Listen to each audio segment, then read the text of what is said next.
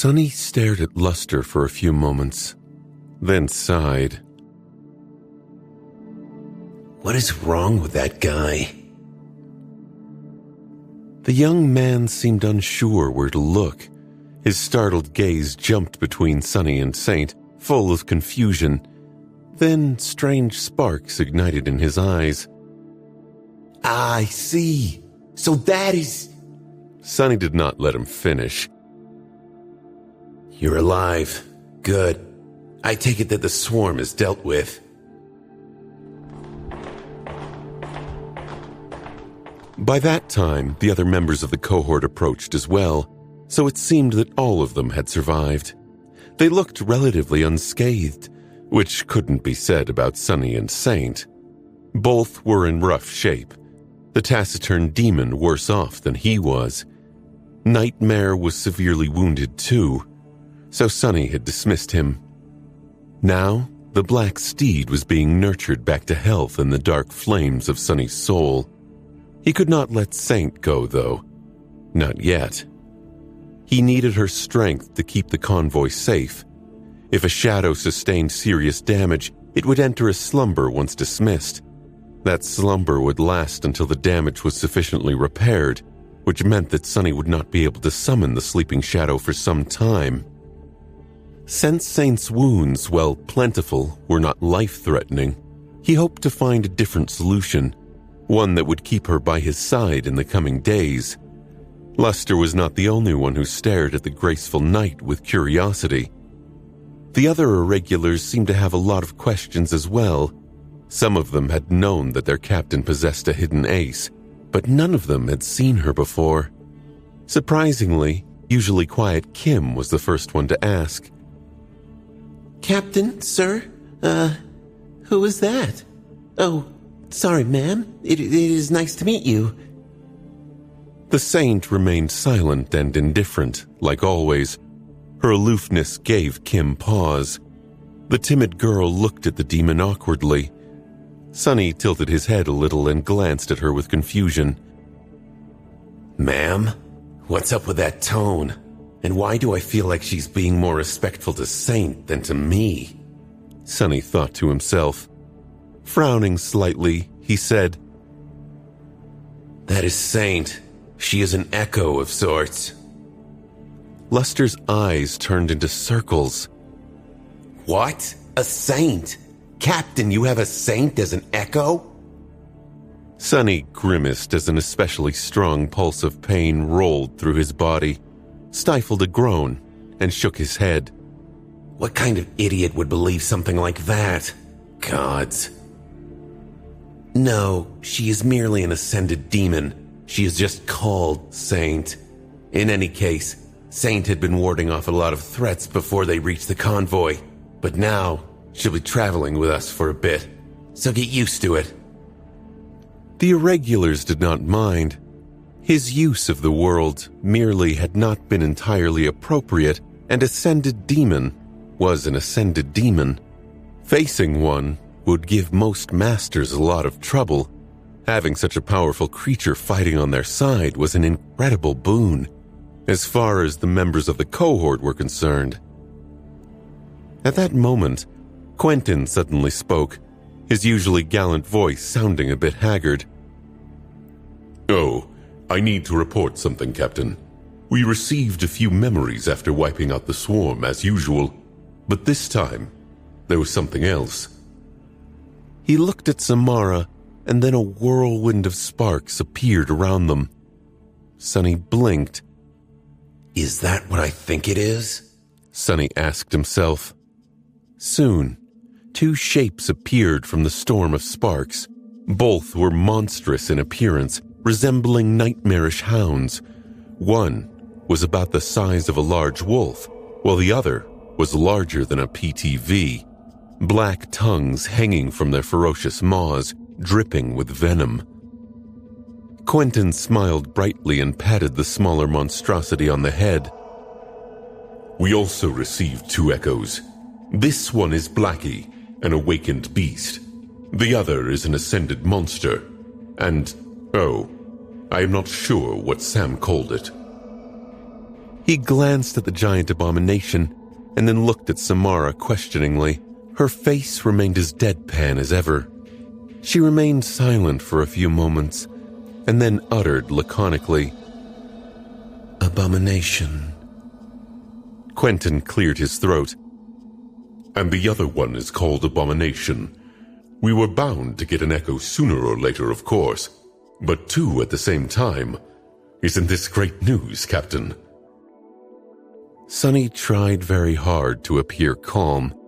His expression was perfectly composed.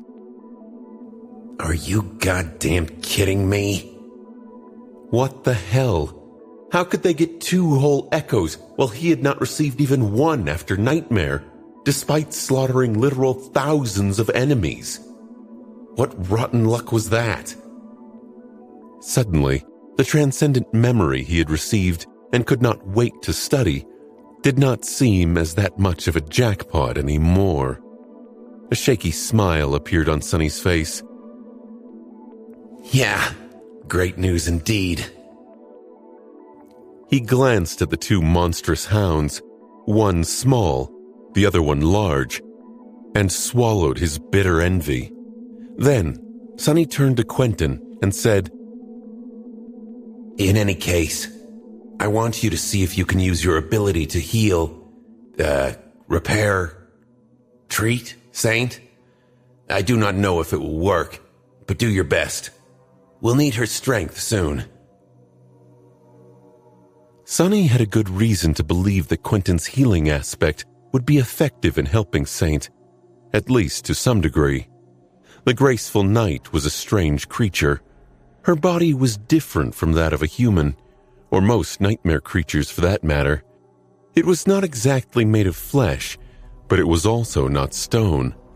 Instead, it was something in between, having characteristics of both. Applications of modern medicine would not work, since even the greatest surgeon would be utterly lost at what to do with Saint's mysterious anatomy. Healing aspects might not be of any use either, since most of them were aimed at mending flesh. However, Quentin was a bit special in that regard. His ability was not actually to heal, but instead to restore. It was slower and less effective than more straightforward healing powers, but also more universal. Sonny had seen Quentin treat people, repair machine parts, and even mend cracks in the hull of a ship. In battle, he used that ability to keep his armor from breaking apart, no matter how much damage it sustained.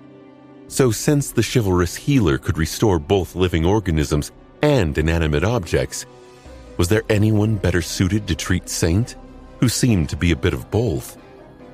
That was what Sonny was thinking about as they walked through the snow returning to the convoy. Luckily, his guess turned out to be correct. Although slowly, Saint's broken armor started to mend under Quentin's touch, and the flow of fine ruby dust that served as her blood stemmed. For now, she would be able to help him defend the refugees. But how many battles like the one they had won today were there ahead? How many would it take to kill them all?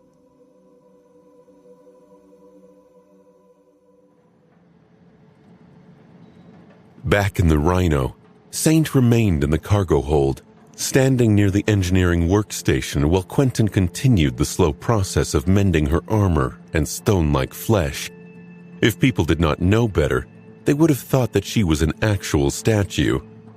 Since the healer was busy with the captain's echo, the rest of the irregulars found themselves robbed of his care.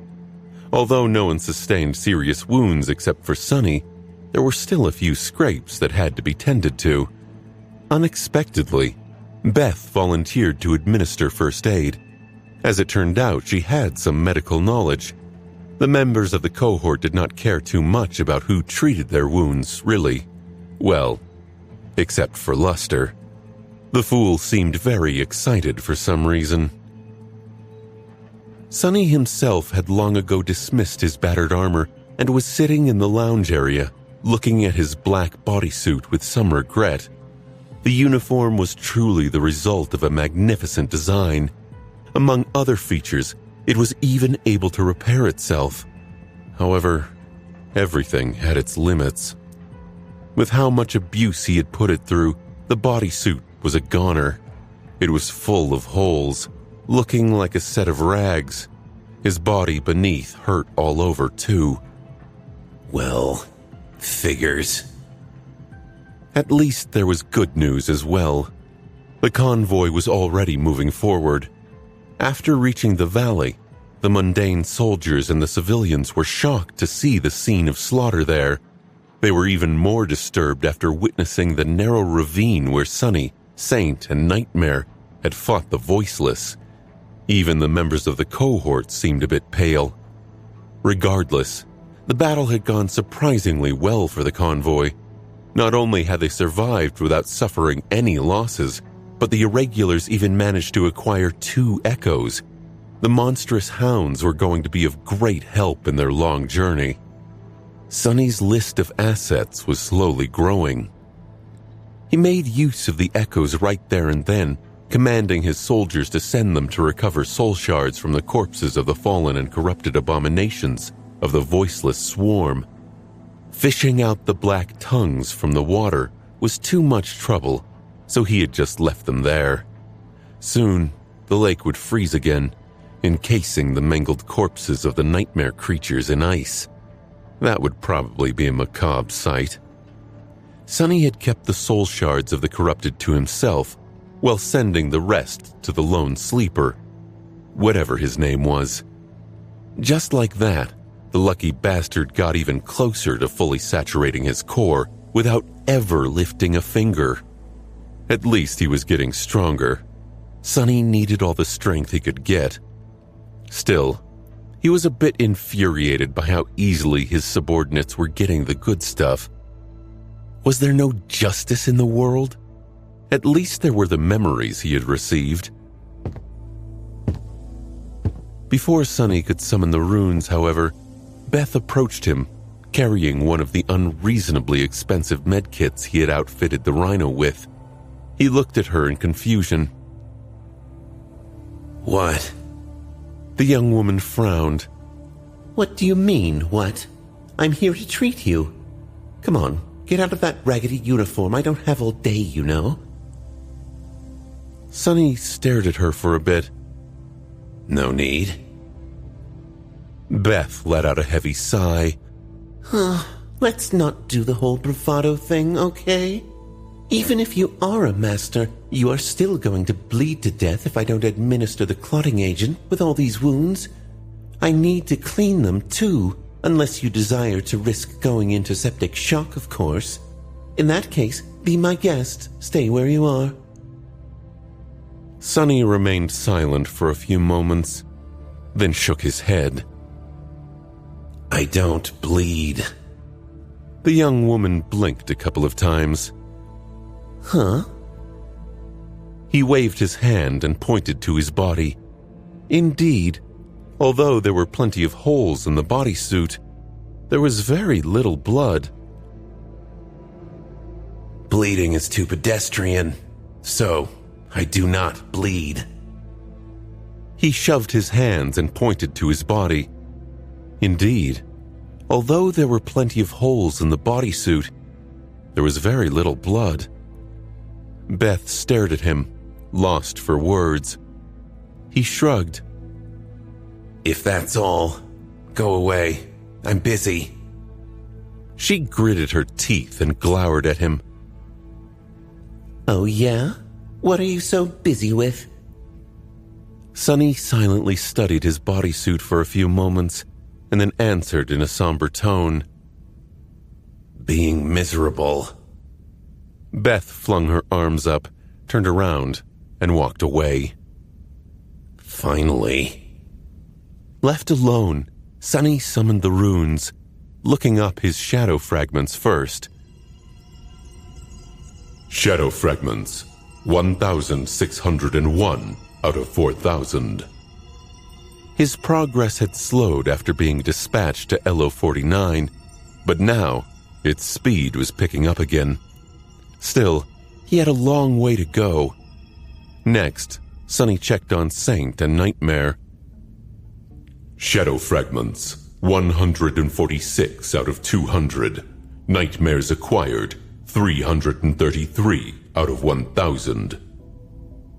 Once he fed the memories received from the Black Tongues to the taciturn demon, she would finally cross the 150 fragments mark. 3/4 there. If Saint became transcendent, his power was bound to increase drastically. However, progress on that front was torturously slow.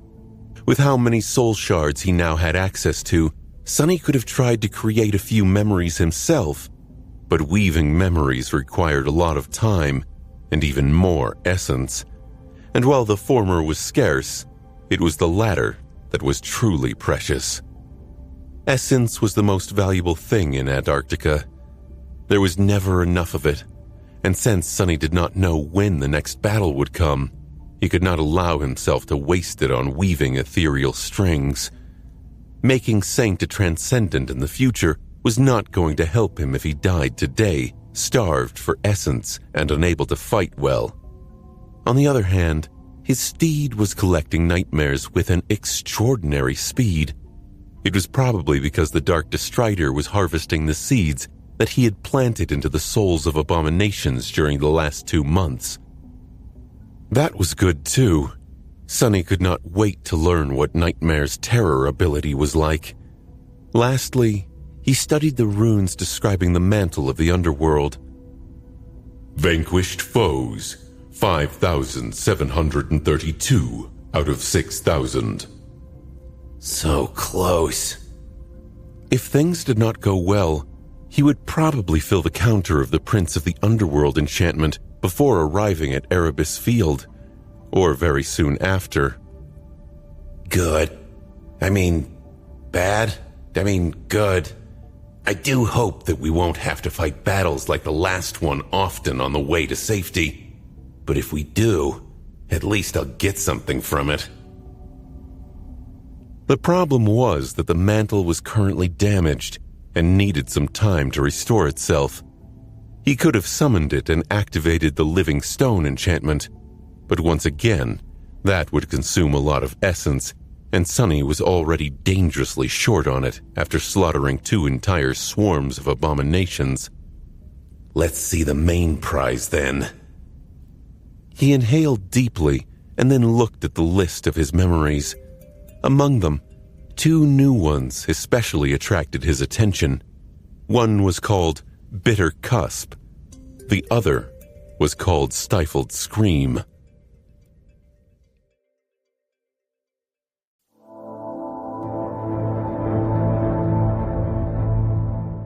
Sonny shifted a little, trying to find a position that caused him the least pain. His wounds were already healing, so to add insult to injury, he also felt itchy all over. Masters were vastly more resilient than mundane humans, and their bodies could naturally recover from being severely damaged, and that was without even counting the potency of the bloodweave. However, the process was still not pleasant. Trying to ignore the discomfort, Sonny decided to take a look at the Bitter Cusp first. It was one of the memories he had received after decimating the swarm of Black Tongues, and while all the rest would be best used to feed Saint, he felt like holding on to that one. The reason was very simple. Unlike the other memories, Bitter Cusp was of the Ascended rank. Concentrating on the runes, Sonny read, Memory, Bitter Cusp, Memory Rank, Ascended, Memory Tier, 1, Memory Type, Tool. A tool, huh? What kind of tool would the monstrous beasts have left behind? Sonny knew not to underestimate the value of utility, but still, he couldn't help but feel a little disappointed. The usefulness of this type of memory was often situational. The autumn leaf he had used to change the color of his hair was also a tool. Hopefully this thing will be more practical. He continued to study the runes. Memory description. They entered the beautiful halls of the Jade Court, harboring venomous desires in their black hearts and hiding rapacious snarls behind their admiring smiles. The mistress of the palace herself presented them with a cup of the sweetest nectar. No matter how much of the sweet nectar they drank, the cup remained full. The more of it they consumed, the more of it they desired. Soon, there was nothing but bestial need left, and nothing but bitterness remained. Sonny scratched the back of his head. Well, that's one weird description. I do wonder if the Jade Court has something to do with that beetle I fought, though. He turned his attention to the enchantments. There was only one. Enchantment, black venom. Enchantment description: this cup overflows with a bitter venom. Do not drink it. Huh? Sonny hesitated for a bit, then summoned the bitter cusp. Soon, beautifully engraved chalice of white jade appeared in his hand. Indeed, it was full of a perfectly black liquid. Yeah, not drinking that. Definitely. For some reason, Sonny had a strange compulsion to take a sip. Maybe it was because the spell had straightforwardly instructed him not to. However, his intuition was telling him that the black liquid was indeed deadly poison, and if it felt deadly to him, then it had to be rather potent. Politely asking an enemy to have a drink did not seem like a good idea, which was not to say that there was no use for the ascended toxin. Smearing the black venom on a blade was one of them, for example. It would also not be a problem to stealthily add a drop or two into someone's food or drink. Not that he would do such a thing, of course. Satisfied, Sonny dismissed the bitter cusp and concentrated on the second memory that had caught his attention. He had high hopes for this one, considering that it came from a corrupted demon, a voiceless prelate. The runes read: Memory, stifled scream. Memory rank, transcendent. Memory tier, 3. Memory type, charm. Jackpot. Charms were rare and extremely useful, and it was especially so for Sonny, considering that both Saint and the Mantle of the Underworld fuse one into themselves.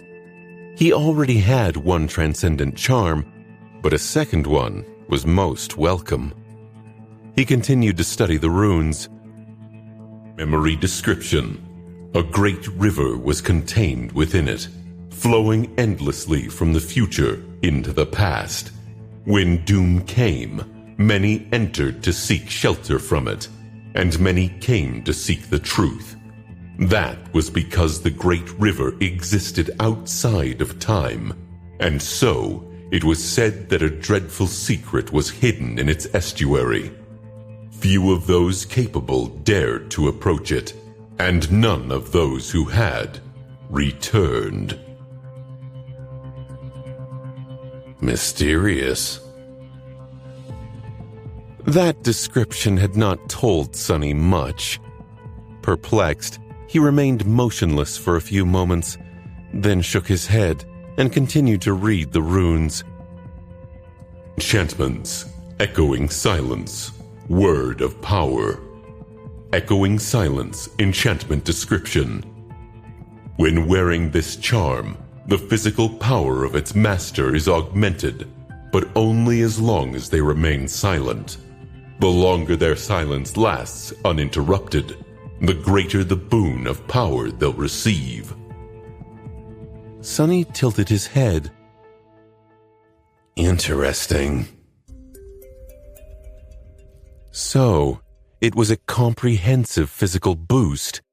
It started modestly, but would slowly grow for as long as the person wearing the charm did not speak or use their voice in any kind of way. be it to scream, laugh, or groan. The stretch of silence also had to be uninterrupted, meaning that the augmentation would be reset both if the condition was broken or if the charm was dismissed.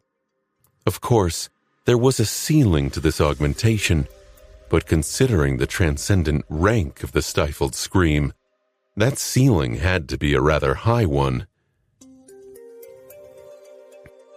That did not seem too useful for Sonny at the moment. Since he constantly had to talk to people and give orders. However, it was simply perfect for Saint, who was either incapable of speaking or chose not to.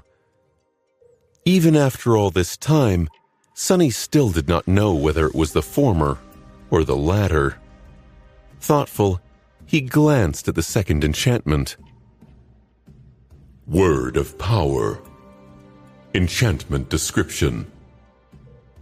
A word spoken by the master of this charm is a command. If born of great silence, the word of power can hardly be ignored. If not, it has no worth. That one was different. The enchantment was extremely powerful, since there were few limitations attached to it, commanding the enemies to kneel or turn on each other. Sonny could imagine many great uses for such an ability. However, its compelling power was also dependent on how long the wearer had remained silent before uttering the command. Ironically, this enchantment was extremely useful to Sonny, but utterly useless to Saint. What a complicated memory. With a sigh, he dismissed the runes and stood up.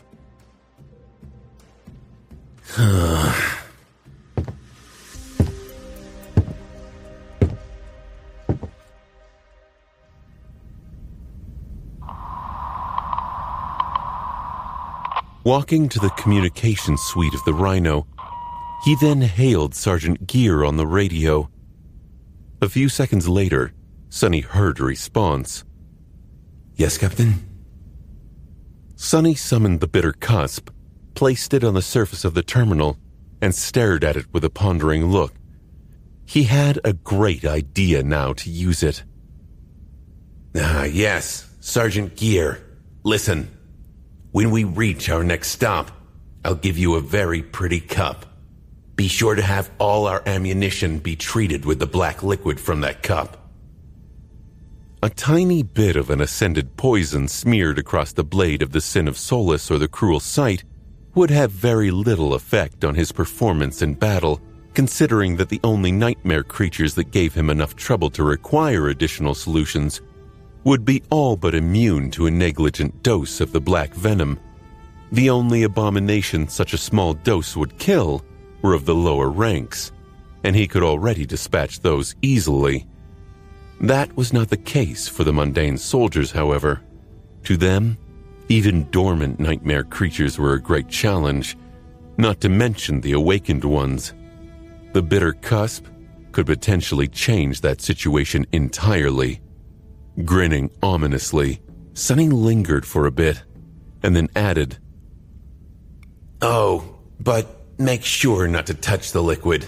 If even a single drop gets on your skin, you'll die. In gruesome, terrible agony. So wear gloves, I guess.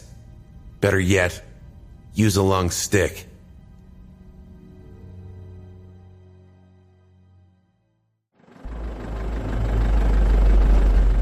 The convoy moved forward in the darkness, climbing the slopes of icy mountains and navigating the complicated network of old, forgotten concrete roads. They traveled north in desperate hope of surviving the calamity of the Chain of Nightmares. A day after the battle on the frozen lake, the convoy reached a derelict meteorological station and made camp. Military vehicles were arranged in a circle with turrets facing out. Food was cooked and distributed to the refugees, and tired people settled in the half-collapsed buildings to sleep and rest. Sonny used that time to make his plans of coating the bullets of mundane soldiers with poison come to fruition. The process had turned out to be harder than expected, but they managed to find a solution in the end. The task of handling the bitter cusp was entrusted to the convoy's lone sleeper, whose green snakeskin armor imbued the young man with a high enough resistance to toxins. The old woman who had been going through her own first nightmare quietly passed away during the night. The fact that her body did not turn into a frenzied abomination proved that she had passed the trial of the spell. However, it seemed that her weary soul was unable to form a stable core, and so it collapsed, turning the woman hollow. Sonny took the dark responsibility of disposing of the body upon himself. In the morning, they held a somber funeral under the eerie lights of the aurora, and then dove back into the bitter cold of the twisting roads. The small column of vehicles continued to struggle against the rough terrain and the dreadful conditions of the polar night as it slowly ventured deeper into the mountains. In the next few days, they had to fight against several more packs of prowling nightmare creatures, but none of them were as large and threatening as the two swarms the irregulars had eradicated before. The battle readiness of the convoy had increased due to Sonny's efforts and a bit of luck. The two new Echoes served as forward scouts and provided invaluable support in combat. The Ascended one, Abomination, was especially fearsome. The sleeper Bell was mentoring was growing into his power too, and his core was well on its way to being fully saturated. The mundane soldiers were now capable of dealing with weaker nightmare creatures thanks to the bitter cusp. Saint was slowly growing stronger as her wounds healed, and the echoing silence enchantment of the stifled scream continued to accumulate power little by little. To the people of the convoy, things appeared to be looking up. However, Sonny knew that it was just an illusion. In truth, their situation was becoming direr with each day. The further north they moved, the more nightmare creatures there were. Navigating between powerful swarms of them was getting harder and harder, and so was avoiding the truly overwhelming hordes. The amount of small skirmishes the irregulars and their echoes had to fight was growing in both frequency and ferocity. For now, they were handling the pressure fine, but their fatigue continued to mount, while their physical condition deteriorated. Small scrapes and injuries they received were bound to add up sooner or later. Their reserves of essence were also getting closer and closer to not having enough time to replenish between fights, even with Luster's help. Additionally, the deeper they went into the mountains, the more signs of destruction caused by the earthquake they encountered. Many roads were destroyed by rockfalls or buried under countless tons of glacial ice. Increasingly often, the Rhino could not handle clearing the path through the roads that remained. All of that meant that there were more and more enemies around, with less and less suitable paths to take. Sonny felt like a noose was being drawn tighter around his neck with each day. As a result, he had to lead the convoy forward, using more risky routes. A few times, the civilian transports were very close to falling off the crumbling roads and plummeting into the deep gorges below, or being destroyed by falling debris. He had to leave the Rhino and use shadow chains to secure the vehicles, shield them, or pull them to safety with his own two hands. He even had to resort to coming close to the abandoned tunnels that pierced the mountains here and there, promising convenient shortcuts and shelter from the chilling wind. However, just looking at the dark portals of their hungry open maws made Sonny shiver. Driving past the old tunnels filled him with a sense of deep, gnawing unease. No goddamn way. The condition of the transport was also getting worse and worse. The rougher a path he chose, the faster they broke down. Samara and Kim had to administer hasty field repairs more than a few times, but there was only so much they could do. The engines of the vehicles stalled, their wheels got stuck in the deep snow, the heating elements malfunctioned and filled the interiors with acrid smoke. The batteries cracked and leaked because of both being overheated and exposed to terrible cold. There was no end to the problem Sonny had to solve. Damnation. Sitting in front of a screen in the command suite of the Rhino, he stared at the map. Sonny had just finished updating it with the information his shadows had brought back from a lengthy scouting mission. Many lines had been crossed out, and many red marks shifted position, drawing a narrow net around the convoy. In the absence of the black bodysuit, he was back to wearing the puppeteer's shroud outside of combat. His old and reliable armor possessed an enchantment called Doubtless, but ironically, he was full of doubts. Just how am I supposed to? At that moment, one of the transports behind the Rhino came to a screeching halt. The lights illuminating its interior went out, signaling a serious malfunction. The rest of the vehicles were forced to stop too. Sonny looked down and sighed. What now? Standing up, he stretched and massaged his tired shoulders and left the APC through the main hatch. Darkness and bitter cold welcomed him, and the cutting wind immediately tried to suck all the warmth out of his body. Walking through the light snowfall, Sonny headed to the back of the convoy. Saint's silent figure gazed at him from the roof of the Rhino, where she stood with a bow in her hands. Looking up, Sonny found that the stars to the east appeared a bit hazy, as if veiled by something.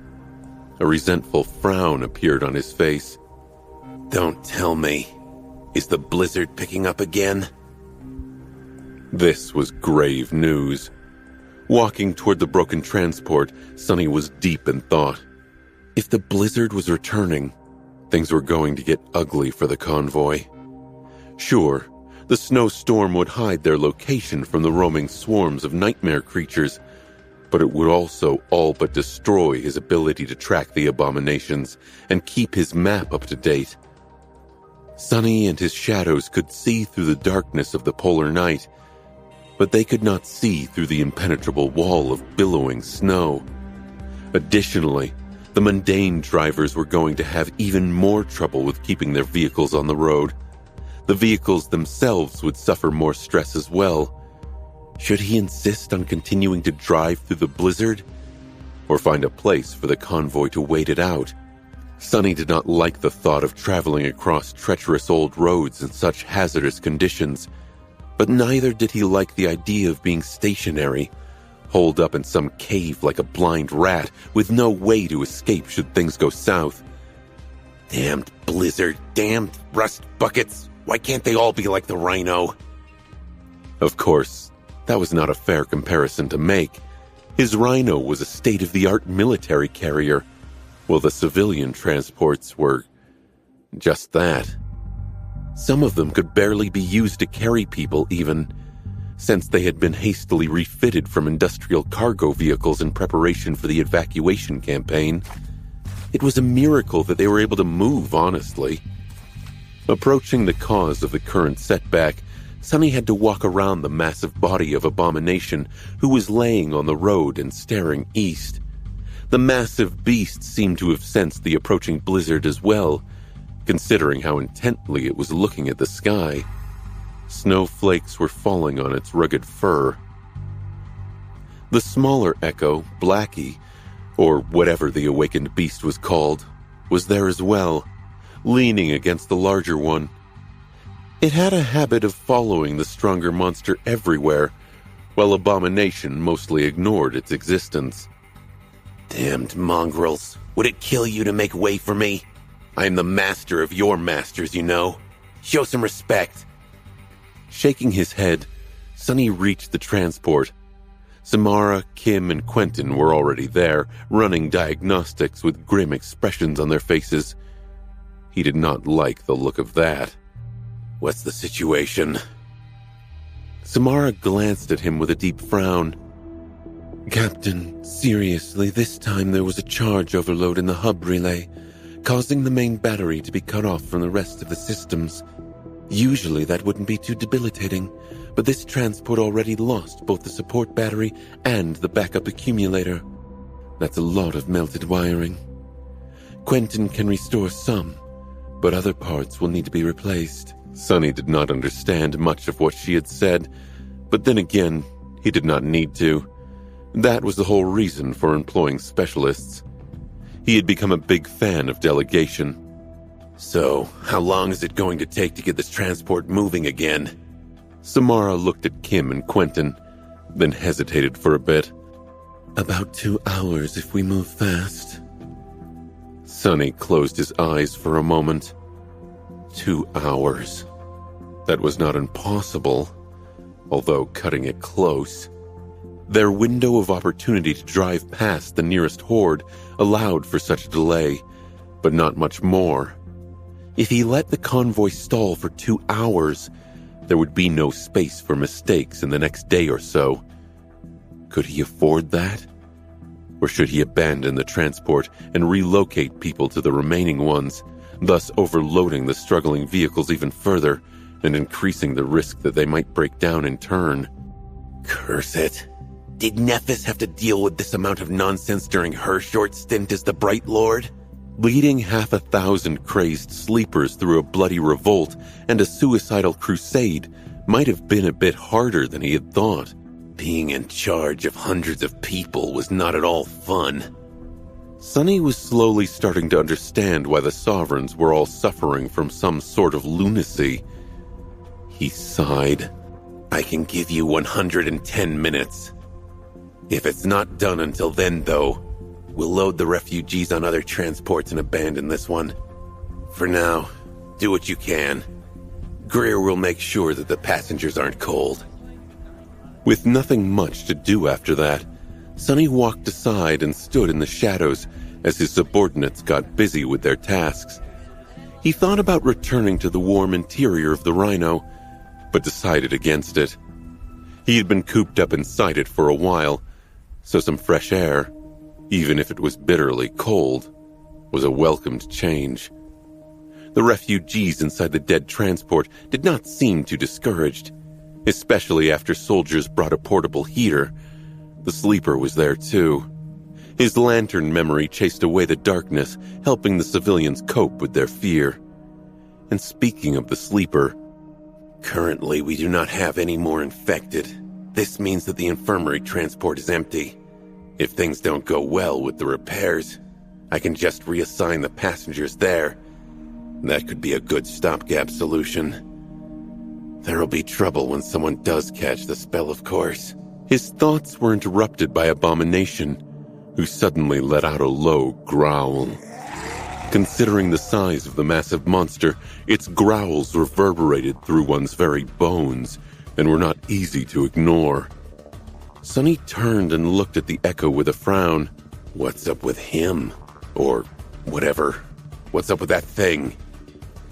Abomination's monstrous snout was gnashed, revealing rows of terrifying fangs. It was still laying on the road, staring at the eastern skies. The Echo looked tense.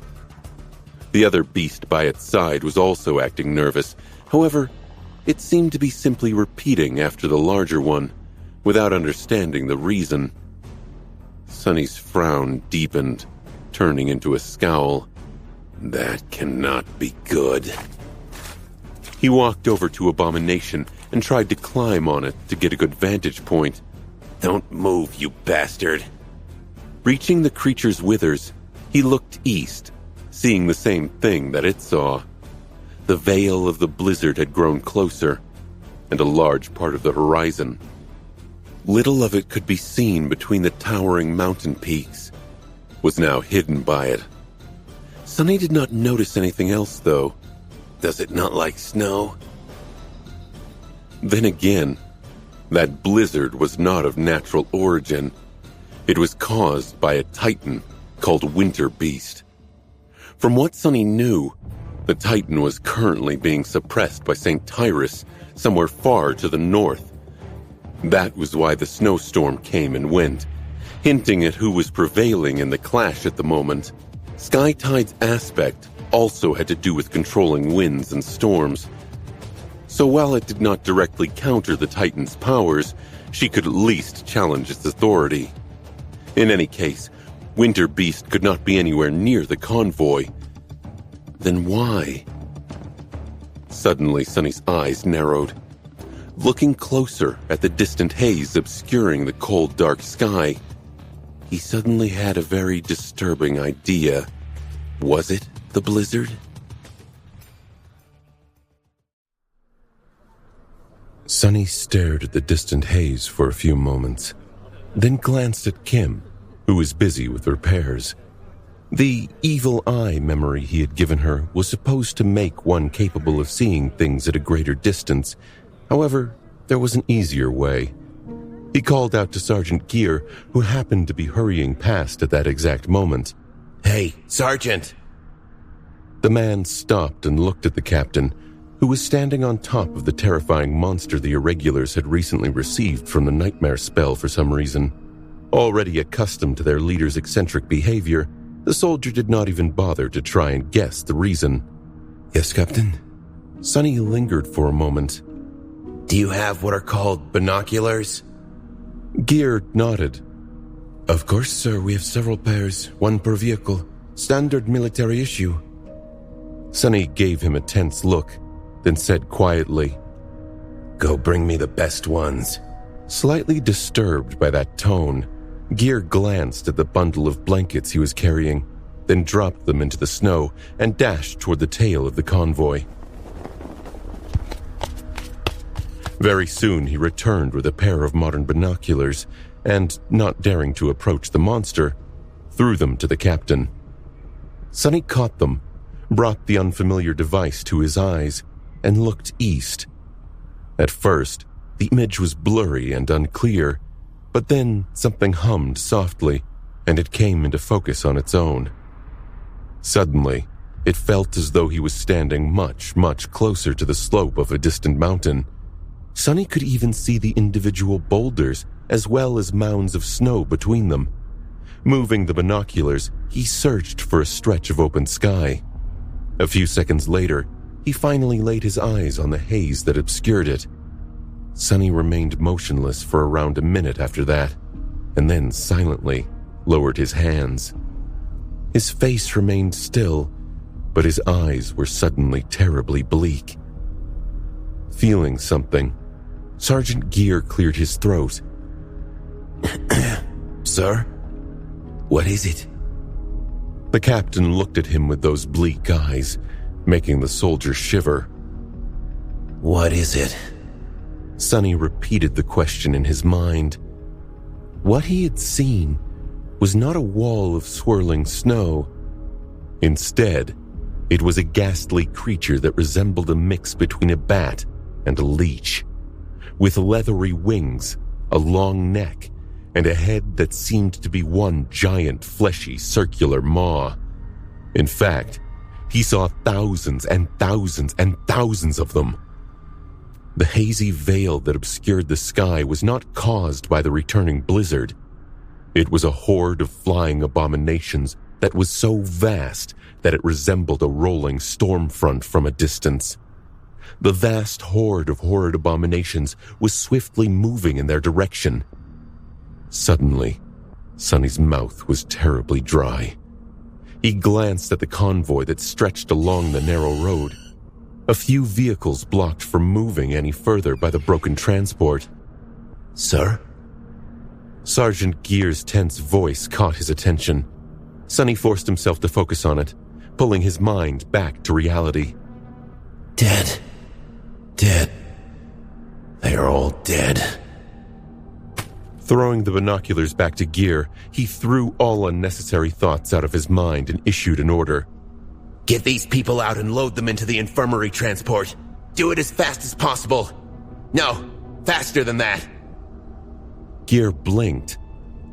The infirmary transport? But, interrupting him, Sunny barked. Now! The soldier flinched. This was the first time he heard the usually cool-headed captain shout. Understanding that something had gone wrong, Gear ran toward the broken transport.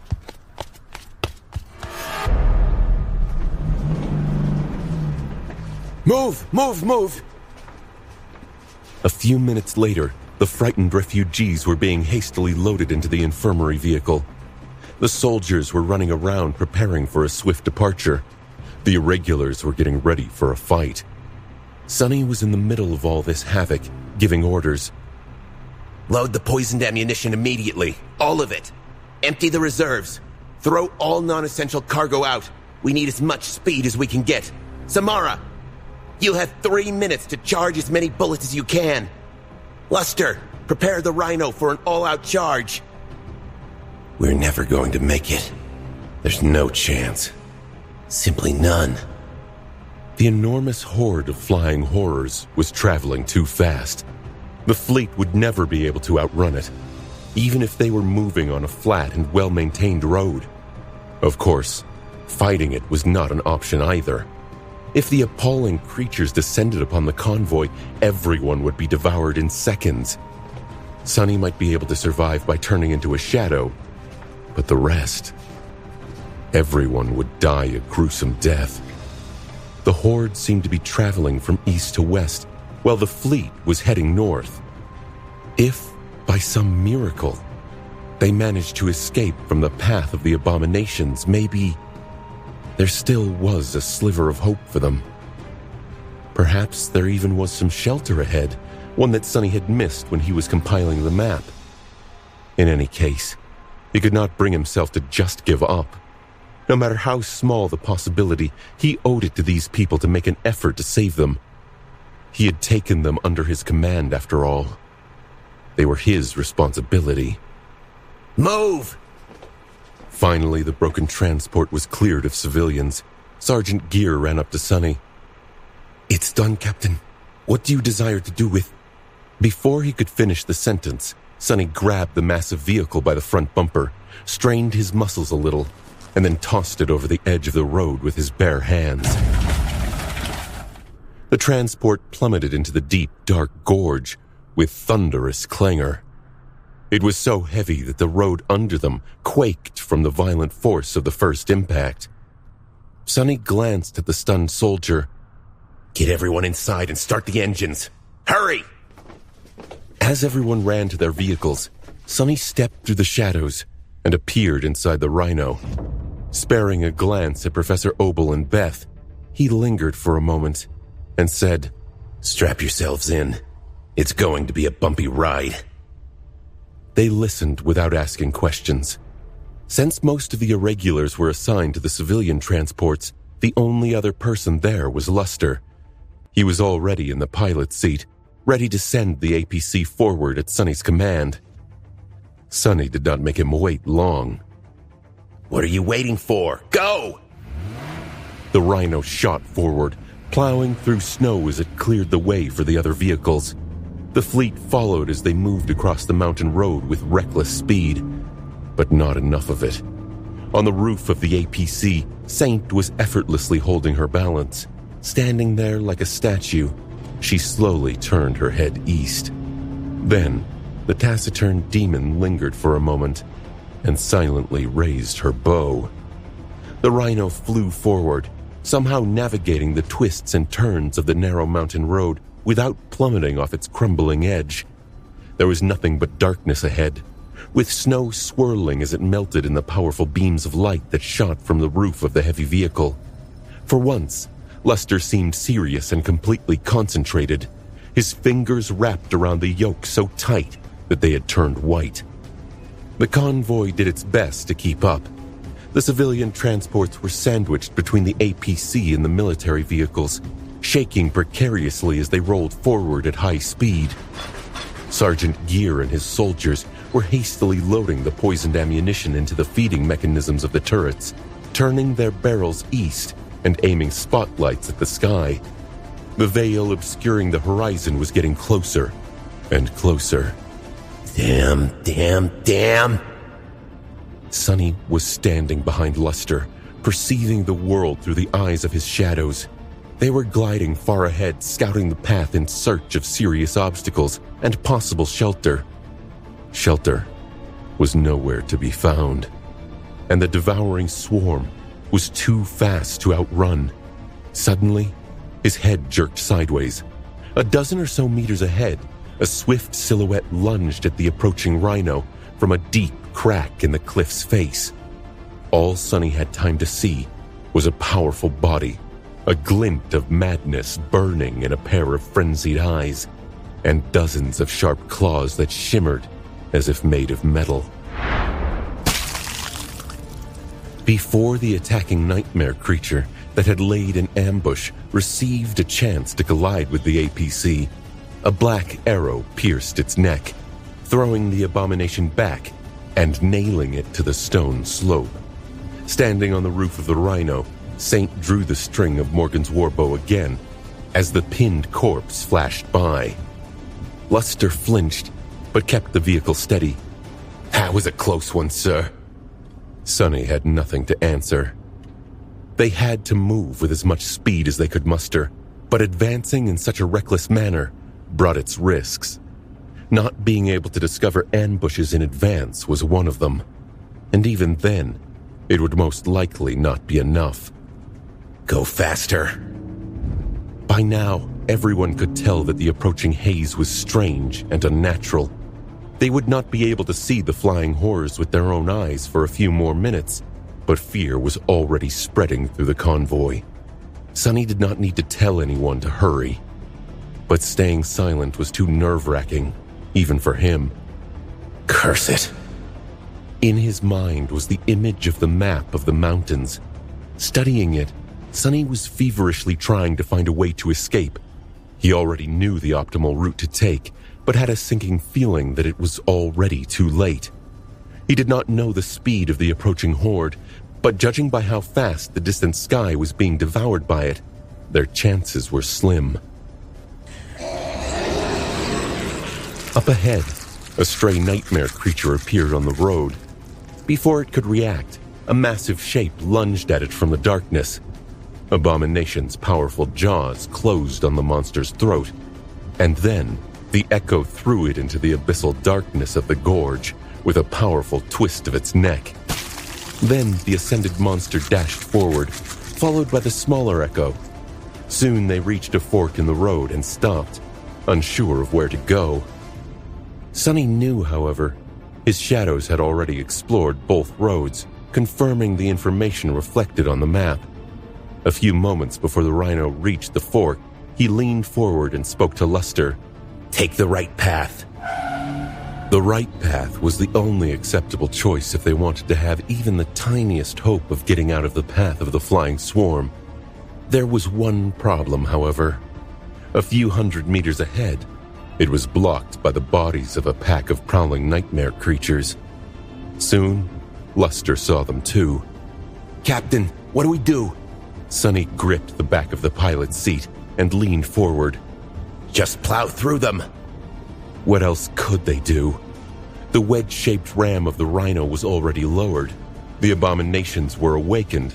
At best, tons of swiftly moving metal were bound to make short work of them. Or if not, at least toss them off the road. Luster gulped and followed the instruction, accelerating toward the fearsome nightmare creatures without even a hint of slowing down or trying to avoid a direct collision. Not that it was possible to maneuver around the abominations on the narrow road anyway.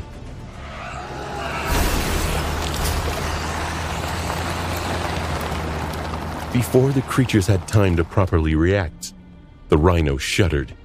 It slammed into the abominations, and its armored windshield was instantly splattered with a revolting mix of blood and mangled flesh. Without skipping a beat, Luster prevented the vehicle from lurching sideways with a small shift of the yoke and moved his gaze to the screen, showing the feed from the external cameras. Until the wipers managed to clean the armored glass, looking through it was all but impossible. Just like that, the pack of abominations was either torn apart or thrown off the road, clearing the way for the convoy. Except for one. Clinging to the ram of the rhino, a bleeding beast hoisted its massive body up, a powerful limb rising to strike a devastating blow on the windshield. Before it could, however, the shadows nesting between spotlights on the APC's front surged forward, forming into sharp spikes. They pierced the creature and then lost their solidity, turning into black tentacles. A moment later, the abomination was torn apart from the inside and flung into the darkness below. Keep going! Sonny gritted his teeth and then flinched as one of the rearview cameras registered a flash of light coming from the turrets of Greer's military vehicle. Turning his attention to it, he saw that the soldiers had opened fire. They were firing at the sky. The devouring horde was still some distance away, but the first straggler had just appeared from the cold darkness and dove down toward the convoy. The creature was not too large, but it looked even more terrifying and revolting up close. A rain of bullets tore at its body, delivering the bitter cusp's toxin. It should have been enough to kill the flying abomination, but the effect of the poison was not instantaneous. Either the soldiers had reacted too slowly, or the nightmare creature was too fast. No matter the reason, its mangled, convulsing body kept falling, approaching the windows of the civilian transports. That was before another arrow flashed through the air, slicing the abomination in half.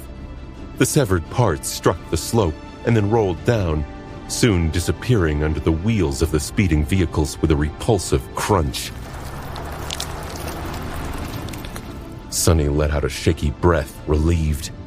The worst was only starting, though, because after that first creature was killed, the turrets did not stop firing.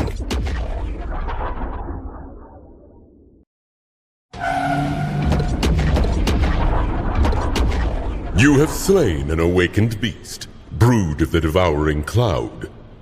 The road sloped down, soon reaching the bottom of a deep gorge and continuing forward along its twists and turns. Not afraid of sliding into the abyss anymore, the convoy received some breathing room and accelerated even more. However, despite that, their situation only worsened.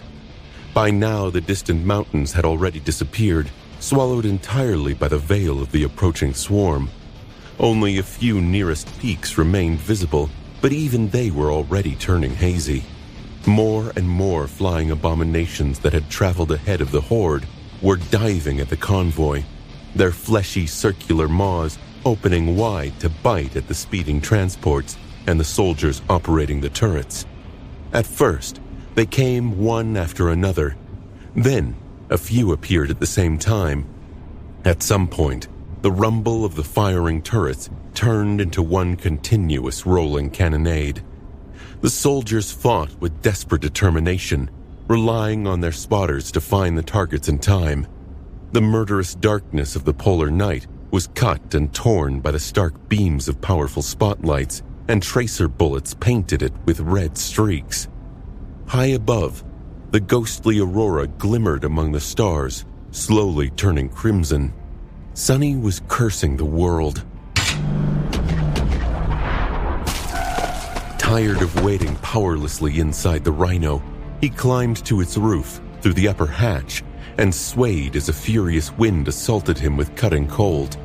A few steps away, Saint was standing straight, sending one arrow after another into the dark sky. Each arrow reeked to life, and the bodies of abhorrent creatures were raining down on the snow behind the convoy.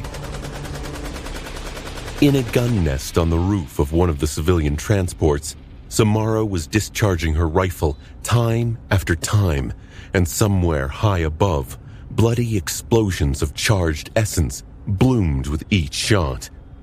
The other awakened were assisting the soldiers as well. However, even though each possessed a memory capable of dealing damage at range, they were less proficient with them. The sleeper, ironically, was the closest the convoy had to a marksman after Saint and Samara. His quiver was full of poisoned arrows. In an infuriating turn of events, Sonny was the only one without a suitable weapon. He only had one bow, and that one was currently being used by his shadow. Curses. The undying chain was already encasing his body, and the dying wish was calling out to the nightmare creatures, compelling the nearest ones to aim at him, and him alone. That made the pattern of their attacks a little bit more predictable, causing more bullets to hit their mark. He did not know what else to do. All of it was meaningless anyway. The convoy could kill 1,000 of these flying monstrosities, and it would still be no more than a drop in the ocean. With each minute, the number of attacking abominations was mounting, and with each second, the devouring cloud was drawing closer. Soon, it would envelop the gorge completely, and then all their efforts would end in a gruesome and bloody finale. Sonny did not think for a second that the convoy would be able to fight through countless thousands of flying abominations. Why did I not account for it? Fool! Damned fool! It was not as though he had not fought swarms of flying nightmare creatures before, and yet Sonny had never considered a situation like this one seriously enough to come up with effective countermeasures. What countermeasures were there, though? What was one supposed to do if the sky itself decided to devour them? He gritted his teeth. There was no way out, as far as Sonny could tell. They had already failed to escape from the path of the harrowing horde, and had not found a shelter to weather the heavenly plague. The soldiers continued to fire their turrets, hurriedly swinging the steaming barrels around to catch the brood beasts before they crashed into the transports.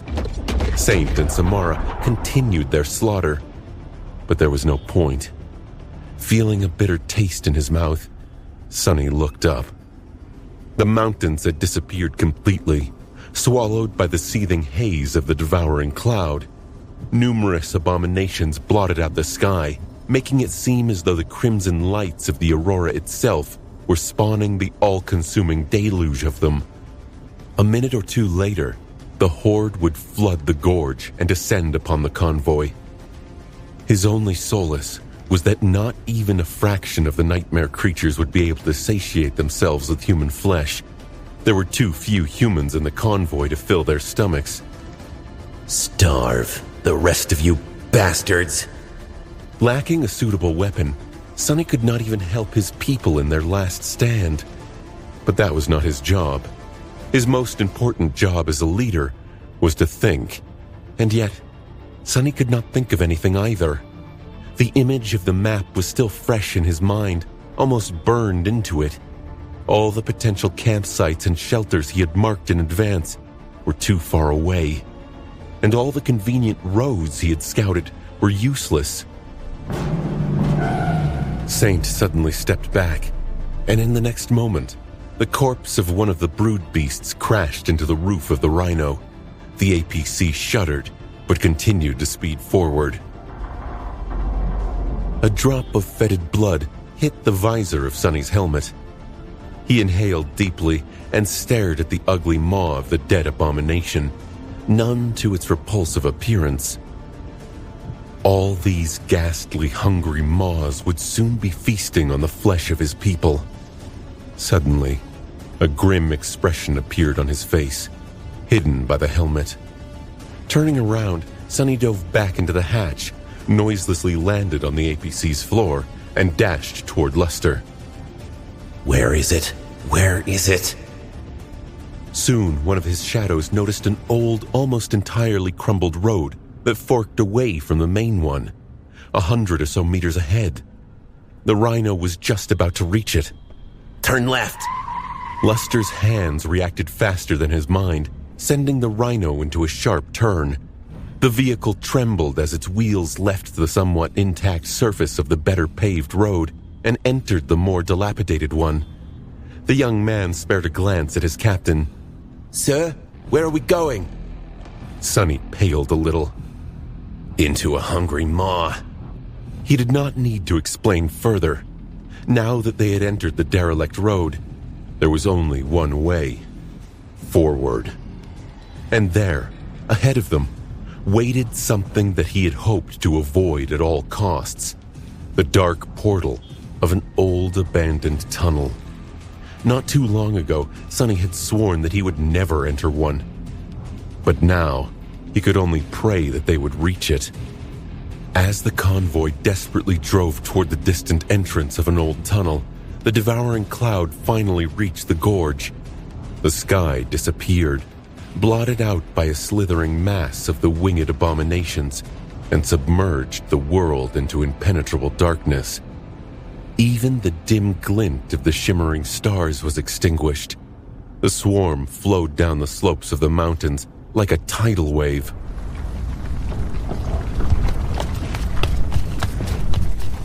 Penetrating the armored frame of the rhino, a deafening rustle of countless beating wings assaulted Sonny's ears. He grimaced, glanced at the screens one last time, and dashed back to the roof hatch. Once he climbed outside, the noise grew many times more violent, making it seem as though a hurricane was raging around them. The mass of nightmare creatures was seconds away from swallowing the rearmost vehicles of the convoy. The overheated barrels of the turrets continued to discharge a barrage of bullets into the rushing wave of abominations, long tongues of flame blooming from their glowing muzzles. At that point, the soldiers did not even have to aim to hit the enemy. However, all their efforts were in vain. Sonny would have needed thousands of soldiers and hundreds of heavy artillery vehicles to put a dent into the swarm of abhorrent abominations. But he just needed to buy a little time. Saint? Following his mental command, the shadow turned and threw Morgan's warbow in his direction. Catching it, Sonny took a moment to balance himself on the swaying roof, and then drew the string with furious determination. All four of his shadows flowed forward from his fingers. A bolt of lightning streaked through the air, striking one of the brood beasts. The creature's body disintegrated in a blinding flash, and then dancing arcs of electricity spread through the swarm, stretching in all directions for dozens of meters. For a moment, the whole world was illuminated by a stark radiance. That bought the convoy a few more seconds at most. Not enough. Even if Sonny had essence to spare, he could not use the strike of thunder repeatedly. Like almost all memories, it needed time to be summoned and dismissed. Although the whole process took no more than a dozen seconds, right now, that was enough of a delay to doom them all. If Winter was here, she would have had a solution. But sadly, Sonny was all alone. Well, not quite.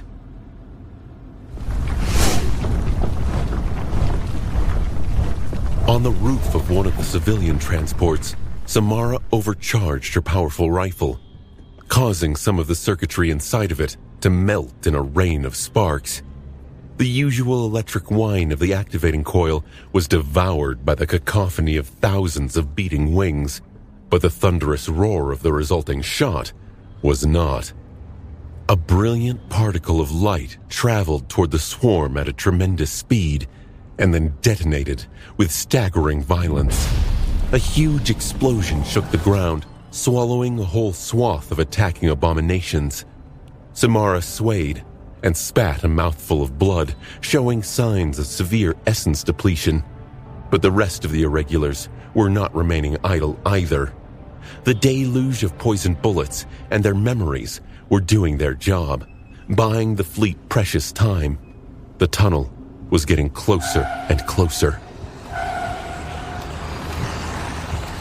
But it was still not enough. The rearmost military vehicle was already suffering under an onslaught of attacks. Its armored hull was being cut open and peeled off, and blood was flowing down its sides. The soldier that had been operating the turret was nowhere to be seen, but another had already taken his place, only to scream a moment later when the razor-sharp fangs of a frenzied brood beast sunk into his arm. As blood rained down, the soldier gritted his teeth and drew his sidearm, discharging several mundane bullets into the creature's neck, without any result. Sonny did not see the rest. The strike of thunder had finally manifested itself back into existence, and the shadows had just returned, so he sent the caged lightning into the swarm once again. Attracted by the dying wish, many abominations were ignoring the rest of the convoy and lunging at the rhino. For now, none of them had gotten past Saint, who brandished the sin of Solus as she protected him. However, Sonny knew that he was not going to remain safe for much longer. Their salvation was so close, and yet their time was up. Despite all their efforts, Sonny and his soldiers could not hold the devouring cloud back anymore. The convoy was already surrounded by the mass of nightmare creatures from all sides. In stunned horror, Sonny watched as the rear vehicle was swallowed by the swarm of abominations. Its armor disintegrated as if made of paper, shredded into nothingness in a mere second. To hell with this! Before Sonny knew what he was doing, his body moved forward.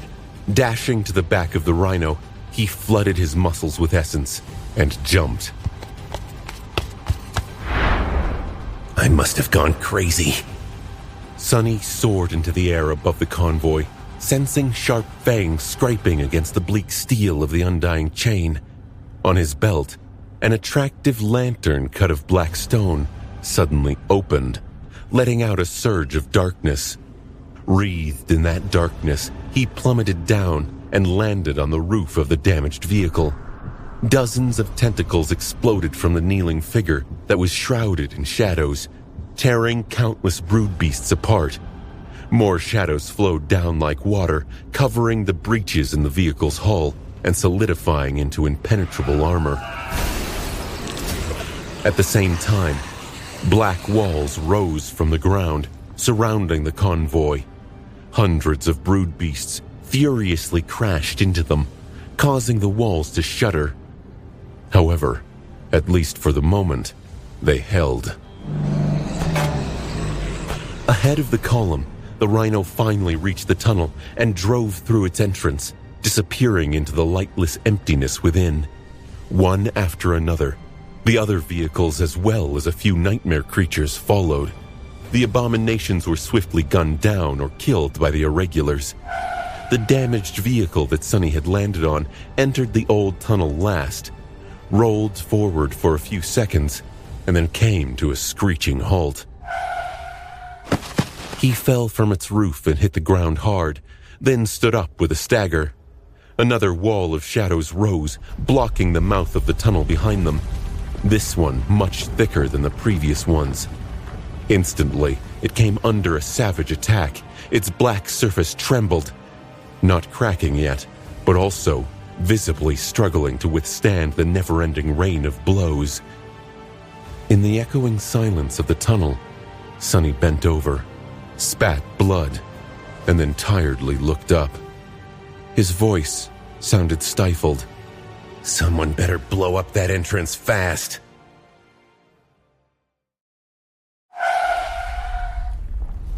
The convoy stopped soon after entering the tunnel.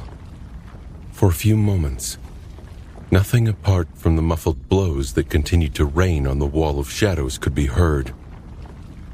Scared and exhausted, the people were all lost and slightly disoriented. Sonny's voice brought them back to reality. Glancing into the depths of the tunnel to make sure that nothing was attacking them from that direction, at least not yet, he backed up a little and studied the cold stones above him. Surely detonating a part of the tunnel's roof was not the smartest of ideas considering how old it was. However, the alternative was even worse. They had to stop the brood beasts from following the convoy inside, and his wall of shadows was not going to last long. Considering how little essence Sonny had left, he had truly burned through a lot of it during the last desperate dash to save the rear vehicles. Actually, Sonny had not even known that he was capable of doing something like that. The scope and scale of that complex use of shadow manifestation was unlike anything he had been able to achieve before. The urgency of the situation and the raging adrenaline had helped him achieve a new level of mastery over his aspect, and now he was exhausted. So the entrance of the tunnel had to go. I'll feel really awkward if there's a collapsed section of it further ahead. Still, the convoy could find a way to dig through stone debris. They would not be able to resurrect from the dead if the devouring cloud swallowed them whole, though. With the help of explosives that Sergeant Gear provided, Kimmy's ability to see weak points of both living and inanimate objects, and Professor Obel's knowledge of mundane science, they were able to detonate a few small charges and collapse the entrance of the tunnel, cutting themselves off from the outside world. Now, there was no way back. Only forward, deeper into the darkness. Nevertheless, the people were finally safe. Relatively speaking, of course. They still did not know what awaited them ahead in the eerie expanse of the old tunnel. So Sonny posted plenty of sentries in front of the Rhino. Only then did he have time to assess the state of things. The convoy looked battered. Every vehicle received at least a little damage, and many were splattered with the blood of the nightmare creatures that the irregulars and the mundane soldiers had killed. However, almost all of them could still move. The only exception was the rear military vehicle that Sonny had saved. That one was a complete goner. In fact, it looked more like a heap of scrap metal than a working machine now. The fact that it had somehow managed to drive into the tunnel was nothing short of miraculous. Its crew had suffered too. One of the soldiers was dead, and the rest were seriously wounded. A few of them would have died from those wounds too if not for Quentin.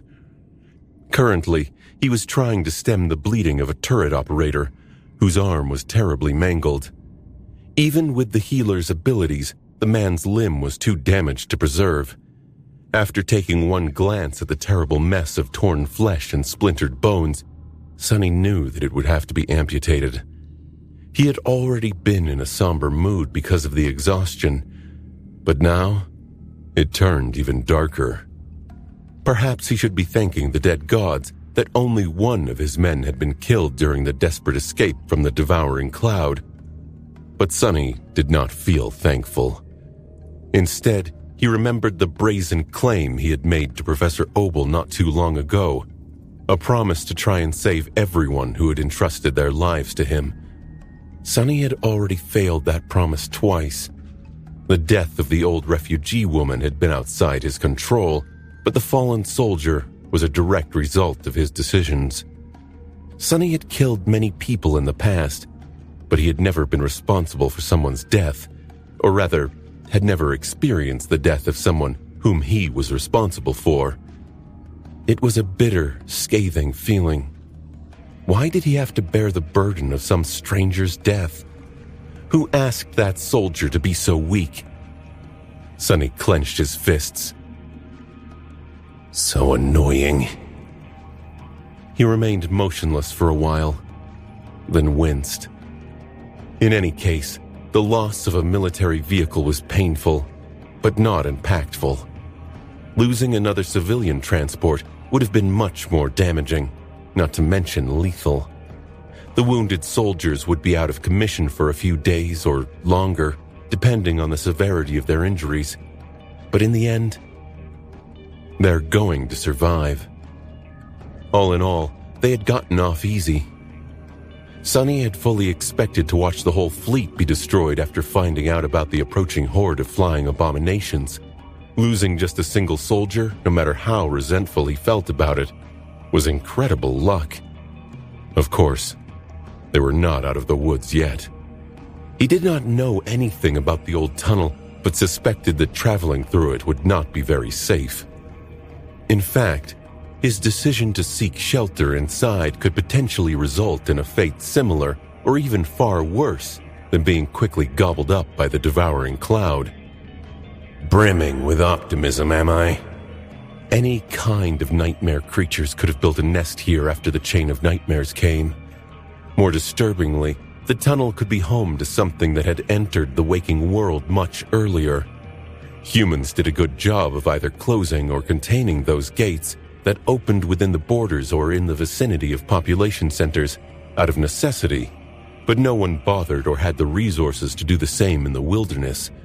Most gates manifested near places where a lot of people lived, but not all.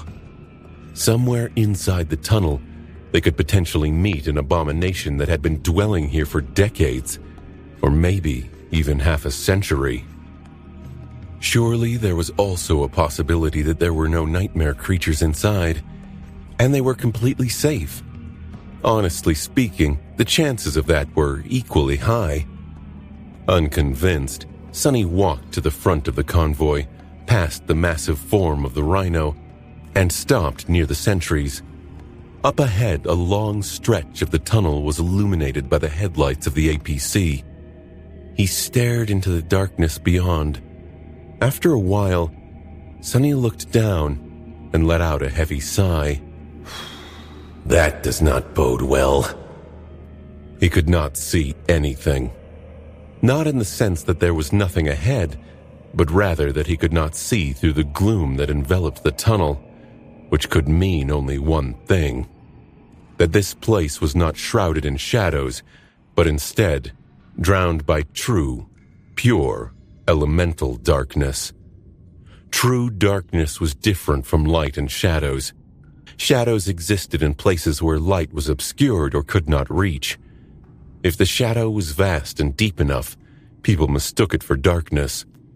But all it truly was the absence of light. True darkness, however, was more than that. It was an elemental force of its own, one that was both independent of and opposed to light. Instead of a simple lack of light, pure darkness was its rival. And since light and shadows always went hand in hand, it was also the enemy of shadows, strange as it may sound. That was why Sonny suddenly felt the cold touch of unease when he discovered its presence. True darkness was exceedingly rare and mysterious. He had only encountered it once before in the ruined cathedral of the Dark City, where it had been born of and controlled by the cathedral's guardian, the Forsaken Knight, the bastard that had gutted him like a pig. In fact, that unfortunate encounter had been the fault of the darkness that the fallen devil wielded. If not for its veil, Sonny might have not allowed the Black Knight to get so close. That was because his eyes were capable of peering through any shadow, but were as blind in true darkness as that of a mundane human. Sonny had not seen the approaching Forsaken Knight in the Shroud of Darkness, and now he could not see into the depths of this tunnel. Worse still, the fallen devil of the ruined cathedral had only controlled a modest amount of true darkness. Here in the tunnel, however, there was a whole ocean of it. Sonny grimaced. Well, here goes the hope that there are no abominations inside. He remained near the sentries for a minute or two, then turned around and tiredly walked back to the rhino. We'll rest here for a few hours. The convoy was not in any condition to continue tonight anyway. The vehicles needed to be repaired, and the wounded had to receive treatment. People desperately needed rest. Pills. What good would it do to leave the tunnel before the devouring cloud moved on? They had to wait until the swarm passed through. Sonny was exhausted as well. Entering the rhino, he fell on one of the seats in the lounge area and closed his eyes. Why do I feel like we jumped out of the frying pan straight into the fire? Nothing good ever came from going underground. Every time Sonny had, something nasty had been waiting for him there. His distrust of underground passages and tunnels was only rivaled by his dislike of the sea.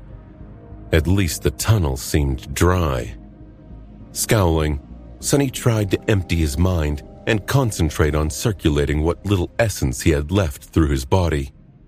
No matter what came next, he had to be ready. Samara was recovering from utterly depleting her essence, and Quentin was busy healing the injured soldiers. Kim and Luster were performing field repairs on the civilian transports.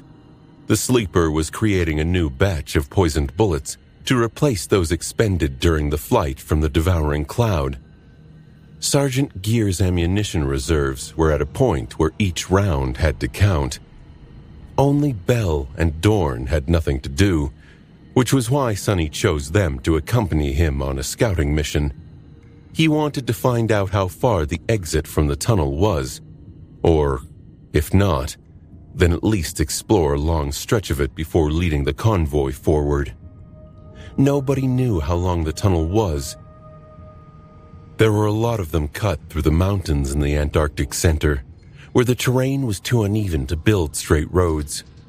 Whenever a road met a mountain outcropping that was too wide to go around, though, people had often chosen to simply burrow through it to create a convenient shortcut. As a result, the length of tunnels varied greatly, from several dozen meters to 10 kilometers or more.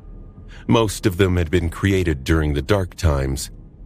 Later, when the constant wars, environmental cataclysms, and the descent of the nightmare spell had reduced the human population and concentrated it inside a small amount of vast and easily defended cities, most of the mountain roads went out of use and were abandoned. So there was no information on the tunnel. It could have been only a few hundred meters long, or stretched forward for a dozen kilometers. Considering the local terrain, Sonny suspected that the latter would turn out closer to the truth. Summoning the cruel sight, he glanced at Bell and Dorn. "Are you ready?" They nodded. Yes, sir. They were standing in front of the Rhino.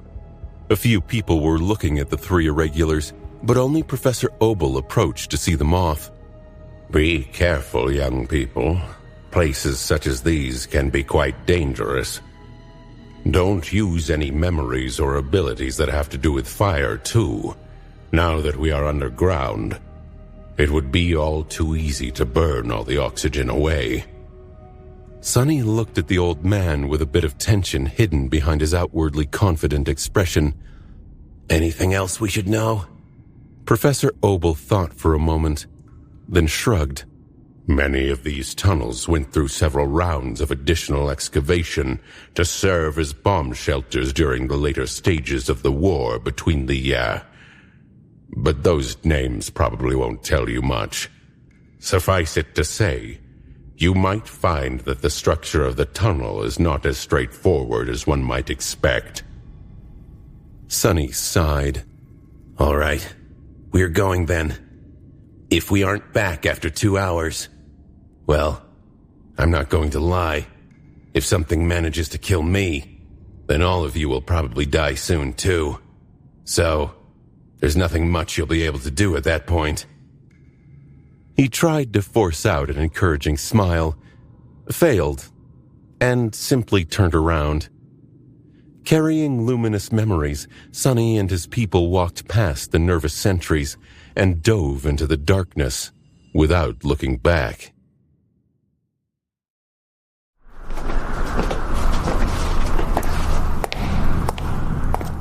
Sonny had grown accustomed to using his shadows to scout ahead in dangerous situations, explore the world around him, and discover hidden threats. However, this time, he could not. Simply because the shadows were as blind as him in the embrace of true darkness. Walking deeper into the tunnel, he instantly felt tense and incredibly vulnerable.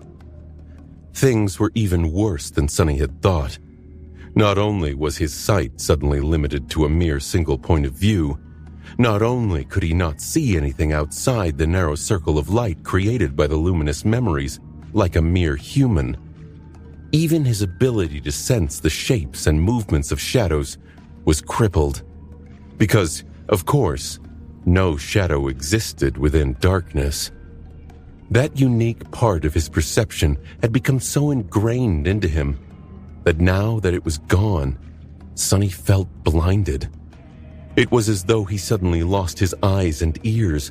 The whole world seemed strange, unclear, and muddled. The sudden change was so severe that he almost lost balance. Damn. Bell and Dorn, those who lived their whole lives like that, did not seem to be disturbed. Sure, they had somewhat come to rely on the ability to see in the darkness that Kim often shared with them, but not to the degree where it became their second nature. Sunny, on the other hand, was disoriented and felt utterly exposed. How horrible. Grimacing, he gripped the shaft of the cruel sight tighter and continued walking. The blade of the somber spear did not shine yet, instead absorbing some of the light produced by the lanterns of the irregulars, in case he needed it in the future. The tunnel was wide enough for two vehicles to pass each other without brushing sides, and utterly empty. Nothing but impenetrable darkness filled its silent expanse, and so their steps echoed, reflecting from the cold stone walls. Sunny glanced at Bell and Dorn with a bit of displeasure. He was walking as noiselessly as usual, trained to remain unnoticed by the long months of hunting down powerful abominations in the Dark City. However, the two fighters of the melee vanguard were not versed in stealth, and their equipment was not suited for it either. Way to announce our position to everyone and everything. I have a bad feeling about this. Although many nightmare creatures possessed some way to perceive the world in the absence of light, he was still used to being the one to stalk his prey unseen. Now, however, the roles were reversed. Sunny was at the mercy of whatever creature it was that hid in the darkness, and there had to be something there, without a doubt. True darkness, after all, had not come from nothing. What kind of ghastly horror will I have to fight this time? They carefully moved forward, sticking close to the wall of the tunnel. A few minutes passed, then a dozen. What Sunny feared the most did not happen. Nothing attacked them, and there were no collapsed sections of the tunnel's roof that could block the convoy's way out. However, there was also no sign of an exit. The tunnel simply stretched forward, seemingly endlessly and empty. After a while, Sunny managed to shrug off his discomfort and adjust to having his perception severely crippled as well as he could. It was still deeply disturbing. Half an hour passed without them encountering any threats. How far do you think we have walked? Bell and Dorn thought for a moment. The giant man shrugged. 3 kilometers? Maybe less. A deep frown appeared on Sunny's face. 3 kilometers was not a small amount. Of course, there were far longer tunnels out there. The floor also seemed flat and did not slope either up or down. Still, it was strange that they had not been attacked yet. Keep your eyes open. The small scouting squad continued forward. After a while, they encountered a small opening in the wall of the tunnel, leading into the depths of the mountain. The narrow branch, too, was drowned in true darkness. Standing near it, Sunny thought that he heard a distant hum. However, a moment later, it was gone, chased away by Dorn's voice. This must be one of the additional tunnel shafts that Professor Obel spoke about. There's probably a whole network of them inside the mountain, excavated to house the population in case of a nuclear strike. Bell scratched the back of his head. Who uses nuclear bombs to kill people? Aren't bioweapons far more effective? Sunny looked at him darkly. I'll tell that to Europe. At that moment, Dorn cleared his throat. Captain, they used both nuclear and bioweapons in Europe. Oh. Well, it was not like Sunny had received a good education. He had barely known that places other than NQSC existed before the fateful conversation with Master Jet. In any case, He had to decide whether they should explore the side branch of the tunnel or continue forward along the main one. In the end, he chose to stick to their current path. He did not care what was out there in the old network of abandoned passages. As long as the convoy could drive past and reach the exit, Sonny did not have to know. They walked and walked, and nothing happened. At some point, the lack of terrible nightmare creatures lunging at them from the darkness started to disturb Sonny more than the possibility of a sudden attack. This is too eerie. Eventually, 1 hour passed without them finding anything. Not the source of the true darkness, not the nightmare creatures that might have made a nest in the tunnel, and not the exit. There was not even a hint of it. Stop. Sonny frowned as he looked forward. There was nothing but darkness ahead. In the end, he sighed and turned around. The scouting mission was both a resounding success and a resounding failure. They did not find any active threats to the convoy, but they also failed to conclusively prove that there were none. In any case, the time he had allotted for the scouting mission was up. Let's head back. Now, his best choice was to lead the convoy forward and hope for the best. Despite the lack of nightmare creatures, or of anything, really, inside the tunnel, Sonny felt very uneasy. Braving the silent darkness, they retraced their steps and arrived back at the collapsed entrance to the tunnel. After a long, intense hour, nothing dangerous happened on their way back, and the convoy seemed to have fared well in their absence too. The uneventfulness of it all was deeply disturbing. Hiding his concern, Sonny glanced at the dark walls surrounding them. The battered vehicles stood motionlessly, their wheels rested on the cold asphalt floor. Here and there, people could be seen resting or hurrying to complete various tasks. I don't like this.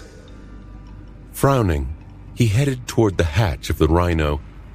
The people he needed to hear from were already gathered there, ready to report the state of things. As Sonny passed the sentries, one of them suddenly called out to him. Captain Sunless, sir. He slowed down and gave the soldier a dark look. Yes? The man hesitated for a few moments. His face was still, but his tired eyes were full of some unknown, intense emotion. Outside, I was part of the rear vehicle's crew. What you did for us back then, near the end. You saved us. Thank you, sir. Sonny stared at him blankly for a bit, then turned away with a scoff. I am in charge of this convoy. These are my vehicles, and you are my people.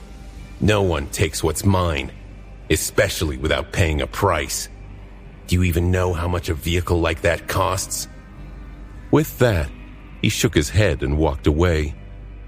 What a weird guy. The irregulars, as well as Sergeant Gear, Professor Obel, and Beth, were waiting in the command suite of the Rhino. Sonny received several reports, which slightly improved his mood. The convoy had lost one civilian transport and one military vehicle as the result of encountering the devouring cloud. Luckily, it did not affect their logistics too adversely. After sacrificing the mobile infantry to accommodate the dispatched refugees, all they had really lost was a bit of firepower. The remaining vehicles had all been patched up and were ready to move. Sergeant Gear sighed. We don't have a lot of ammunition left, sir. Additionally, our reserves of drinking water are also severely reduced. We discarded a lot of it to lighten the load on the transports before the swarm arrived. It should not become a problem in the next several days, but after that... Sonny waved a hand dismissively. Don't worry about water. I have a literally endless source of water. He remained silent for a while, considering the options. They could either pass through the tunnel or remain where they were and try to dig their way out when some time had passed. Both options were less than ideal. It all comes down to how long I want to remain in the tunnel, it seems. The first option would allow the convoy to escape from underground sooner if all went well during the drive to the opposite exit. The second option would force them to stay inside for much longer, but did not demand driving deeper into the chilling darkness. Neither was free of risk. Curses. In the end, Sonny just really disliked the idea of staying in the eerie tunnel even a minute longer than necessary. He sighed. Start the engines. We're leaving. A few minutes later, the Rhino came to life and rolled forward, slowly gaining speed. The beams of powerful spotlights installed on its roof cut through the darkness, forcing it to flee and cling to the walls of the tunnel. The civilian transports and the military vehicles followed, staying close to the massive APC. The darkness flowed back and devoured everything once again behind them, making it seem as though the convoy was traveling inside a small, fleeting, fragile island of light. Sonny climbed to the roof of the Rhino and stayed there with Saint, staring into the darkness with a grim expression on his face. He was still blind to everything that was happening outside the small bubble of light, which made him incredibly nervous. Where is it? Where is the source of all this darkness? When will it attack? Minutes passed, but just like during the scouting mission, nothing happened. The convoy rolled forward with modest but constant speed. Meter after meter of old asphalt disappeared under the wheels of the Rhino, and the stone walls seemed to move past them, vanishing into the darkness. The tunnel was silent, with only the passing of the human vehicles making any noise. From time to time, side passages opened up to either left or right of the convoy, making Sonny especially nervous. All these paths sloped down, leading deeper underground. He was prepared for something to lunge at them from the darkness, but nothing did. Ignore them. We don't need to set foot in those passages. We just need to reach the exit and escape this dreadful place. Just like that, an hour passed, and then another, and another. The tunnel continued to stretch forward, seemingly endless. The more time passed, the deeper Sonny's scowl became. After a while, he finally left the roof of the Rhino and dove back into its interior with a dark expression. Walking up to Luster, he ground his teeth and said, "That's enough. Stop the convoy." Luster glanced at him questioningly, then shrugged. The APC slowed down and then stopped. The other vehicles followed suit, and soon, the whole convoy came to a halt. Sonny left the Rhino and stood still for a few moments, staring at the weathered asphalt. Sergeant Gear and the members of his cohort soon approached from the direction of the other vehicles, while Luster, Professor Obel, and Beth exited the Rhino through the hatch. Saint walked over to the edge of the roof, looking at them from above indifferently. Most of the gathered people had grave expressions on their faces. Noticing the grim mood, Luster blinked a couple of times, then turned to Sonny. Captain? Why did we stop? Is there a problem?" Sonny looked at him silently.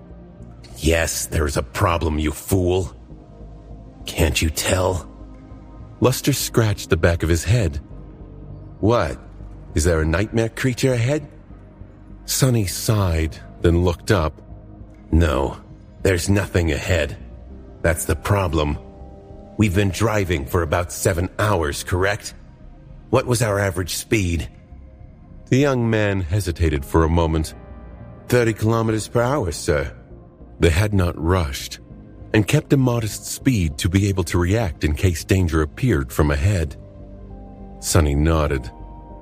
"That is more than 200 kilometers of going straight forward. And yet, there is no exit. Do you see the problem now?" Luster's eyes suddenly winded.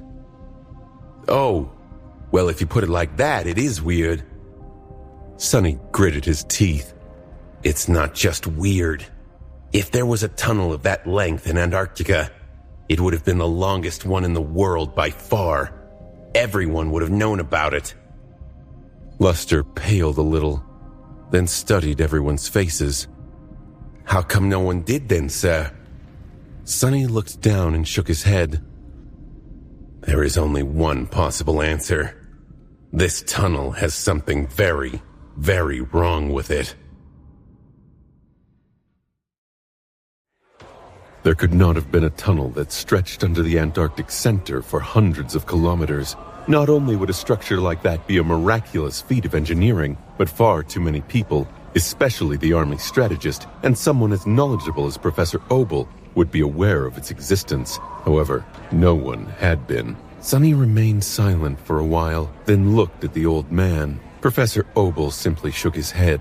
I'm afraid I can't explain, which is not too surprising. After the nightmare spell descended, there are many things in the world that science, or rather, our limited scientific understanding, fails to explain.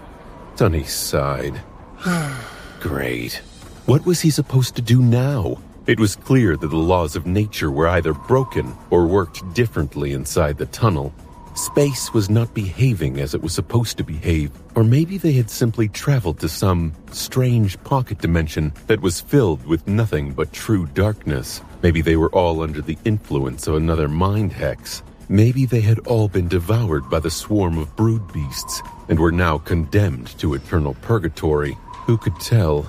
Sonny cursed silently, then wrapped all four shadows around the undying chain to ramp up its mental protection.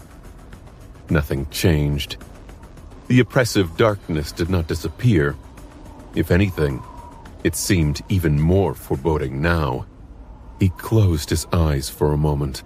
All right, let's not panic yet. Sonny looked around, then walked to the wall of the tunnel and struck it with his fist. A startling bang rolled through the tunnel, echoing in the darkness. In the place where his steel gauntlet had landed, a small impression appeared, with a net of cracks spreading from it through the cold stone. Get back into your vehicles. Everyone followed his instructions without asking any questions.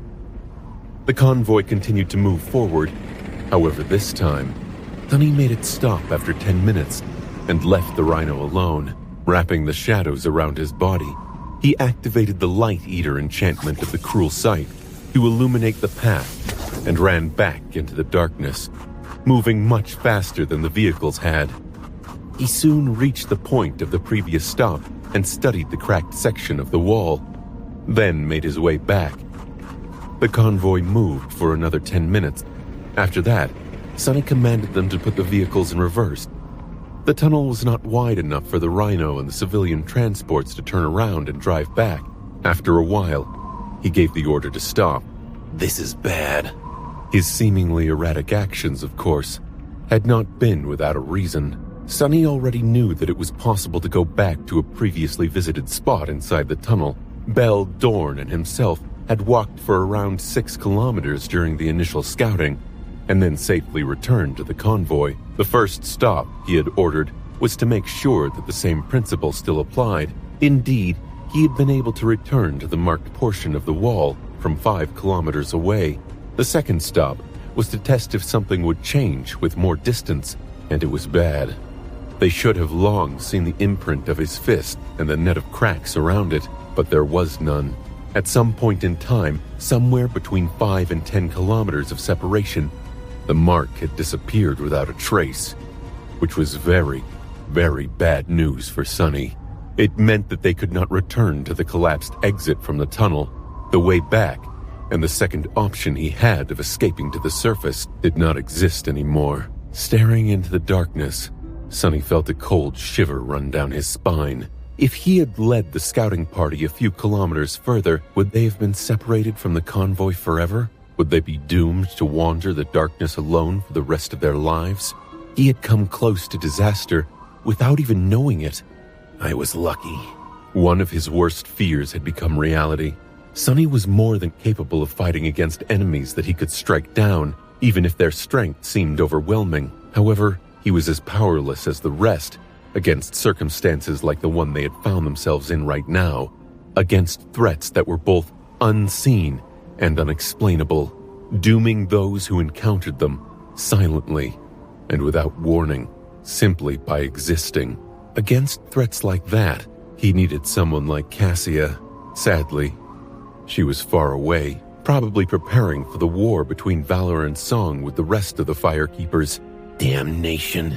He looked at the stone walls of the tunnel, then at the battered vehicles of the convoy. There were almost 400 people in them that he had promised to rescue. Was he going to become a liar? Sonny tilted his head a little, then blinked. Wait, what nonsense am I thinking about? I've always been a liar. There's nothing for me to become. The liar took a deep breath. No, it is all right. I'll find a way out. After all, he did not need to understand the nature of the trap. He just had to break it somehow. Sonny rubbed his face, glanced at the darkness one last time, and gestured for Luster to continue driving the Rhino forward. Before anything else, they had to make sure that there was no limit to the strange endlessness of the dark tunnel. The convoy traveled through the darkness, traversing kilometer after kilometer. More hours passed with nothing changing. Then some more. Eventually, an entire day was gone. Slowly, a sense of dread was spreading through the exhausted refugees and the mundane soldiers. Even the irregulars seemed tense. Sonny commanded everyone to stop and make camp. People needed rest, and nothing would improve if they persisted forward, despite everything. As the soldiers started cooking food and arranging sleeping places for the civilians, he walked some distance away from them and called Sergeant Gear over. Gear jogged to where Sonny stood, half swallowed by darkness, and asked in a hoarse voice, Yes, Captain? Do you need something? Sonny lingered for a few moments, looking back at the convoy. Then he looked at the sergeant and said, Yeah, I have 2 questions for you. How much food do we have left, and how long will the fuel cells last? While the people of the convoy were settling in to rest, Sonny observed them with a dark expression on his pale face. Finally, he winced and headed back into the Rhino. There, the irregulars were waiting, unsure what to do. It was not like he had answers either, but Sonny had to decide what their next steps would be. He hesitated for a few moments. Luster, Samara, and Dorn, go to sleep and report our situation. Perhaps Army Command has some ideas about what we are dealing with here. Despite the ominous nature of the dark tunnel, things weren't as bleak as they seemed. The convoy was cut off from the first evacuation army in terms of actual support, but information still flowed between the cohort and their superiors. Somewhere in the government databases, there had to be a hint on how to escape the endless darkness. Even if no one had ever encountered its source before, people would have clashed against something similar in the past. If not, Sonny would venture into the dream realm himself and seek out Cassia. With her powerful divination abilities, she was his best bet. More than that, he could transport food and other resources from the ivory tower with the help of the covetous coffer, so his people were not going to starve. For now, time was not their enemy. They just had to find a way to solve the puzzle and escape. He sighed, unless something changes for the worse. In any case, there was no point in panicking yet. Sonny watched as 3 of his soldiers climbed into the sleeping pods, then sent the rest to keep watch over the refugees. The oppressive veil of darkness that muted his senses was still there, grinding on Sonny's nerves. He was tired too. At least there is no call here. This was the first time in a long while that Sonny did not hear the call at all. Everywhere else in the Antarctic Center, it kept whispering into the ears of awakened, but here in the dark tunnel, the whispers were gone. I was not sure if that was a good sign or a bad omen. We'll see soon. Ordering his shadows to observe the temporary camp, Sonny climbed into a sleeping niche himself. Things were going to get better after he slept, If nothing else, his reserves of essence would be somewhat replenished. That alone was enough to make him feel more confident. That night, Sonny had a nightmare. He dreamt of the ditch that he had crawled into after being gutted by the Forsaken Knight, and of cold, overflowing darkness. That was an unpleasant surprise. Since he had grown accustomed to sleeping peacefully, ever since the Kingdom of Hope, his dreams were usually guarded by nightmare. If a bad dream appeared, it was promptly destroyed and subjugated by the Shadow Steed. But now that Nightmare was himself slumbering after receiving wounds, Sonny was left without his protection. Too bad. Feeling less rested than he would have preferred to, Sonny went to the command suite of the Rhino and studied the monitors to get a glimpse of the convoy's camp. Everything seemed to be in order. The shadows would have woken him up if anything happened, but it was nice to make sure. He lingered for a while, then walked over to the kitchen area to brew himself some coffee. Sometime later, carrying a steaming cup, Sonny returned to the living area and leaned on a bulkhead. With nothing else to do, he simply stared at the closed panels that hid the sleeping niches. The awakened he had sent to the dream realm were going to return soon. Finally, when his coffee was almost gone, one of the panels slid away, revealing the insides of the pod. There, Luster slowly opened his eyes and looked directly at Sonny. Then the young man flinched back with a startled expression on his face. "Captain, what are you doing here?" Sonny silently brought the cup to his lips and took a sip. "I am drinking coffee, fool. What does it look like I'm doing?" Luster opened his mouth, then closed it. He seemed to be very confused. "No, I mean, what are you doing in my citadel? How did you get here? That doesn't... Wait." He finally looked around, realizing that he was inside the Rhino. However, Luster's confusion only grew. "That is not my citadel." Sonny frowned, studying the young man's expression. "Why would you think that you are inside a citadel?" Luster blinked a couple of times. "Well, that is how things work, right? You go to sleep in the real world and are sent to the dream realm." "Don't tell me," Sonny thought. Sonny closed his eyes for a moment.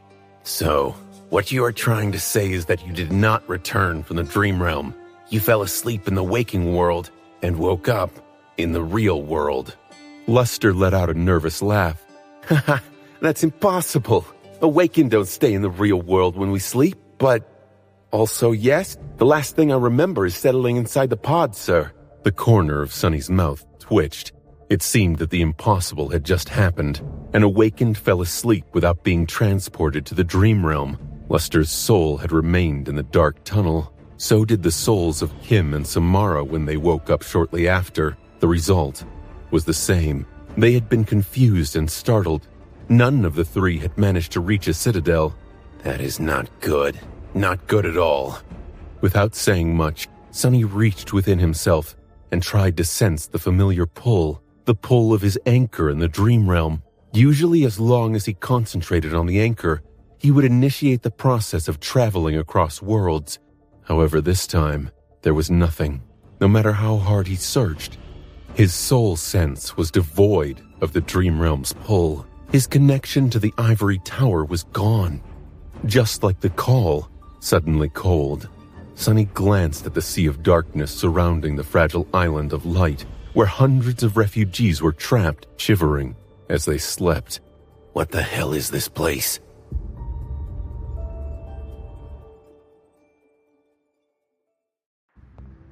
I should have known something like that would happen.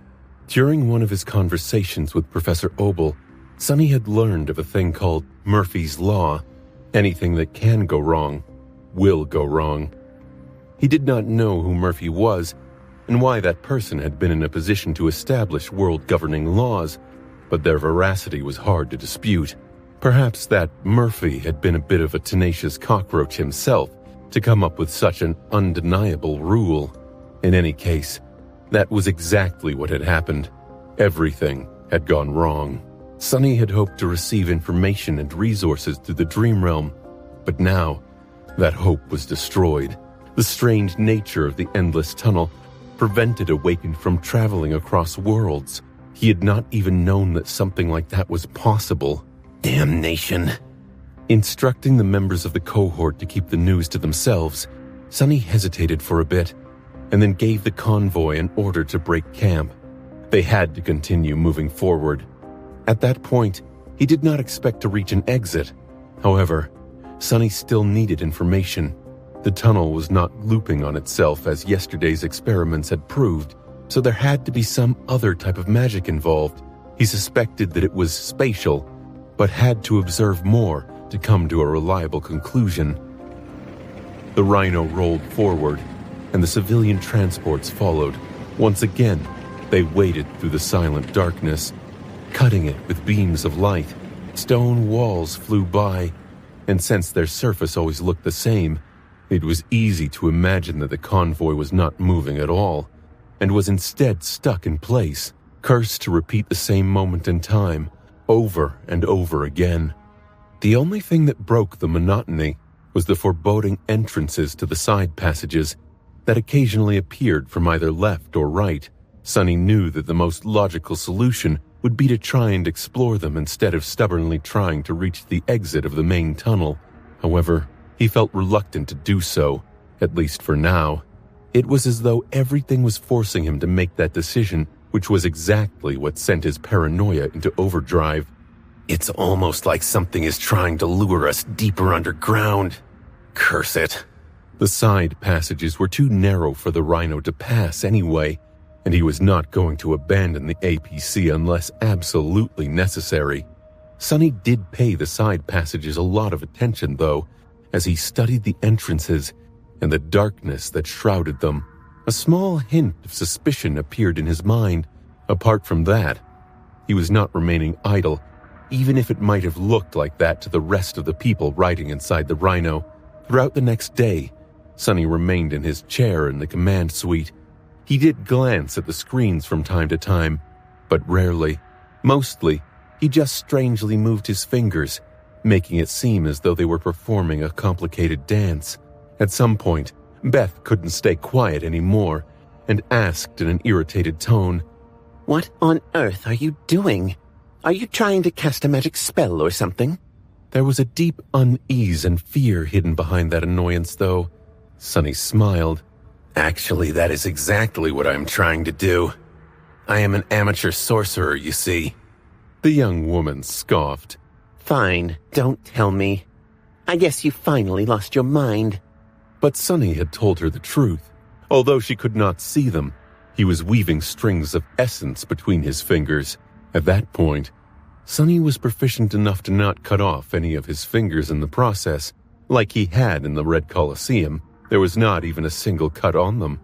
However, creating strings of shadow essence, not to mention arranging them into an actual weave, required a lot of time, concentration, and most of all, of essence itself. That was why he had not been able to practice weaving a lot, if at all, after disembarking in Antarctica. The chain of nightmare was too dire and hectic, and demanded too much of him to waste those precious resources on unnecessary things. But now, things were different. By the end of the second day inside the tunnel, Sonny was able to create enough strings to turn an object into a memory.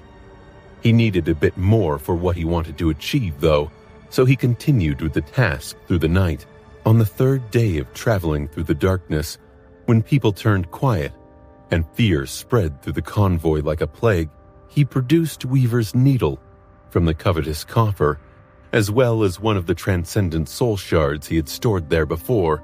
Any shard would have worked, but Sonny only had these at hand. The needle glowed with soft golden radiance. Using it to create the basic weaves, he began the process of turning it into a memory. Doing so was relatively easy for him, since he had done so many times in the past. This time, however, there was an especially thorny part of the process. Sonny had learned how to name memories through their weave at some point, but each rune took time and additional strings to create. Learning how to weave runes had not been easy either, and had required both a good understanding of weaves and a deep knowledge of the runic language the spell used. But Sonny was going for something else this time. In the end, He tiredly put the needle down and let out a shaky breath. Both Professor Obel and Beth were staring at him with curiosity. The old man had not wanted to break Sonny's concentration before, but now he finally asked, "Young man, I am sorry, but could you perhaps explain what you were doing these past 2 days? I admit it looked quite bizarre in the start, but now we are both very intrigued." Sonny smiled. I was preparing to send a message." With that, he dismissed the needle, which disappeared into a rain of golden sparks, making both Professor Obel and Beth blink. Then, Sonny summoned the runes and looked at the list of his memories. Visible only to him, the runes shimmered in the air. Sin of Solace, Bitter Cusp, Stifled Scream. And then, the last one. Memory. I am stuck in an endless tunnel full of true darkness. How the hell do I get out? Ask Cassia. Memory rank, Transcendent. Sin of Solace, Memory tier, 1. The corner of his eye twitched. What an ugly sight. I'll rename it later.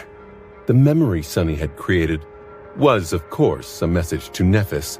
The shadow bond that connected them was an innate ability of his aspect, and as such, existed outside of the spell.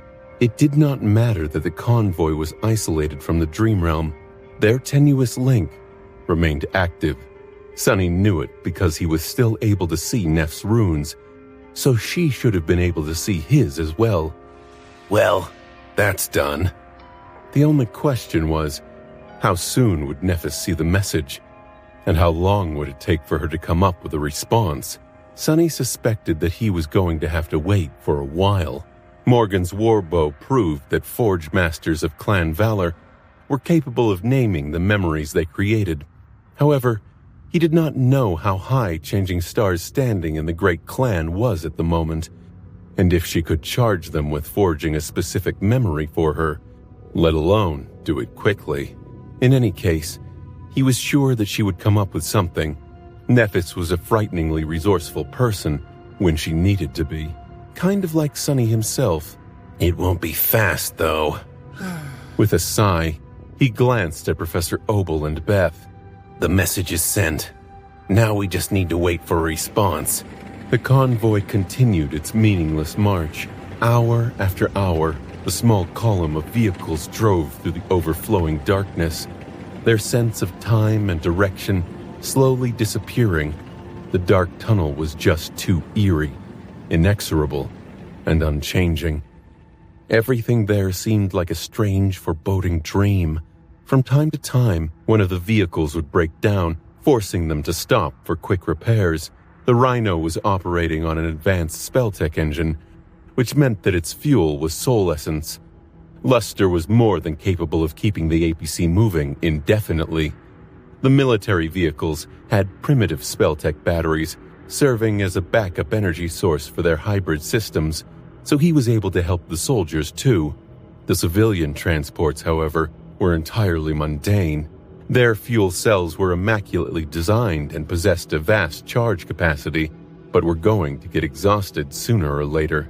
Although it did not seem like it, Sonny knew that the convoy was on a clock. They drove for the rest of the day, and then made camp. The next day went by in the same manner. Sonny spent it on the roof of the Rhino, staring at the entrances to the side passages that would sometimes appear on the stone walls of the tunnel. By that time, they had traveled more than 1,000 kilometers inside the tunnel. If this place was abiding by the laws of nature, the convoy would have been passing under Erebus Field, their final destination, right about now, with no mountains to climb and no nightmare creatures to fight, only the straight road and no obstacles ahead. The distance that Sonny had hoped to cover in weeks was traversed in a few days. He doubted that it would translate to the same amount of covered ground in the real world, though. 2 days after he had sent his message, Nephis finally responded. Sonny had not expected to receive an answer so soon, but there it was. He habitually summoned the runes to check on Neph, and then blinked a couple of times. noticing that the list of her memories seemed much longer than it had been before. Ever since Changing Star joined hands with Valor, her soul arsenal improved by a lot. There were certainly benefits to being an adopted daughter of a great clan, so she would occasionally receive a memory or two. It seemed that she was being provided with a constant stream of soul shards as well, even if their influx had slowed at some point, most likely to hide the fact that Nephis possessed multiple cores. I am not envious at all. Yeah, I am not regretting my decision even a little bit. Sunny maimed at the dismal walls of the dark tunnel, then at the battered convoy, the desperate people who clung to what little warmth they could find inside the ramshackle vehicles, and sighed. Then he looked back at the runes, which showed that Nephis had gained 15 new memories in a couple of days. Even if she was being nurtured by a great clan, that was too many. Frowning, he read the names of the new memories. Faint Glimmer, Ire Hearth, Nebulous Veil, Dire Warning, Haunting Eversong, Eager Cut, Altar of Denial, Rust Reaver, Testament of Malice, and 6 more. None of them seemed to have been created by the Forge Masters of Valor. Sunny scoffed. Clever. Smiling faintly in the darkness, he read the first letter of each memory in order. What he ended up with was a concise message. FINDHEART, CUTRUN. Find heart, cut, run. The meaning was quite clear. He had to seek out the heart of the true darkness that drowned the tunnel, destroy it, and then run as fast as he could. The first 2 parts did not promise anything good, but the last one was downright ominous. Sunny did not know what Cassia had seen or learned, but she would not have included the word run if the consequences of destroying the mysterious heart of darkness were anything short of terrifying. However, how was he supposed to find it? And if that thing was so frightening, how was he going to destroy it? Really now? Would it have killed them to be more specific? He shook his head with a bitter expression. Well, it must not have been easy to scrounge up 15 new memories, let alone ones with names that could be arranged into a simple cipher. So, Sunny thought that he should be thankful. Yeah, thank you kindly. Regardless of how he felt, the course of action was rather clear. As Sunny stared at the walls of the tunnel that flew by, a dark entrance to a side passage appeared in view. What little of it could be seen showed a narrow road that sloped down at a steep angle. He quietly grimaced. I guess I won't be able to avoid crawling deeper underground in the end. How unexpected.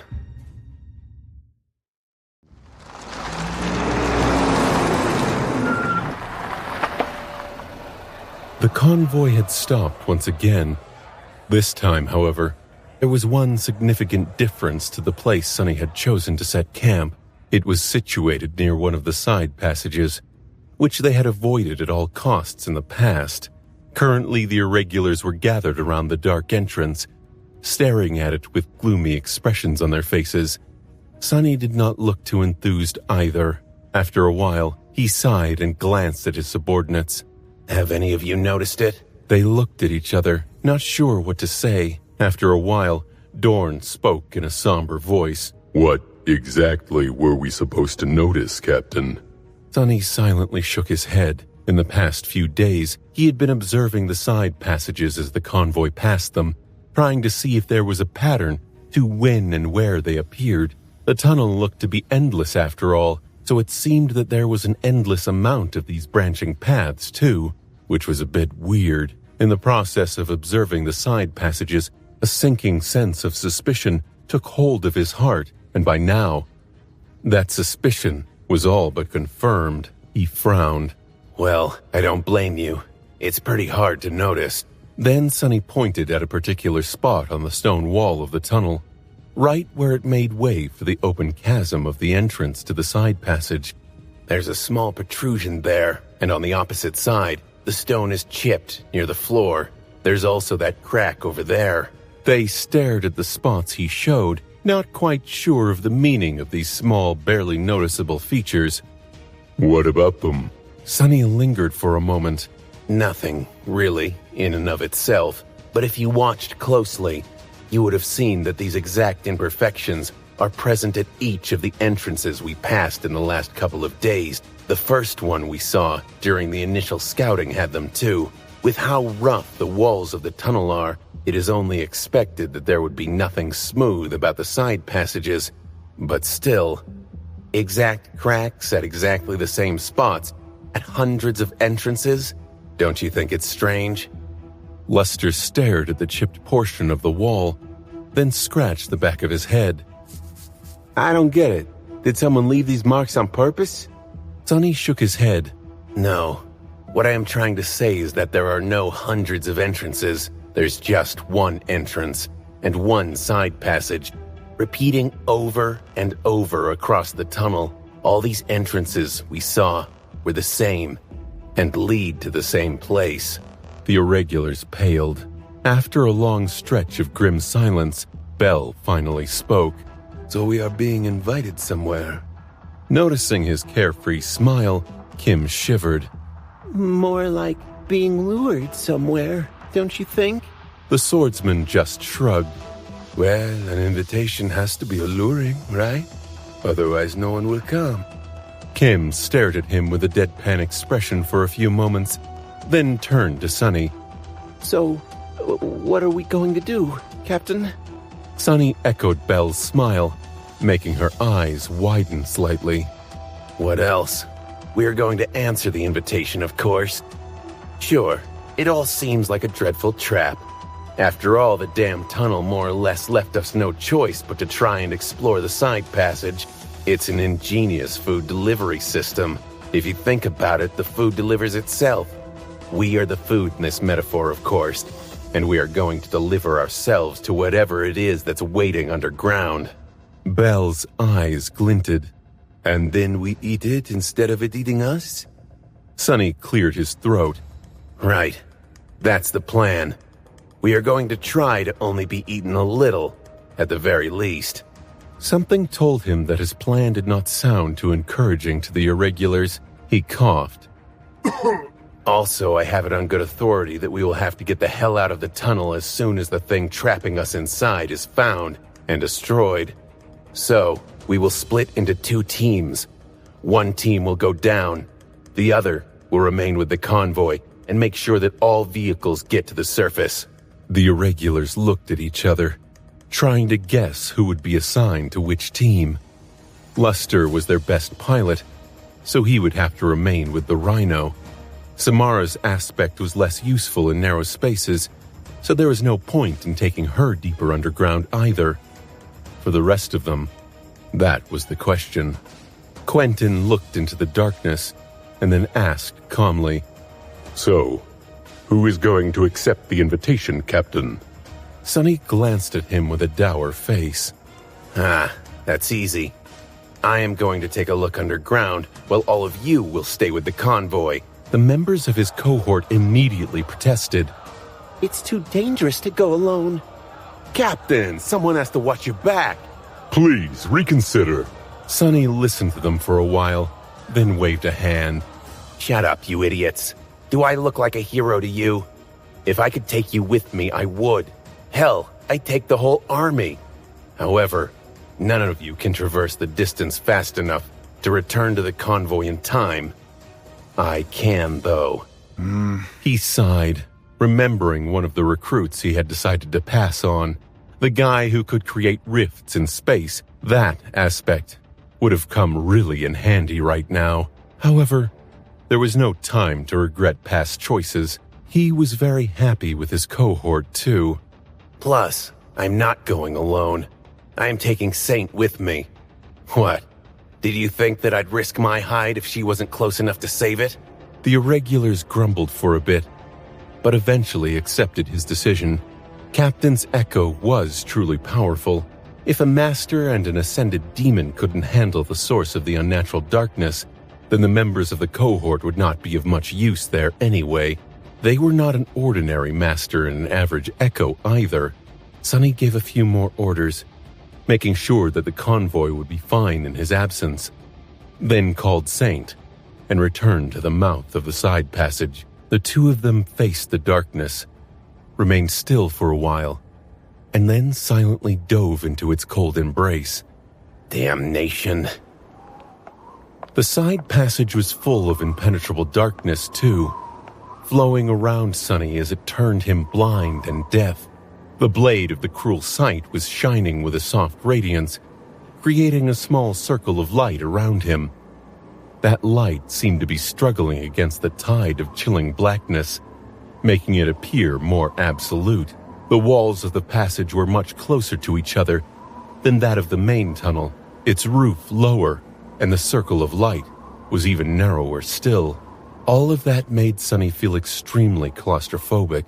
He walked forward with a resentful expression on his face, feeling the floor slope downward beneath his feet. If there was one thing that reassured them, it was the silent silhouette of Saint, who was by his side. The taciturn demon moved with her usual indifference, wielding the sin of solace in her hands. Together, they descended deeper into the belly of the mountain.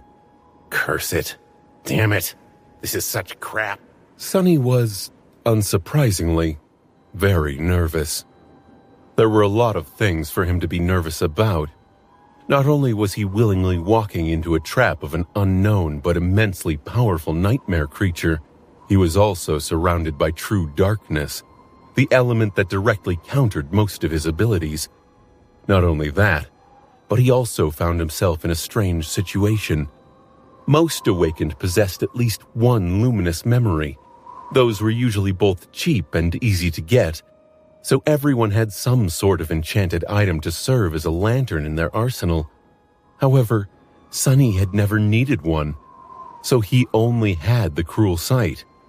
Its Light Eater enchantment allowed the somber spear to absorb light and then expel it. After months spent in the darkness of the polar night, most of the sunlight that it had devoured in the past was long gone. What little remained was supposed to last him a few hours.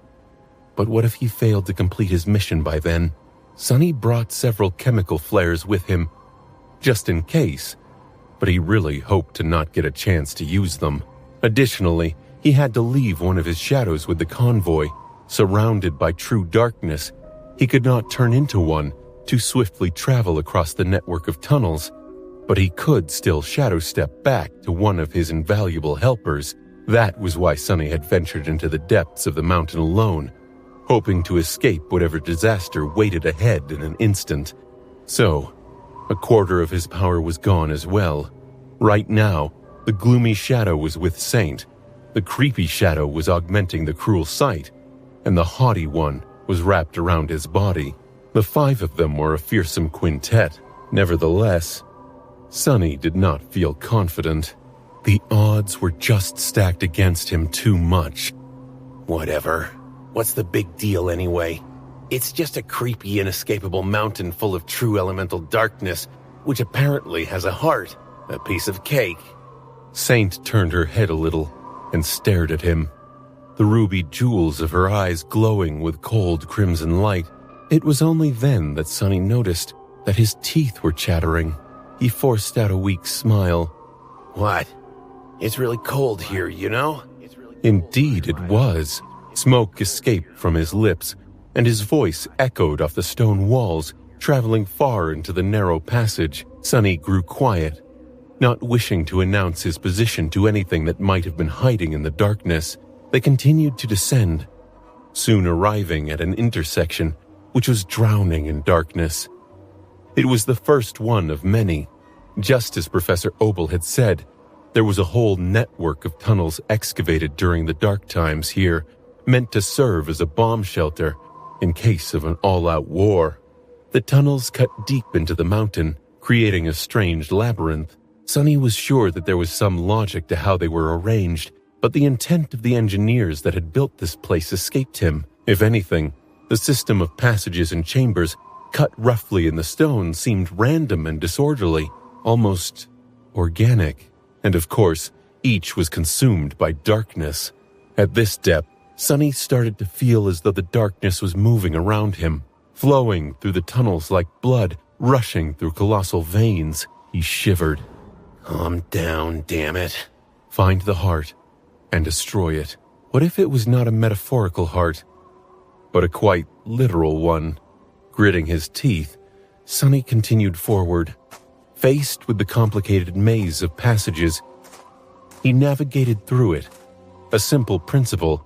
Each time they arrived at an intersection, he chose the path that led further down.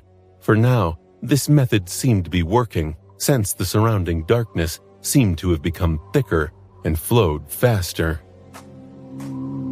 After a while, he started to hear a strange hum, low and distant, like a quiet whisper. It reverberated through the cold stone, echoing and growing more persistent as Sonny ventured deeper into the network of tunnels.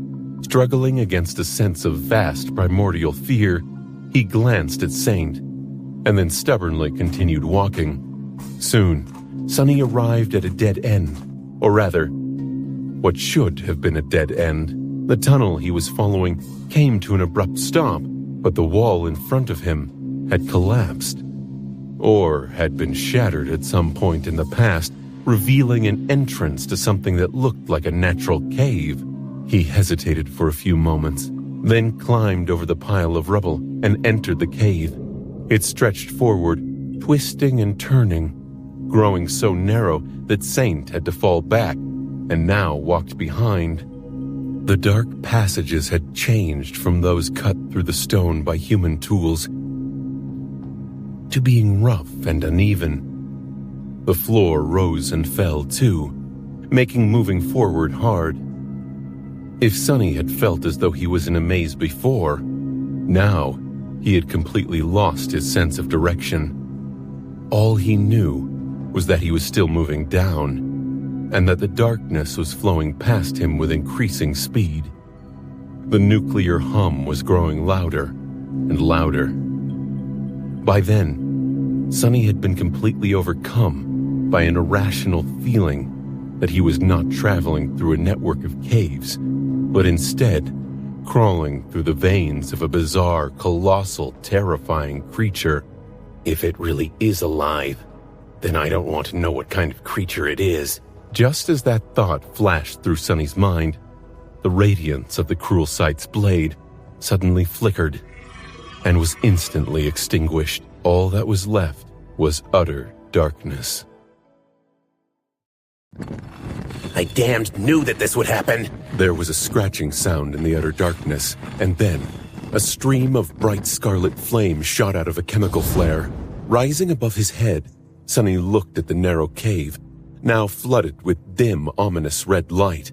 The darkness retreated for now, but it seemed ready to pounce on him at any moment. Feeling his heart beating wildly, he glanced at Saint, who stood unfazed behind him. Turning away, Sonny grumbled. Well, what did I expect? She was born in the underworld of all places. I'll bet Saint is feeling right at home in this begotten darkness. He remained motionless for a moment, getting accustomed to the blood-red gloom surrounding him. Then, Sonny bit his lip and took a step forward. Let's go. We still need to find the heart. The cruel sight was not supposed to burn through its reserve of absorbed light so soon. The chemical flare, which was supposed to burn for at least 15 minutes, stuttered and drowned in just 5, forcing him to ignite a new one. It was as though keeping true darkness at bay exhausted any source of light faster than it should have been possible. And the deeper into the mountain they went, the more pronounced that discrepancy became. Curse it all. Sonny had dreaded reaching the heart of darkness, but now that he was burning through his flares at a concerning speed, he couldn't wait to find it. Sadly, it turned out to be harder than he had thought. The human-made tunnels above had an obvious direction, but the chaotic network of caves was both harder to traverse and all over the place. Sometimes he would follow a path downward, only to end up climbing for a while. Other times, descending deeper into the mountain only made the distant hum grow quieter, which told him that he was getting further from his goal. In the end, Sonny abandoned all pretense of knowing what he was doing and chose where to go randomly, relying on his intuition to show him the way. Soon, he discovered a new pattern. The passages where the darkness seemed to flow faster were the ones that felt correct to him. Armed with that knowledge, he hurried forward, knowing that there was not much time left. Time had lost all meaning, and Sonny only measured it by the amount of flares he had burned through. When there were only 2 of them left, he finally reached his destination. The walls of the narrow passage he was following suddenly disappeared, and he found himself in a vast spherical cave.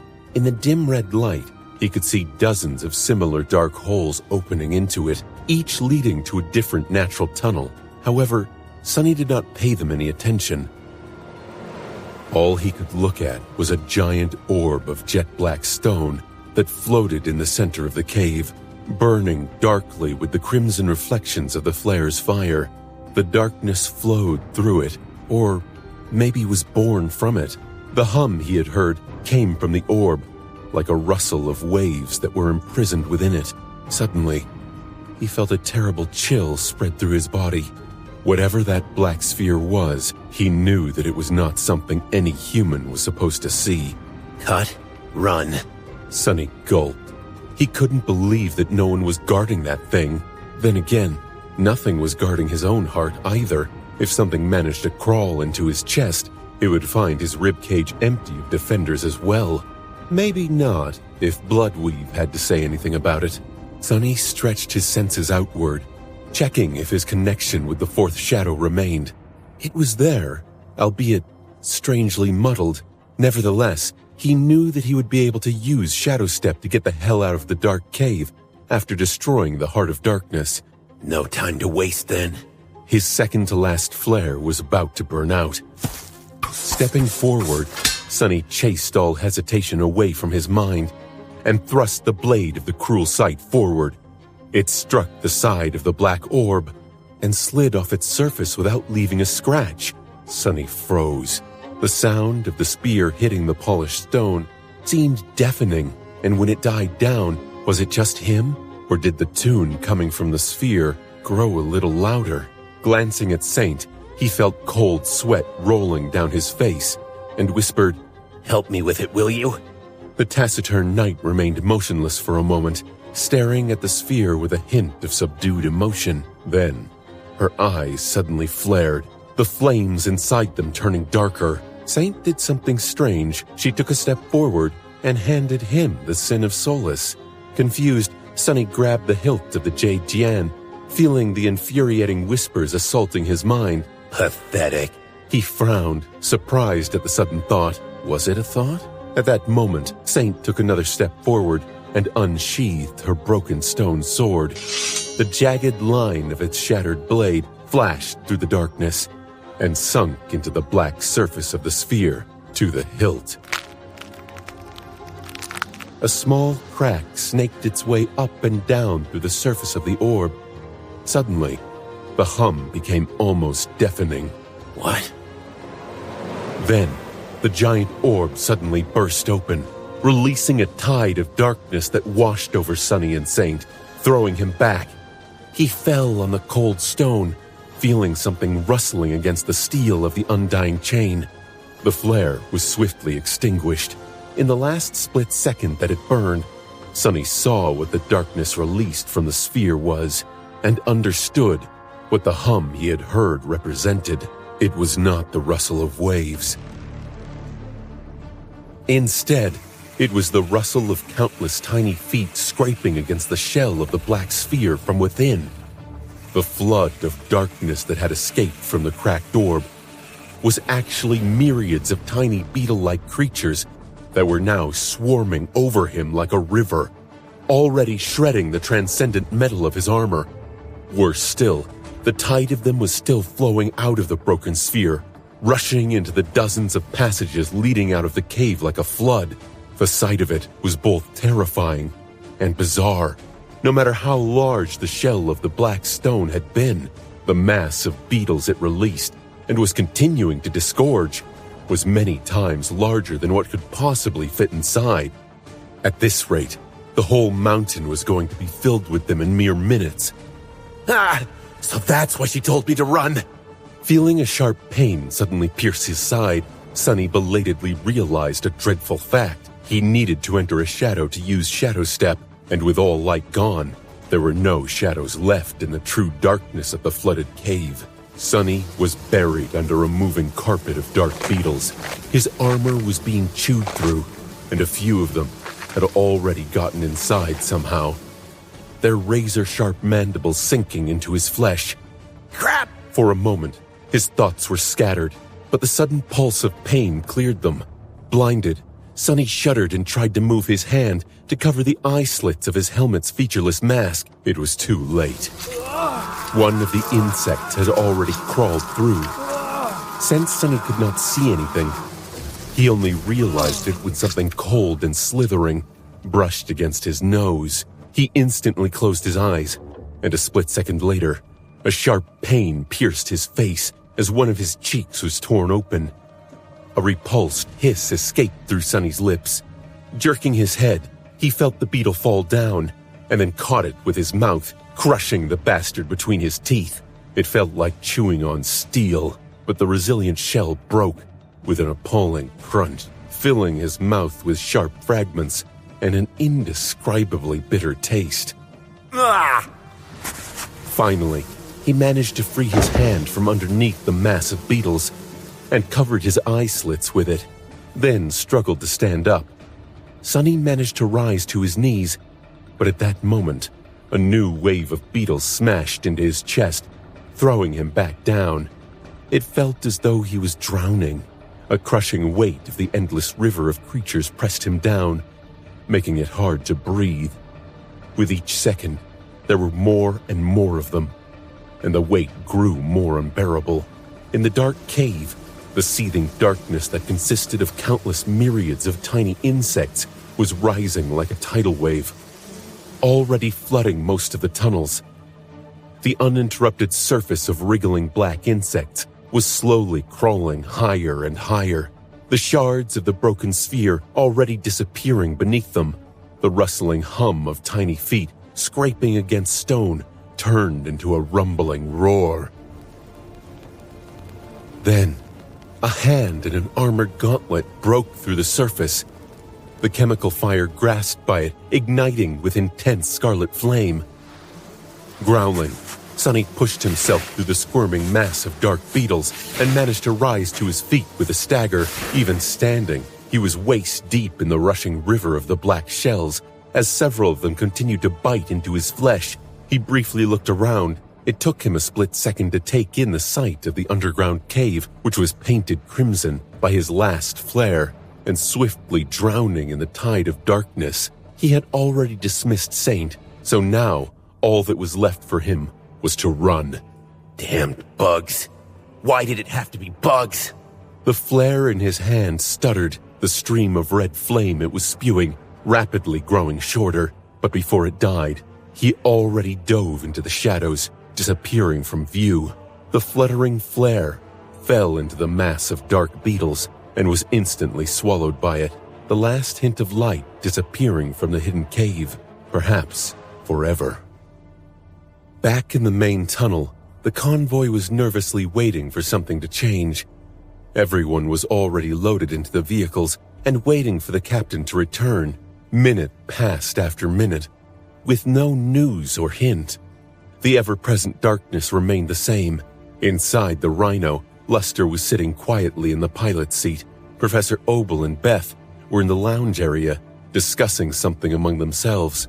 The young woman glanced at her communicator, then took a medicine pack from her bag. At that moment, something fell from under the roof, and a familiar figure crashed into the floor, shattering one of the robust alloy chairs and the clangor of metal.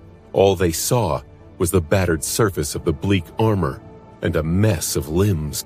Rolling over his shoulder and jumping to his feet, Sonny wasted a second to catch his balance, and then jerked his head sideways to look at Luster. What the hell are you waiting for? Drive! Go as fast as you can, now! In the next moment, the whole mountain shuddered, and streams of dust fell from the tunnel's roof. Luster's eyes widened, and he sent the APC forward without asking a single question. If the captain was shouting, things were seriously bad. Beth and Professor Obel both rose, startled by Sonny's sudden arrival. What? He threw a hand in their direction. Stop! Don't get closer! As the Rhino rolled into the darkness, swiftly accelerating, the rest of the vehicles promptly followed. Inside the APC, the undying chain disappeared into a rain of sparks, leaving Sonny half naked. His pale body was covered with small, ugly lacerations, but there was almost no blood in sight. Several tiny black insects fell to the floor and were promptly and viciously stomped to death by him.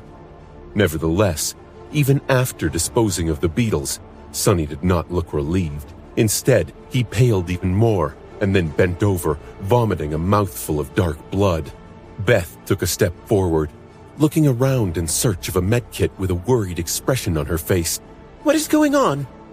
Sonny bared his teeth in a growl. I said stay back! With that, a strange stiletto appeared in his hand. Its blade was long, narrow, and seemed to be forged out of ghostly glass. Without hesitating for even a second, Sonny sent both the young woman and the old man into a momentary shock by turning the stiletto against himself and plunging it into his chest. Hey, what are you? A startled yelp escaped from Beth's mouth, drowning Sonny's own groan. Ah, damn it! He twisted the moonlight shard in the wound, causing an ugly grimace to appear on his face, and then pulled the stiletto out. Impaled on it was the body of a strange beetle with a jet-black carapace.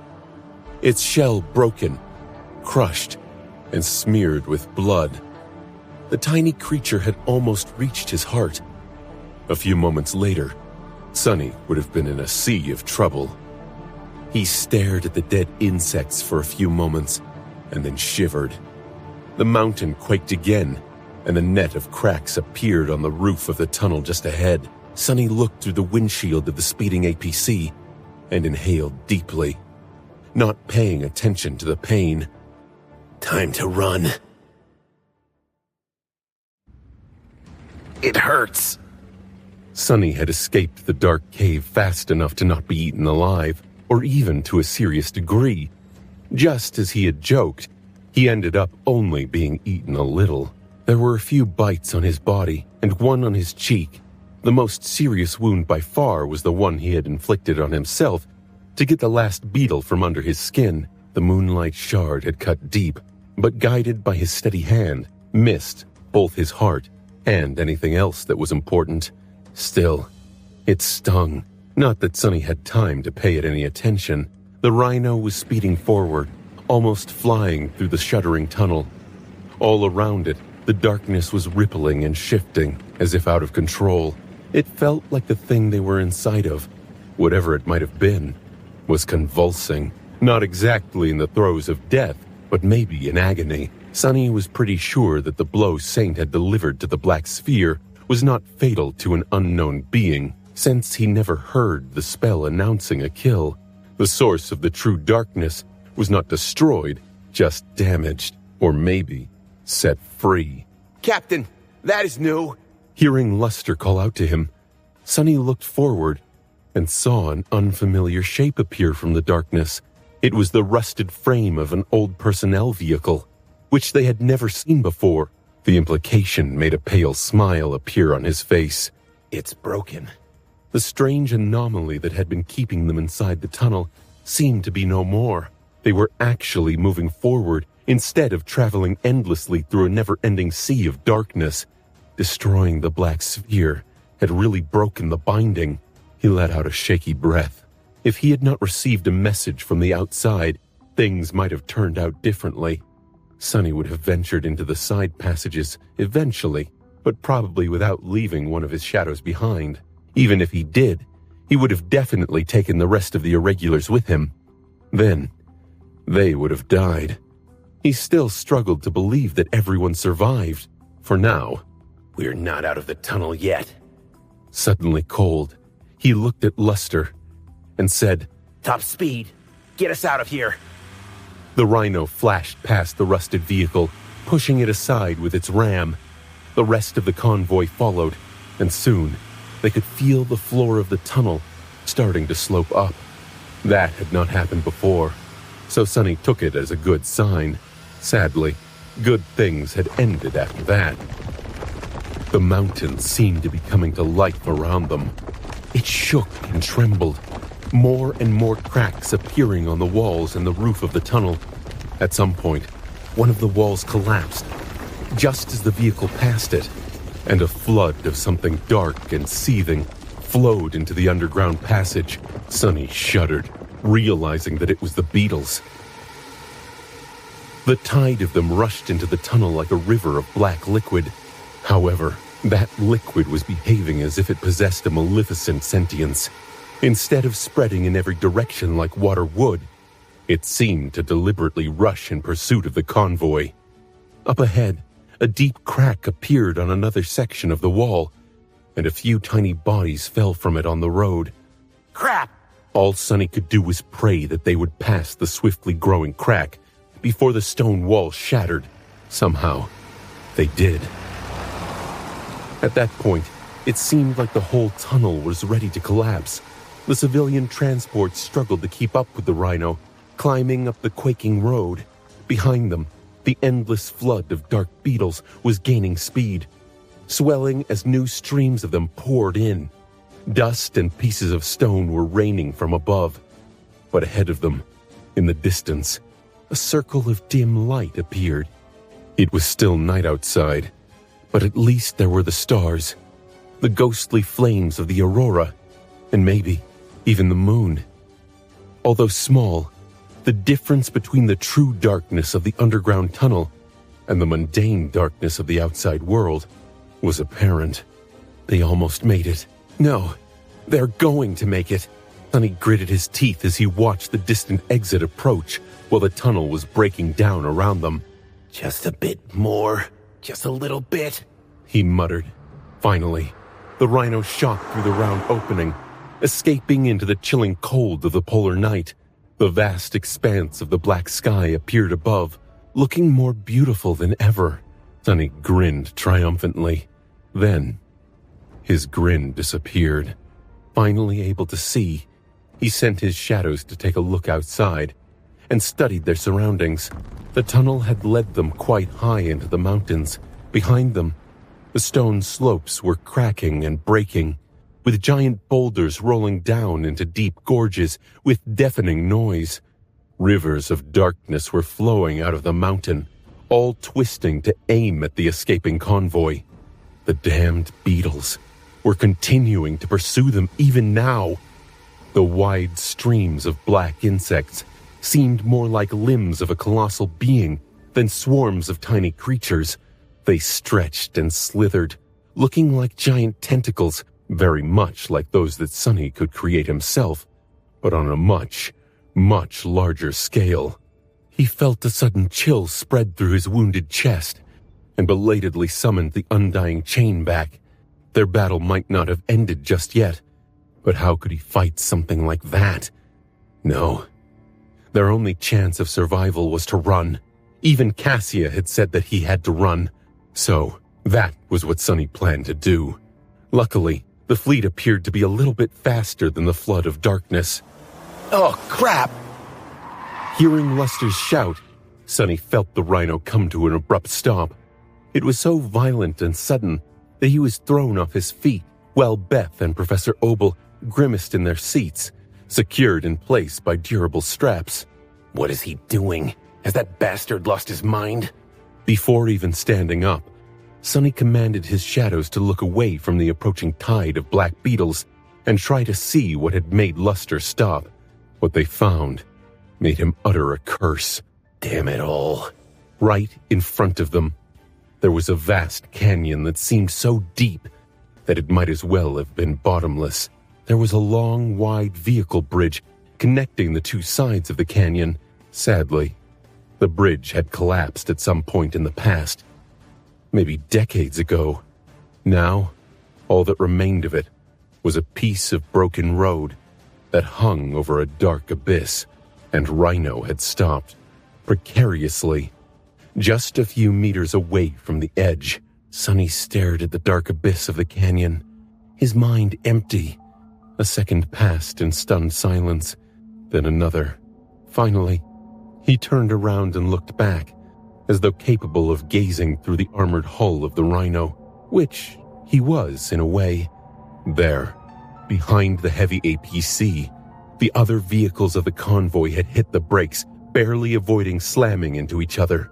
They were crowded on the mountain road, snow dancing in the narrow beams of the headlights, and behind the convoy, the flood of darkness was rushing forward, stretching its tentacles in their direction. They had maybe a minute before the mass of dark beetles reached the rear vehicle. This time, Sonny was not going to be able to protect it. He might manage to destroy hundreds or even thousands of the ghastly insects, but it would be like a drop in the ocean. None of his attacks would be able to deal the titanic wave of darkness any serious harm, especially because, as Sonny suspected, the beetles were not technically alive. Not only did he not hear the spell announcing the kills while slaying the few that had crawled into his armor, but the mere fact that the damned creatures traveled with him through the shadows meant that they were somehow akin to inanimate objects. Sonny was only able to carry those with him through Shadow Step after all. What good would it do to kill a bunch of bugs that were not even alive to begin with? Captain, what do we do? Sonny glanced at Luster, then said in a hoarse voice, What else? Run. We have to run. Then, he silently disappeared into the shadows. A moment later, Sonny was standing at the edge of the broken road, looking into the bottomless abyss below. The biting cold of the polar night caressed his skin, and the strong winds instantly tried to push him down. Behind him, the tide of black beetles was devouring the cracked surface of the road, getting closer and closer, and the mountain continued to quake, erupting with a flood of darkness. The canyon was somewhere between 100 and 200 meters wide, with steep vertical slopes that stretched far, far down. There was no secondary road to skirt its edge or descend to its bottom, only the broken bridge and the vast schism separating the fleet from the opposite side. Sonny gritted his teeth. There was not much time to think, so he did the first thing that came to his mind, without even stopping to consider if it was possible to pull off. If it was impossible, he would just have to change that. His essence surged, coursing through his veins with tremendous speed, and then flowed outward. His face paled as his eyes turned into two pools devoid of any light. Just as the darkness disgorged by the mountain moved, the shadows covering its slopes moved too. The deep murk, drowning the deep canyon, boiled, rushing upward. Two black pillars suddenly broke through the snow covering the sides of the shattered road and rose into the sky, growing taller and taller with each second. At the same time, the tide of shadows rushing from below reached the edge of the broken bridge and bent, freezing for a moment above the bottomless canyon like a wave that was about to break. But instead of breaking, the shadows continued to spread forward and solidify, as if forming a dark path above the abyss. If there was no bridge for them to cross, Sonny would just have to build one of his own. He was expending so much essence that his soul felt as if it had come under strain. However, instead of slowing down, Sonny doubled his efforts. On the far side of the canyon, two more pillars rose, and another surge of shadows stretched into the air, growing meter after meter to meet the first one.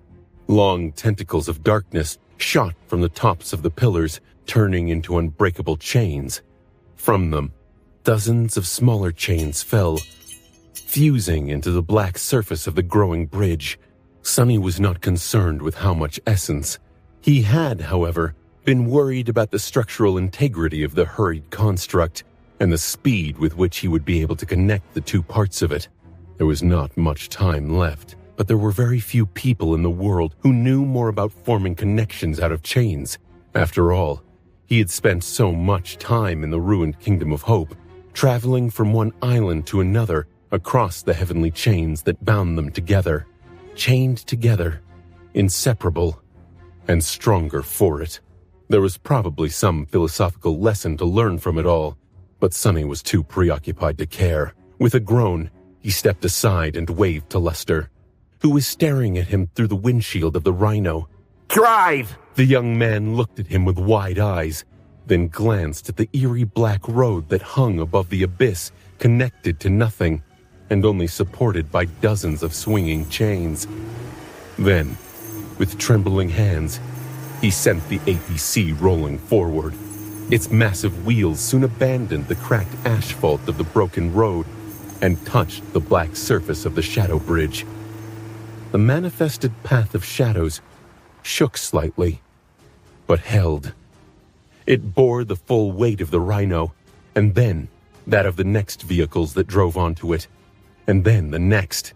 Soon the whole fleet left the solid ground and entered the aerial road built by Sonny.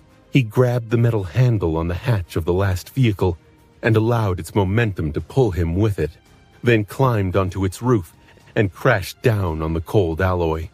After several seconds, Sonny glanced back at the approaching wave of darkness. It was already so close. Somewhere ahead, the Rhino almost reached the end of the growing road of shadows. The APC was moving faster than Sonny was capable of making the bridge manifest itself.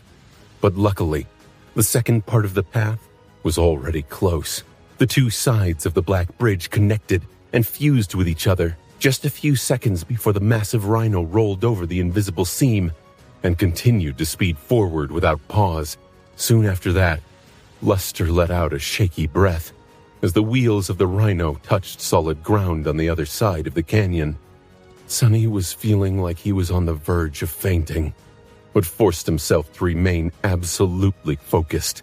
Behind him, the myriad of dark beetles were slowly crawling across the Shadow Bridge. The waves of them were almost halfway across, putting so much pressure on the chains that a few of them were ready to snap. Bastards. It was at that moment that the vehicle he was riding on shuddered as it passed between two tall black columns. Looking back, Sonny grinned. This is a toll bridge. Pay up or die. On second thought, just die. With a quiet groan, he released the massive shadows that had followed his will, allowing them to return to their natural, immaterial form. A sense of profound reprieve almost sent him stumbling off the roof of the moving vehicle. The Shadow Bridge suddenly turned ghostly, collapsing into shapelessness, and then dissipated into the night. Myriads of dark beetles plummeted down, and even more of them continued to flow in front of the slopes of the battered mountain, plunging into the abyss of the canyon like waterfalls of pure darkness. But the fleet was safe. It continued moving forward, putting more and more distance between itself and whatever it was that had dwelt in the network of old tunnels. Sonny let out a heavy sigh, and then sprawled listlessly on the roof of the military vehicle, looking at the distant tapestry of cold stars. No more tunnels. Damn. Ever. I hope so.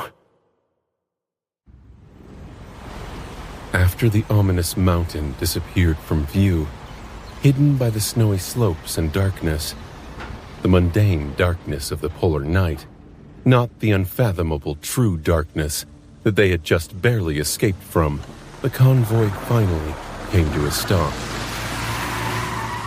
Around them was the familiar landscape of the Antarctic Center, deep in the mountains.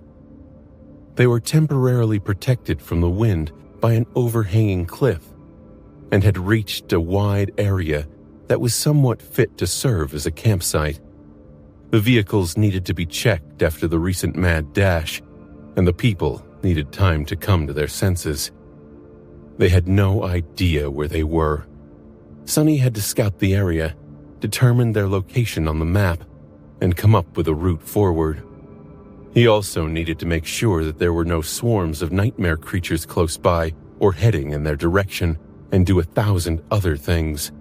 I don't want to, he thought to himself. Creating a bridge of shadows had cost him a lot of essence, but the mental strain had been far worse. Sonny felt tired and lazy, but he had no choice except to get busy right away.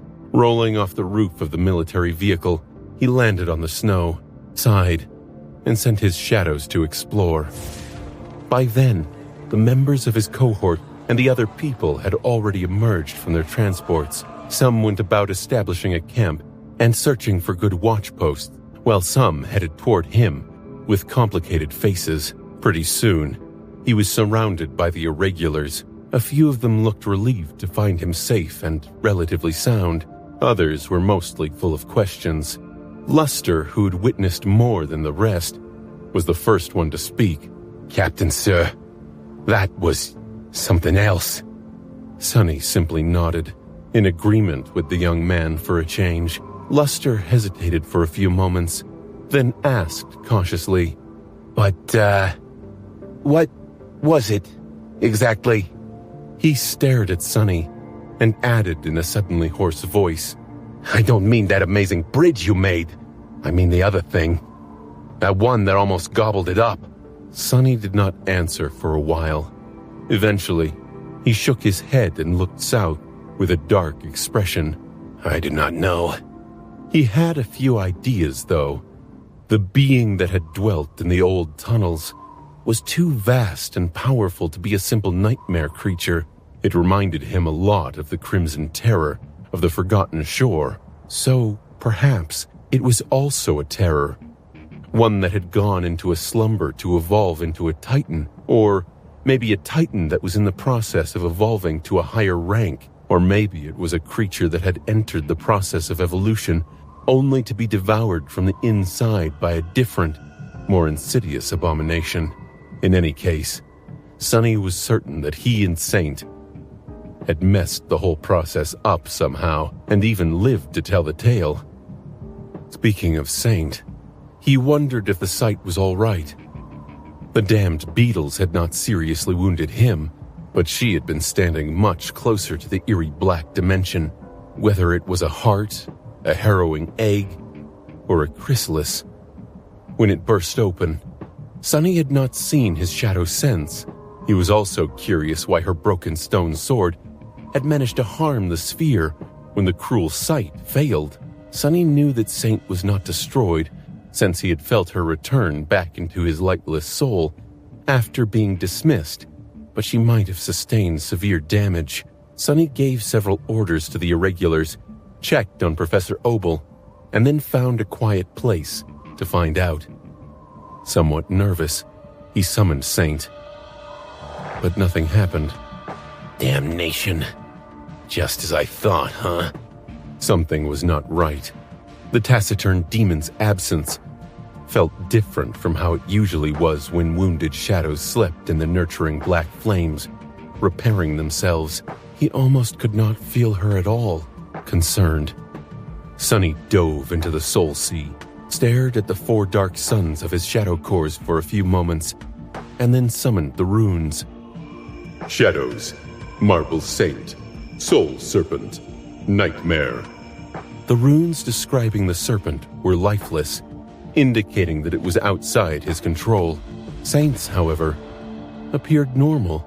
He concentrated on her name and read, Shadow, Marble Saint, Shadow Rank, Ascended, Shadow Class, Demon. Everything looked normal. However, at the very end of the field of shimmering runes, a new string of them appeared.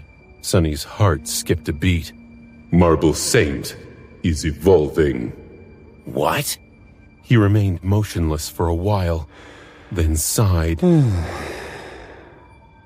So that's how it is. Leaving the Soul Sea, Sonny looked up, breathed in the cold air of the polar night, and smiled crookedly.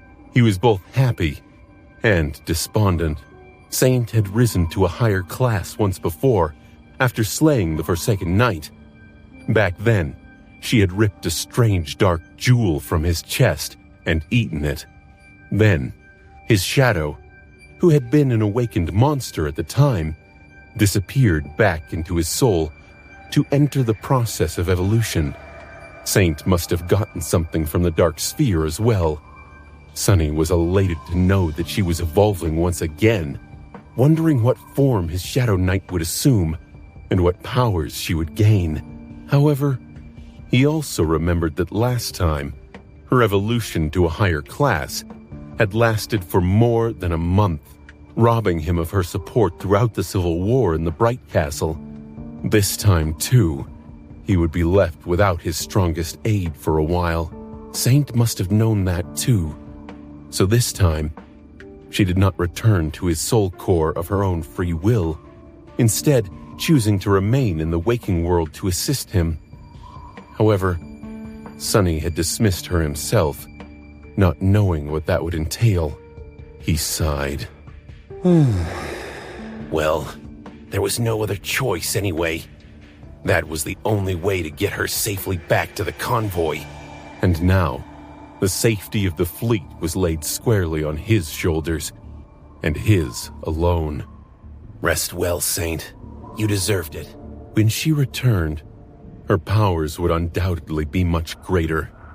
Sunny was going to need every bit of that power to survive the rest of the Antarctica campaign. But for now, he would have to lead the fleet the rest of the way to Erebus Field without his faithful shadow. I better get busy then. It would not do to have Saint return only to see that we are still stuck somewhere in the mountains. No, not at all.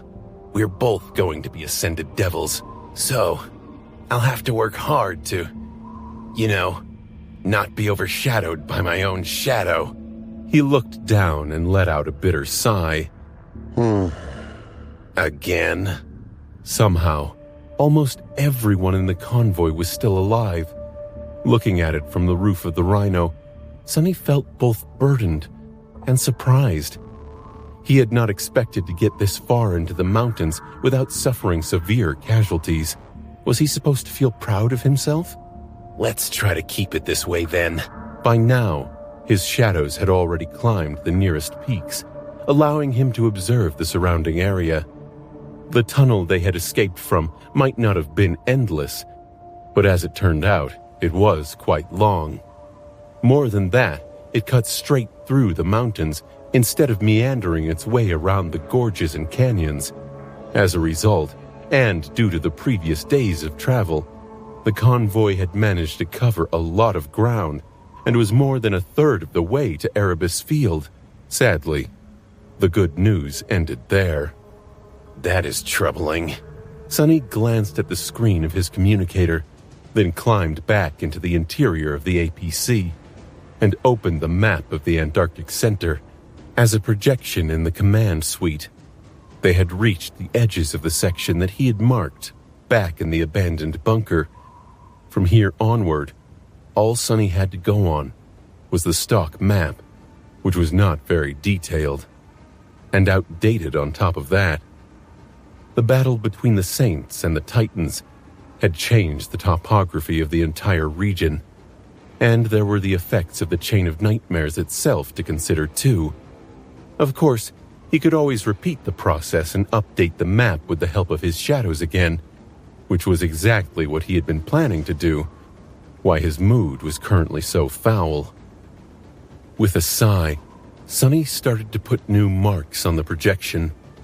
Soon, the position of the convoy was surrounded by a sea of red lines and symbols that stretched far to the north, with barely any green in between. Damnation. The path ahead was going to be rough, to say the least. They must have been relatively close to the place where the 3 Saints of the 1st Evacuation Army had battled the Winter Beast, the Goliath, and the Whispering Legion. Eliminating the latter Titan, the resulting earthquake destroyed a good chunk of the mountain range and made a mess of the surrounding area. Sonny was trying to come up with a way to get the convoy through that mess, but it seemed all but impossible. Most of the roads were destroyed, and those that remained were buried under heavy debris. Avalanches, landslides, and rockfalls were everywhere, reshaping the landscape. The damage was much worse here than Sonny had expected. And there were nightmare creatures, of course. The whole area was seething with them, and he had already spotted at least 24 active gates, with more probably hidden from view by the overturned terrain. Sonny was not sure if the Rhino would be able to make it, though, let alone the civilian vehicles. No matter how hard he tried to find a safe route, there seemed to be none to be found. His mood turned dark. After a while, Sonny decided to get a fresh pair of eyes to take a look at the map, or better yet, several. He ordered the irregulars to gather in the APC and invited Sergeant Gear as well. Professor Obel was already there, so Sonny simply asked the old man to join him in the command suite. Soon, everyone arrived, and an improvised strategy meeting started. The result was about as disturbing as Sonny had expected. No one seemed to have a good idea of how to proceed. Dorn was currently pointing at a certain point on the map. If we use our echoes to lead the nightmare creatures deeper into the gorge, we might be able to drive past this gate without being swarmed by enemies. From there, we can follow the auxiliary road to the pass and get some breathing room. Samara shook her head.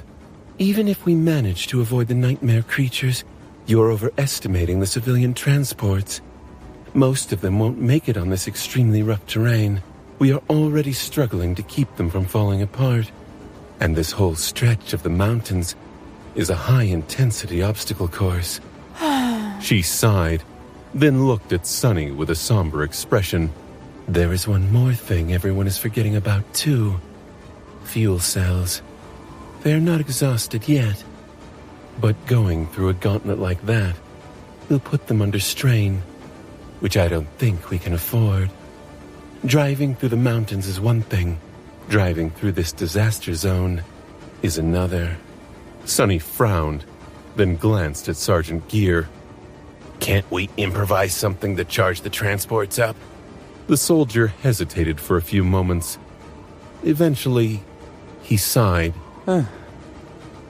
We can cannibalize military vehicles if need be.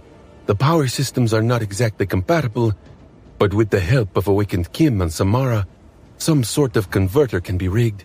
The soldiers can join the refugees inside the transports, but apart from the obvious loss of defensive capability, there are other factors against that solution.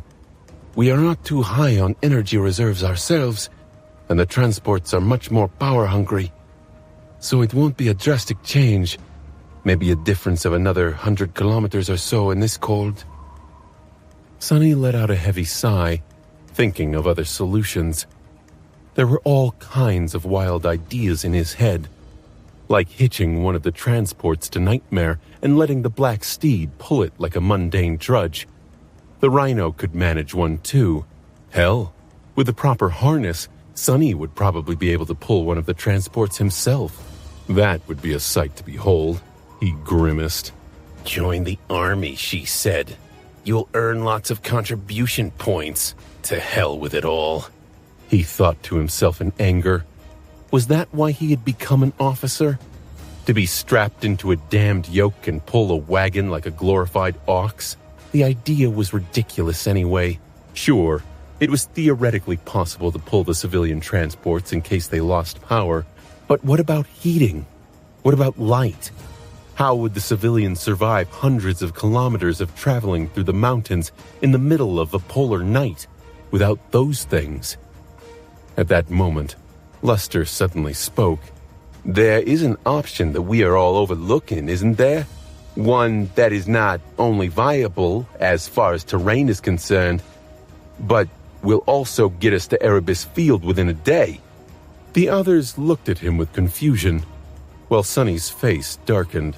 The young man smiled sheepishly, then added, I mean, I know that it's risky, but it's right under our noses." With that, he pointed at the map. There, at the very edge of the mountains, a thick red line was stretching far north.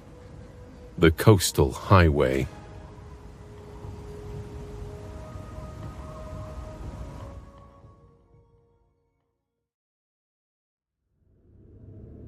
The coastal highway. That damned thing. Sonny was, of course, aware that traveling using the highway was an option. An incredible option, even. Considering that the highway was wide, flat, kept in good condition, and stretched most of the way to the very northern edge of the Antarctic center as it skirted the whole landmass between the mountains and the ocean. But that was exactly the problem with it. Built along the coast, it was both awfully close to the water and utterly exposed.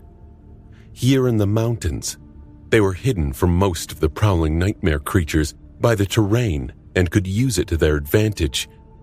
Out there on the coast, nothing would be protecting them from the hordes of abominations, both those on land and those hiding beneath the waves.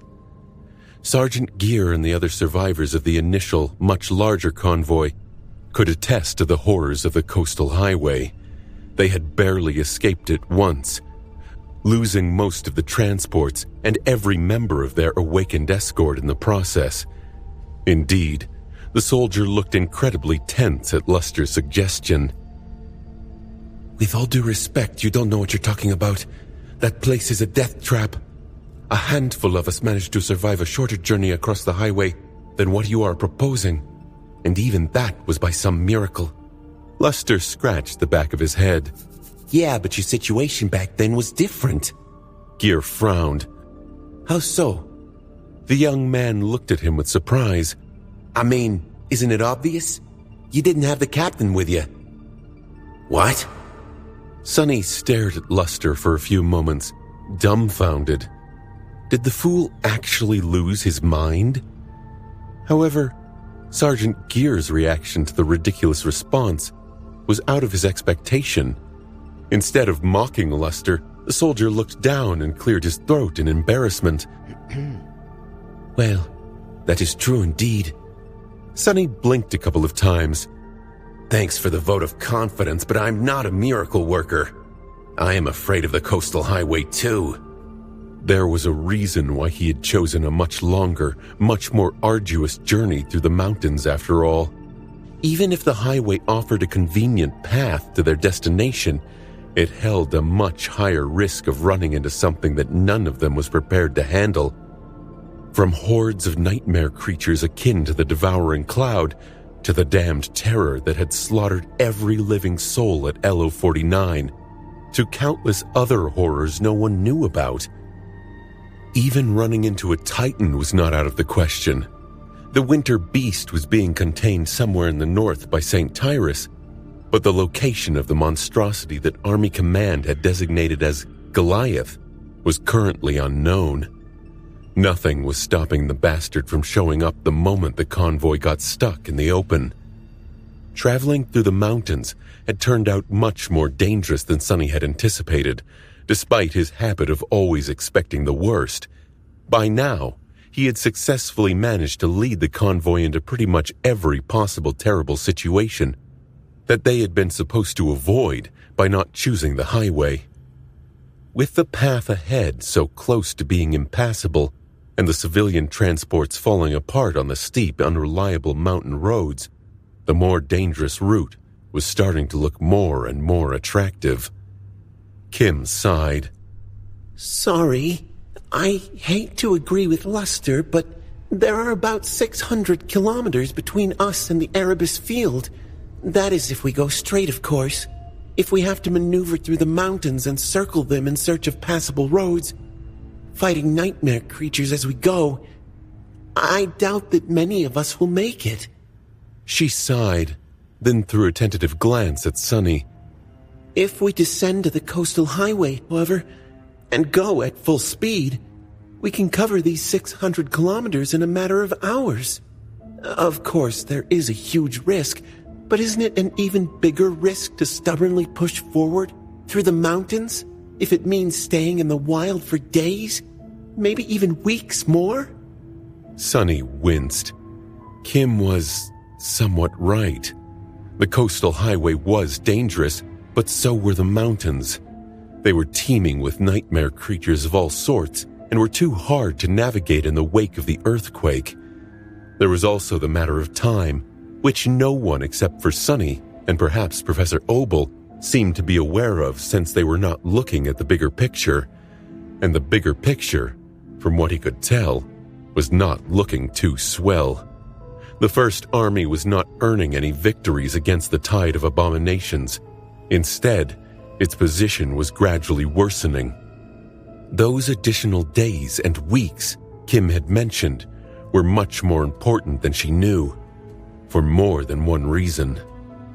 Sunny sighed. In the end, both choices were terrible. Remaining in the mountains was a bit safer, but also a bit hopeless. Trying to charge the coastal highway was much more dangerous, but also offered a much more realistic chance of salvation. It was like rolling a die. Do I feel lucky today? He remained silent for a long time, then deactivated the projection and looked at the people gathered in the command suite. Everyone tensed, waiting to hear his decision. Sunny tiredly rubbed his face. Prepare the vehicles to go all out. I want them to be able to keep their top speed for at least 6 hours without ever slowing down. Do everything you can. I don't care if the transports completely fall apart and explode after that. Just make sure that nothing breaks down on the road. Either way, it will probably be their last ride. So prepare well. We will be taking the scenic route along the coast. With that, everyone was suddenly extremely busy. Getting the convoy ready for a high-speed charge across the coastal highway was not a small task, especially considering that it was most likely going to turn into a rolling battle. Sunny was one of the few soldiers who had nothing much to do, so he simply went outside and stared at the night sky, with a full moon staring back at him like a giant blind eye. A few meters away from him, the lone sleeper of the convoy was busy applying black venom to whatever bullets Sergeant Gear's soldiers had left. He was also doing the same to his arrows. Suddenly curious, Sunny called out to the young man. Hey you, what do you think? Will we make it? The sleeper looked up at him with wide eyes. He was apparently not expecting to be addressed by the captain. Sir? Yes, sir. Without a doubt, sir. Sunny chuckled. That's the spirit. Oh, right. I was meaning to ask. What is your name, anyway? The sleeper stared at him blankly for a few moments, then looked down and whispered under his nose. God damn it, what the hell? Sunny frowned. What was that? The sleeper flinched. Oh, sorry, sir. It's just that, I have already told you my name, like 20 times. It's my flaw, sir. Everyone seems to forget. Huh? Sunny scratched the back of his head. Well, all right. As you were then. What a strange flaw. Not the worst one to have, though. He left the sleeper alone and walked forward, stopping in front of the rhino and looking ahead. Then, he started stretching his muscles. The road ahead was desolate and enveloped in darkness. This is going to be a wild ride.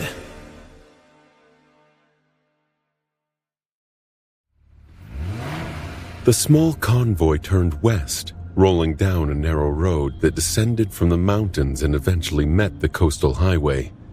The Rhino was moving at the front of the column, with 4 remaining civilian transports following it, and the 3 battered military vehicles guarding the rear. This was Sunny's siege army for the next 6 hours or so. The 3 armored vehicles at Sergeant Gear's disposal still had some ammunition left. just barely enough to last them the rest of the way to Erebus Field, provided that their charge across the highway would be as dire as Sonny anticipated. The civilian transports were not only flimsy, but also lacked any kind of integrated defense systems to ward off the attacking nightmare creatures. However, they were protected by something far more lethal: the Irregulars. Samara was already setting up her rifle in an improvised gun nest on the roof of the rearmost transport. To allow the awakened sharpshooter complete freedom in picking off targets from a distance, Quentin was by her side, his sword and shield ready to strike down any nightmare creature that would dare to get too close. Kim was on the roof of the next vehicle, with a dozen magazines of charged rounds prepared in advance for her carbine. The nameless sleeper was keeping her company with a bow and a quiver of poisoned arrows. Bell and Dorn were protecting the last two transports. Both had memories capable of ranged attacks, but neither was a proficient marksman. Their main job was to prevent abominations from attacking the refugees directly. So, knowing that they would probably have to move around the roofs of their assigned vehicles a lot, the two fighters had neglected to modify the vehicles with any kind of protective emplacements. All four transports had been prepared for the charge as well as the soldiers could manage. There were plates of armor and alloy spikes welded to their sides, as well as makeshift rams attached to their fronts, in a pale imitation of the Rhino. And lastly, there was the heavy APC itself. Since Saint was gone, Sonny was sitting on its roof instead, holding Morgan's warbow in his hands. Despite the howling of the chilling wind, he did not feel cold at all. Fueled by adrenaline, his body was encompassed by the dull steel of the undying chain, the dying wish hidden beneath its sleek breastplate. He was ready for battle. Traverse the highway as fast as possible, killing anything before it had a chance to approach the convoy. That was the plan. Not that Sonny expected everything to go according to it. Blackie and Abomination were running ahead of the column, serving as the vanguard and forward scouts, while Nightmare was still slumbering in the depths of his soul. The Dark Courser was already sufficiently healed to be summoned, but Sonny was holding back on calling upon him until things inevitably went south. "They will. I just know they will," he muttered to himself. Descending the mountains was easier than trying to push through them, so it did not take long for the convoy to reach the final stretch of the road before the coastal highway. The terrain had turned much smoother, and then entirely flat. Finally, the beams of light shooting from the Rhino illuminated the wide expanse of weathered concrete and dark waves rising and falling not too far behind it. The highway was wide enough for 10 APCs the size of the Rhino to drive side by side, but a section of it was separated from the main thoroughfare by a thick barrier. Behind it, closest to the mountain slopes, a railway stretched both north and south, meant to carry armored trains across the landmass. That still left them enough space to maneuver, but also placed the convoy closer to the ocean. The full moon shone in the black sky, drowning in the undulating lights of the ghostly aurora. The highway was utterly empty and basked in the pale moonlight. All of it, the dark slopes of the mountains, the wide expanse of the road, and the black waves beyond it, looked eerie, ominous, and foreboding. However, Sonny had no time to appreciate the ambiance. That was fast. A few hundred meters ahead, the two Echoes had already caught the scent of nightmare creatures hiding in the darkness. Unfortunately for them, very few things could hide from Sonny's gaze in the gloom of the polar night.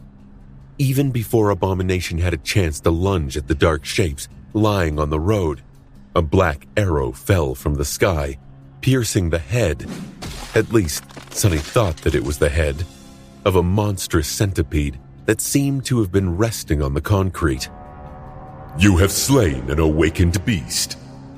A moment later, The Echo's powerful jaws crunched on the chitinous carapace of a different abomination, while Blackie jumped on the third, trying to copy the ferocious attack of the larger hound. A second arrow helped him finish the job. Without slowing down, the rhino plowed through the corpses of the massive centipedes, tearing them apart and clearing the way for the rest of the convoy. Sonny felt the APC vibrating as it gradually gained more and more speed. The coastal highway seemed to be in good shape despite the recent earthquake, so nothing was slowing them down. For now, at least, it seemed as though they had a chance of making it to Erebus Field in a timely fashion. However, he could already see more nightmare creatures in the distance, their frenzied eyes slowly igniting with dangerous flames as the lights and the noise of the convoy attracted their attention. Unclear shapes were moving on the slopes of the mountains too, rising from the darkness and starting to descend toward the highway to intercept the column of human vehicles. Much more disturbingly, the black waves continued to murmur to the speeding convoy's left as they continuously assaulted the shore, coming and going without showing any sign of a harrowing threat hiding beneath their dark surface.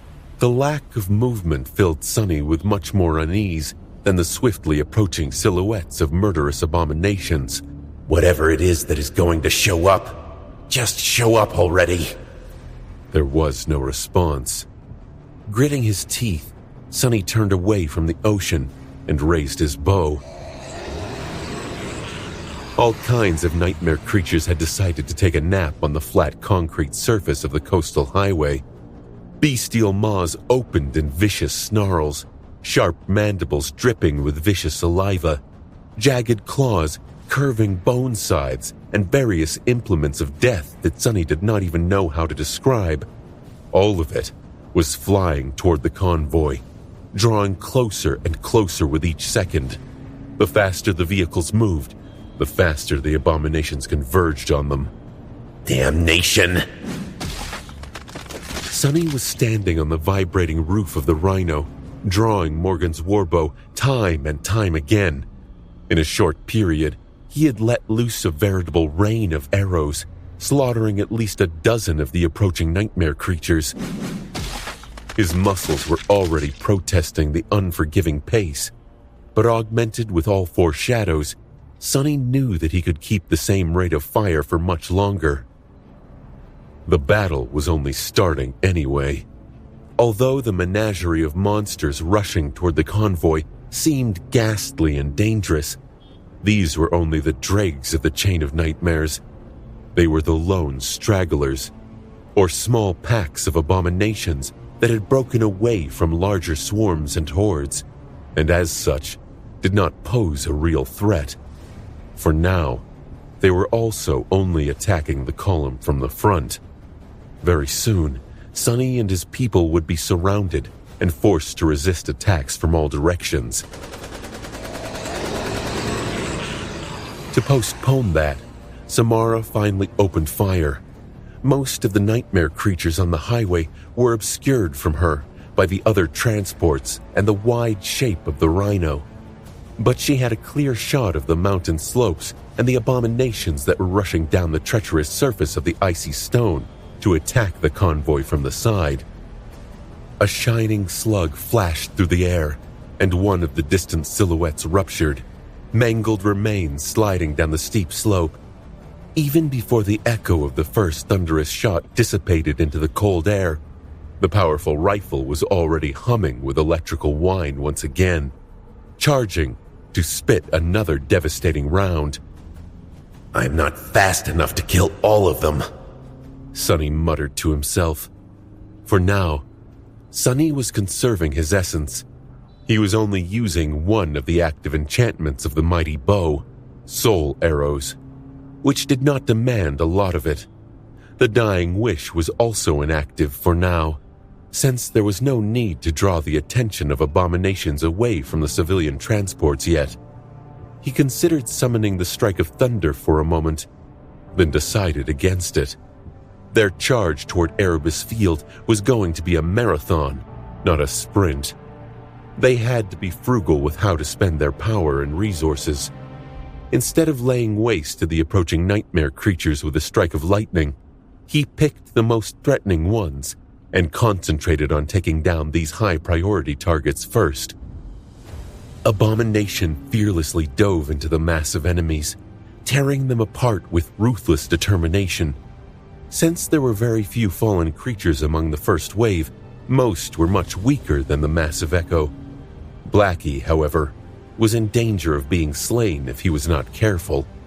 The smaller hounds separated and dashed to the edge of the highway, concentrating on attacking the outliers of the rushing mob.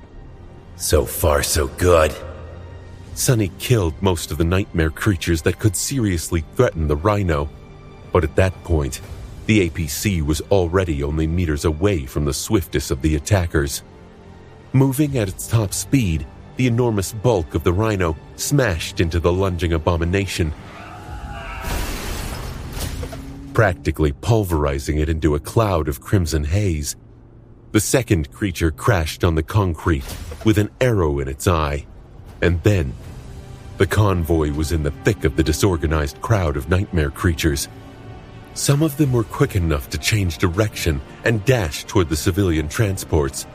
The others were too slow and allowed the column to flash past, then wasted precious seconds to stop, turn around, and hurry to pursue the speeding vehicles. The turrets of the military vehicles barked, sending poisoned bullets toward those abominations that were fast enough to catch up with them, and ignoring the rest. It was not their goal, nor was it realistic to slaughter every single nightmare creature across 600 kilometers of the coastal highway. But then again, there was no need to. They only had to kill those that the convoy could not outrun.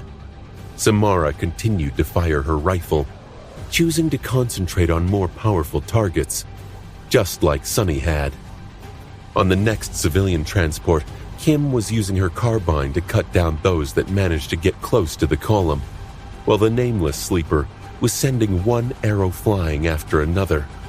Bell was using a small throwing hatchet to gruesomely slice the abominations apart, and then magically returned to his hand. Dorn was armed with a set of iron javelins that seemed to hit much harder than they were supposed to, even with his prodigious strength. The convoy cut through the first wave of nightmare creatures, leaving broken bodies and bleeding corpses behind. Its defenders continued their barrage, finishing off those nightmare creatures that were now gaining on the column from the back. Sonny rotated his shoulder and winced slightly, then knocked another arrow on the string of his bow and froze for a moment. Peering into the distance, he tried to evaluate the situation. His face darkened. Curse it. A few hundred meters ahead, a stream of nightmare creatures was spilling on the highway from the mountain slope. And even further away, behind them, the whole width of the road was blocked by a dark mass of monstrous bodies. This time, it was a proper swarm. One of many they would have to fight their way through, most likely. Sonny studied the swarm for a split second, then quickly glanced at the ocean. At least the dark waves were calm. For now. With a contemptuous sigh, he sent the arrow flying in the direction of the mountain slope, and then drew his bow again. This time, his fingers were illuminated by the furious light of a caged lightning.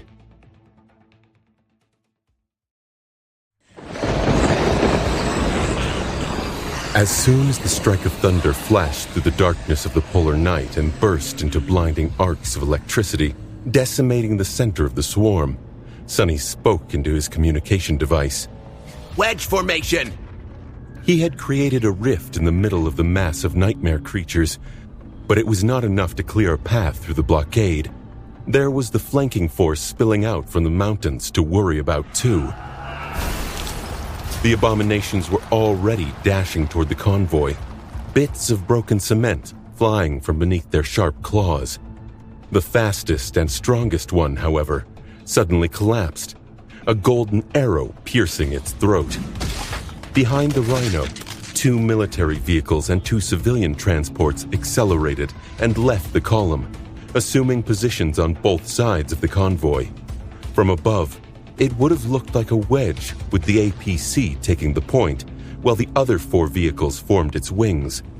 The purpose of that formation was very simple. With the massive shape of the rhino not blocking their view of the road anymore, both the military vehicles and the awakened on the roofs of the 2 civilian transports were free to target the swiftly approaching swarm. Samara's rifle thundered, and Kim's carbine cracked, sending a rain of bullets into the mass of abominations. 2 turrets joined the fray, clearing a path for the convoy to charge through. Sonny continued to let loose arrow after arrow as well, taking down the most threatening of nightmare creatures. Just a few moments before the column reached the swarm, the 4 vehicles veered back and returned to their positions, hiding behind the bulk of the speeding rhino. Here we go. The ram of the APC plunged into the mass of bodies, both dead and alive, with a violent shudder. Pieces of flesh flew aside as it cleaved a bloody trail through the mob of nightmare creatures, allowing the rest of the convoy to follow. They made it through, even if just barely. However, all was not well. More than a few abominations managed to lunge at the lead vehicles from the sides.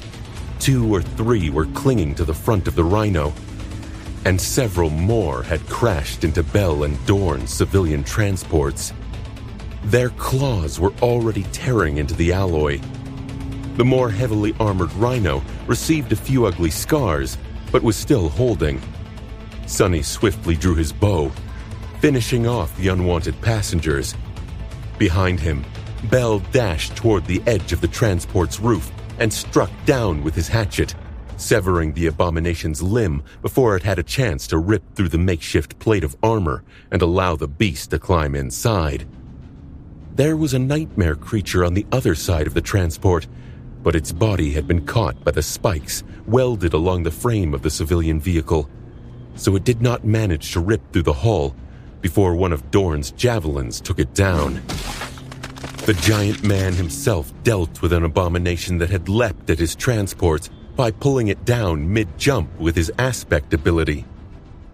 The creature hit the cement surface of the road instead of crushing into the side of the vehicle and was promptly crushed by its wheels. The weight of the transport, loaded with close to 100 people, was not enough to kill an awakened monster, however, so although it was severely injured, the abomination still tried to get up.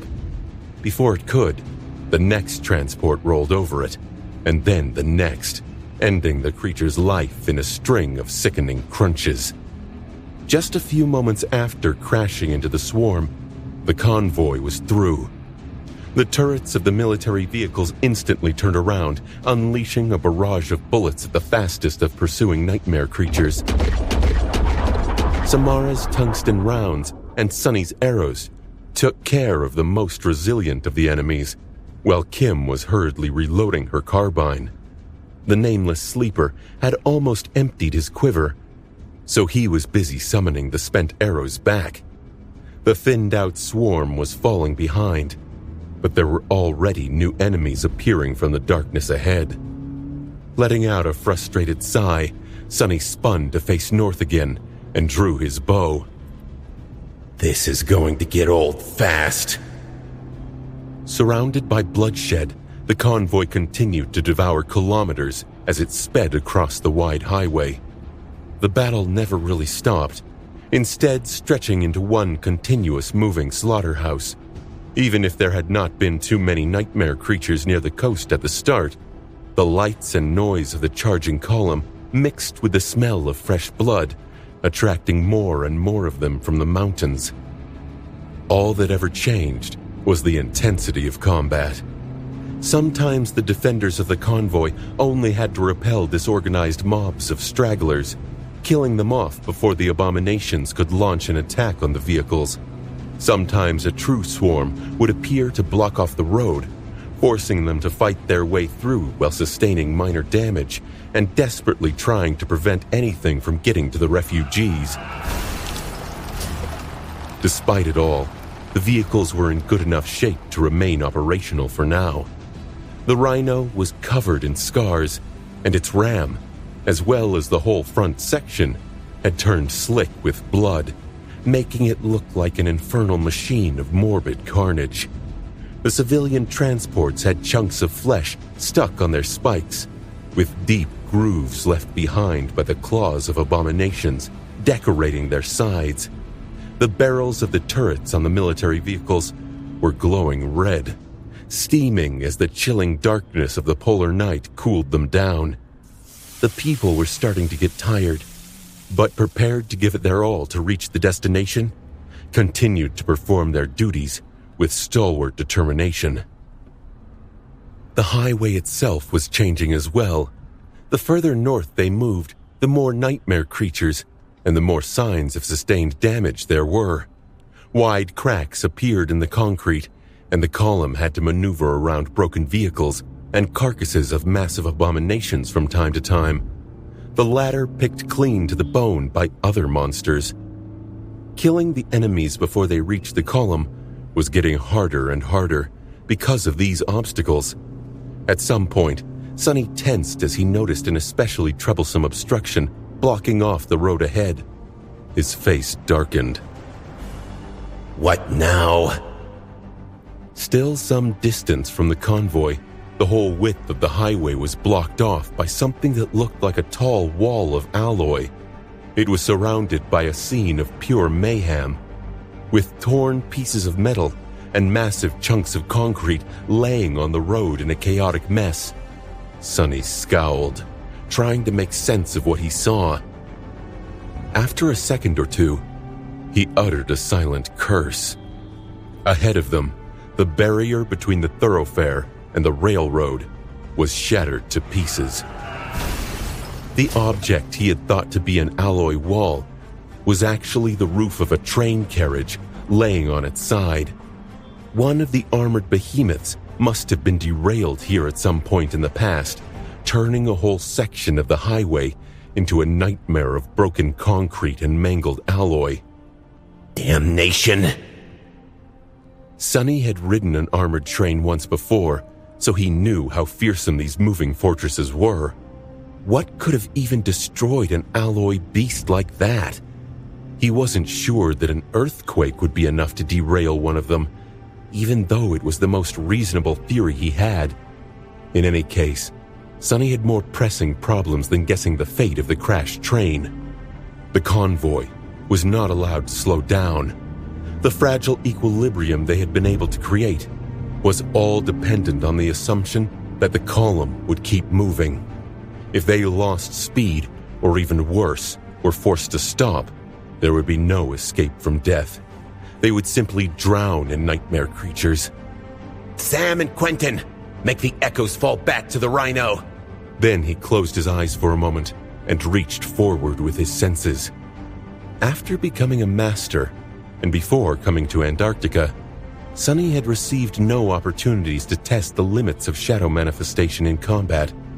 Now, he knew that his ascended ability was more powerful than he had thought, so he was going to call upon it again.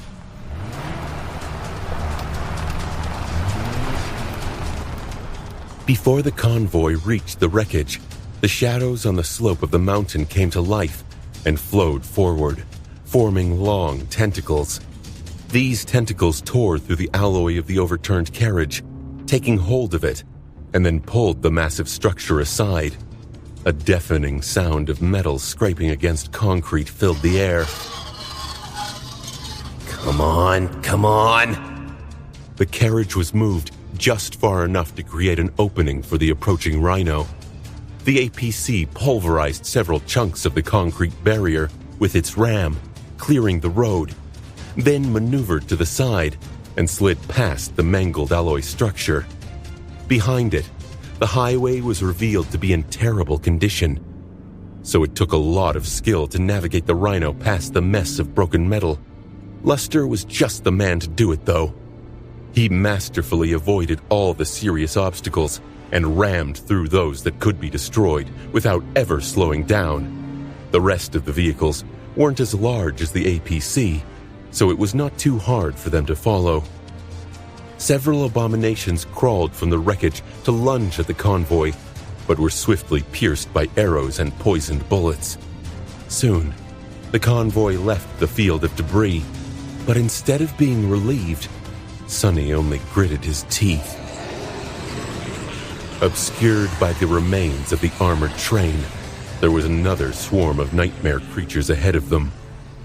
This one, much larger and more dangerous than all the previous ones. Worse still, since they were late to discover it, there was not much time to thin the abominations out with ranged attacks. The convoy was under real threat. God damn it! Sonny briefly glanced at the black bow in his hands, knowing that just its power alone was not going to be enough this time. The situation was dire, which meant that it was time to call the cavalry. He considered summoning Nightmare near the rhino and stylishly jumping into the saddle from the roof, like he had seen cool heroes do in webtoons, but then decided against such theatrics. It was not that Sonny was not capable of landing on the back of a galloping horse from a moving vehicle. It was just that Nightmare's saddle was a memory, and had to be hoisted on the black steed by hand each time he was summoned. By now, Sonny was capable of riding his horse without a saddle, but using any kind of melee weapon effectively without stirrups was more or less out of the question. Stirrups were essential to mounted combat, insignificant as they might seem. He sighed. I guess I'm just not cool. With that, Sonny summoned Nightmare directly onto the roof of the rhino, simultaneously calling upon the Sin of Solace and the overpriced saddle. Soon, the fearsome black stallion was standing in front of him, looking forward with ferocious crimson flames burning in his eyes. Nightmare snarled, revealing 2 rows of metal fangs that resembled those of a wolf. It seemed that he had plenty of sleep and now hungered to tear some abominations apart. Moonlight glinted on the dark surface of the courser's adamantine horns. Don't you worry. You'll get a chance to rampage in just a few moments. Sonny swiftly put the saddle on the courser's sable back, fastening it into place. Just at that moment, Samara's rifle barked, sending a shining round flashing into the darkness. A chorus of bestial howls was the reply. He cursed, grabbed the hilt of the Sin of Solace, and jumped into the saddle. Sonny closed his eyes for a moment, sensing insidious whispers assaulting his mind. Today, they seemed especially clear. He took a deep breath, then looked forward and sent Nightmare charging. The black steed lunged forward, jumping from the roof of the rhino in a tall arc. Inside the APC, Luster flinched as adamantine hooves thundered right above his head, and then craned his neck to stare at the swift shape of the leaping steed. Ah, what the hell? He paused for a moment, then added in a stifled voice, Damn majestic. Plummeting toward the mass of abominations, Sonny gripped the hilt of the Sin of Solace tighter and poured essence into the dying wish, activating its soul enchantment. Let's teach these bastards the meaning of true fear, Nightmare.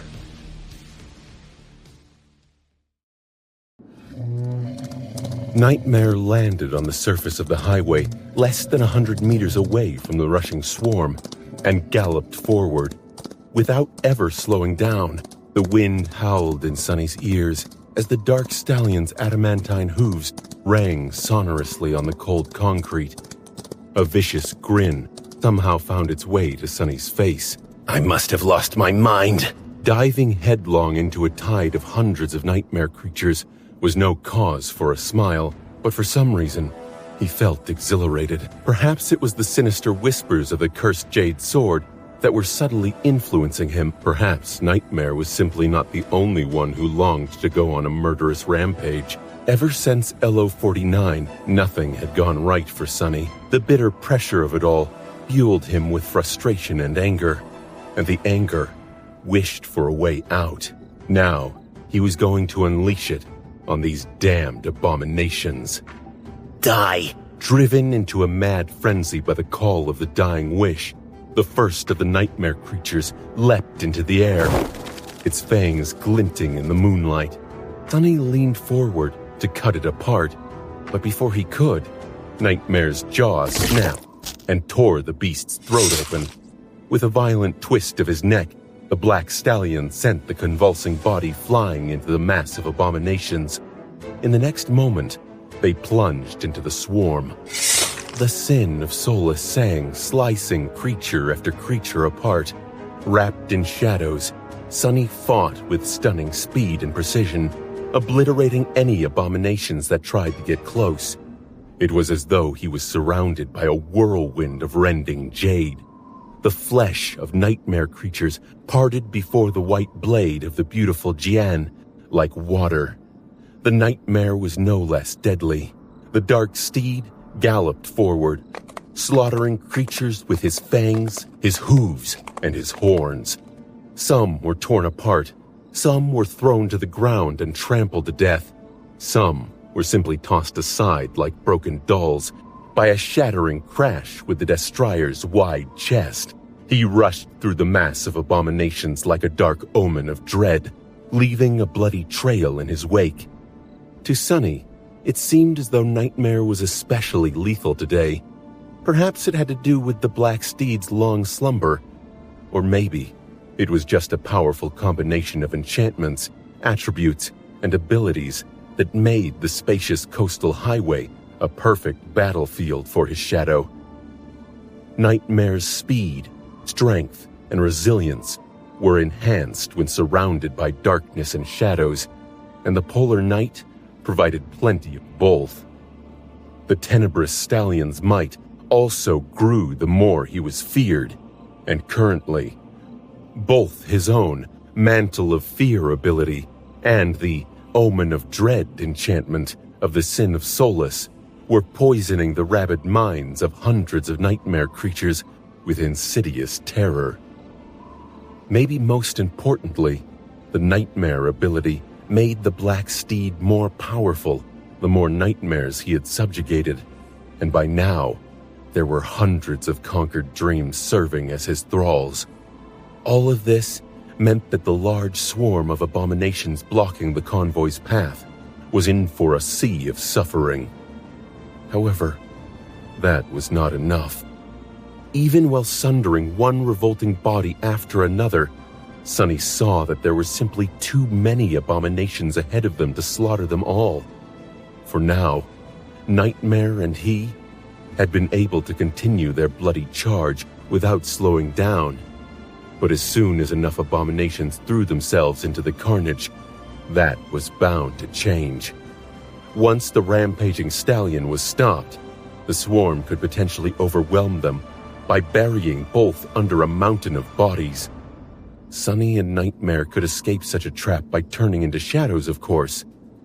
But even if Sonny could eventually kill every single abomination, it would take too much time. Not only would more nightmare creatures inevitably join the mayhem, but the convoy was less than a dozen seconds from reaching the swarm. He had to remind himself that his goal was not to slaughter the hateful wretches that had dared to stand in his way. His goal was to clear a path for the column of battered human vehicles, whose passengers all depended on him to deliver them to safety. Curses! By now, most of the swarm must have been affected by the pull of the dying wish. All of them had nothing on their mind but one all-consuming desire: to rip Sonny apart. Using that to his advantage, he commanded Nightmare to veer left, cutting through the tide of abominations and getting closer to the ocean. The Black Stallion pivoted and changed the direction of his murderous charge. but was soon met by an impenetrable wall of claws, fangs, and suckers, and hideous appendages of all kinds. Even with Sunny dismantling one abomination after another, with the Sin of Solace, the mass of them, right ahead, seemed too overwhelming to fight through. Nightmare, however, seemed to think differently. Continuing forward at the same speed, he let out a contemptuous snort, and then soared into a powerful jump. His hooves landed on the sea of abominations, crushing a few skulls, and then used the bloody pulp as support for a second leap. Before the nightmare creatures could react and tear at the stallion's belly, the two of them landed just outside the swarm, on the narrow stretch of empty land between the highway and the vast expanse of undulating black waves. Suppressing a shiver, Sunny sent Nightmare closer to the ocean, and then closer still, almost into the shadows, to the point where the fountains of cold water started to fly from the courser's hooves with each stride. Just as expected, the swarm rushed to pursue the terrible steed and its slaughtering rider. The mass of abominations spilled from the highway, both behind and in front of them, aiming to surround the enemy once more, just as planned. With that many abominations leaving the road, the convoy received a chance to slip through. Lester sent the rhino crashing through the barrier, separating the railroad from the thoroughfare, and continued forward along the slopes of the mountains, plowing through a few stragglers with its ram. The column of vehicles followed, with the irregulars clearing the path ahead as well as they could. Looking to his right, Sunny saw the massive silhouette of the APC speeding past his position, barely visible behind the sea of monsters. With a sigh, he ordered Nightmare to slow down, so that the swarm would concentrate on them and give the convoy a chance to pull ahead. A few moments later, the tide of abominations descended upon them. Sunny and Nightmare fought like fiends, eviscerating dozens of creatures. The Shadow, in a brutally gruesome way, his master, with clean cuts of a pristine jade blade. Slowly, the pile of corpses started to grow around them, making it hard for new enemies to lunge at the dreadful pair. After this battle, Nightmare would have sown plenty of seeds of fear to harvest later. Of that, Sunny had no doubt. But even then, their luck was bound to run out. At some point, the mass of abominations pressing down on them had become too great to resist. The pile of corpses careened dangerously, threatening to entomb both Nightmare and Sunny, and new creatures were raining down on them like a flood. Behind them, the deep, dark ocean murmured, cutting off the retreat. Just a moment before the tidal wave of nightmare creatures crashed on them, both the horse and the rider disappeared, turning into elusive shadows. As they glided past the frenzied sea of abominations, embraced by darkness, a choir of maddened howls tore the night apart. On a dark, desolate highway, a black steed and its bleak rider emerged from the shadows. Adamantine hooves rang on concrete as they flew forward through the falling snow, soon catching up with a small column of battered vehicles. Overtaking one transport after another, Sunny briefly evaluated their condition. The convoy was roughly halfway to its destination, and none of the vehicles had failed yet. Each looked as if it had gone through a meat grinder. But whatever the technicians had done to the transports was still keeping them from breaking down on the road. Hopefully, that would continue to be the case. His soldiers were doing a good job of warding off the nightmare creatures as well. Nothing had managed to attack the column in his absence. The refugees were all intact. Glancing at the military vehicles, Sunny sent a short communication to Gear. "How much ammo do you have left, Sergeant?" The response came in a crackle of interference. "Glad you're back, Captain. Sufficient or two nearly spent." Sunny frowned. The worsening quality of the signal could mean only one thing. They seemed to be approaching a powerful gate. He concentrated for a moment to sense the call and felt that it was gradually growing louder. God damn it. With a grimace, Sonny sent the steed forward and soon reached the head of the convoy. Galloping alongside the rhino, he caught a glimpse of Luster, who was concentrating on driving the APC, and then looked into the darkness ahead. At the moment, there were not enough stragglers on the road to make him summon back Morgan's warbow. Abomination and Blackie were enough to deal with them. However, in the distance, still a few kilometers away, Sonny saw a hint of wrongness hidden in the darkness of the polar night. There was an ugly rift in the fabric of reality there, one that seemed small and inconsequential from a distance, but had to be considerably wide and tall up close, blocking most of the highway, a nightmare gate. The question was, how long ago had it manifested? Depending on the answer, the abominations brought into the waking world by it could have long wandered away in search of prey, or were still lingering around. There is only one way to find out, I guess, Sonny whispered. Not in a hurry to get back to the roof of the rhino, Sonny remained in the saddle, wielding the Sin of Solace in one of his hands. He was tensely looking at the swiftly approaching gate, trying to notice the shapes of nightmare creatures that could have been hiding on the highway or the mountain slope nearby, even in the cold waters of the dark ocean. There were no enemies in the water, and no enemies on the road. However, the mountain slopes made him feel tense for some reason, disturbed. Sonny studied the cliffs rising above the highway to understand what he had missed. Their shape was somewhat irregular, but he did not see any movement. That was, until the slope itself moved, unfurling long limbs and turning away from the mountain to face the highway. Sonny uttered a stifled curse. At 10 meters tall, the creature was gargantuan. Its rough and uneven hide was almost of the same texture as the stone slopes of the mountain, and its 8 segmented legs resembled wide pillars. It looked like a giant spider, with an enormous, bulbous beehive attached to its carapace, and there were hundreds of small crimson eyes burning in the dark holes of that massive hump. Sonny's mouth turned dry. A tyrant. He did not know what rank the creature was, but it had to be a tyrant, one that carried an army of minions within its body no less. The towering abomination was a dire threat itself, just from its sheer size alone, and there was no telling how strong and numerous the lesser monsters were. Worst of all, the convoy had no choice but to rush toward it. Overtaking the rhino, Sonny gritted his teeth. His mind was in disarray, and the damned whispers of the cursed sword were not making it any easier for him to think. How the hell do I deal with that thing? There was still almost a minute left before they would reach the gate and its guardian, so that was how long he had to come up with a solution. Sonny swiftly considered his best options.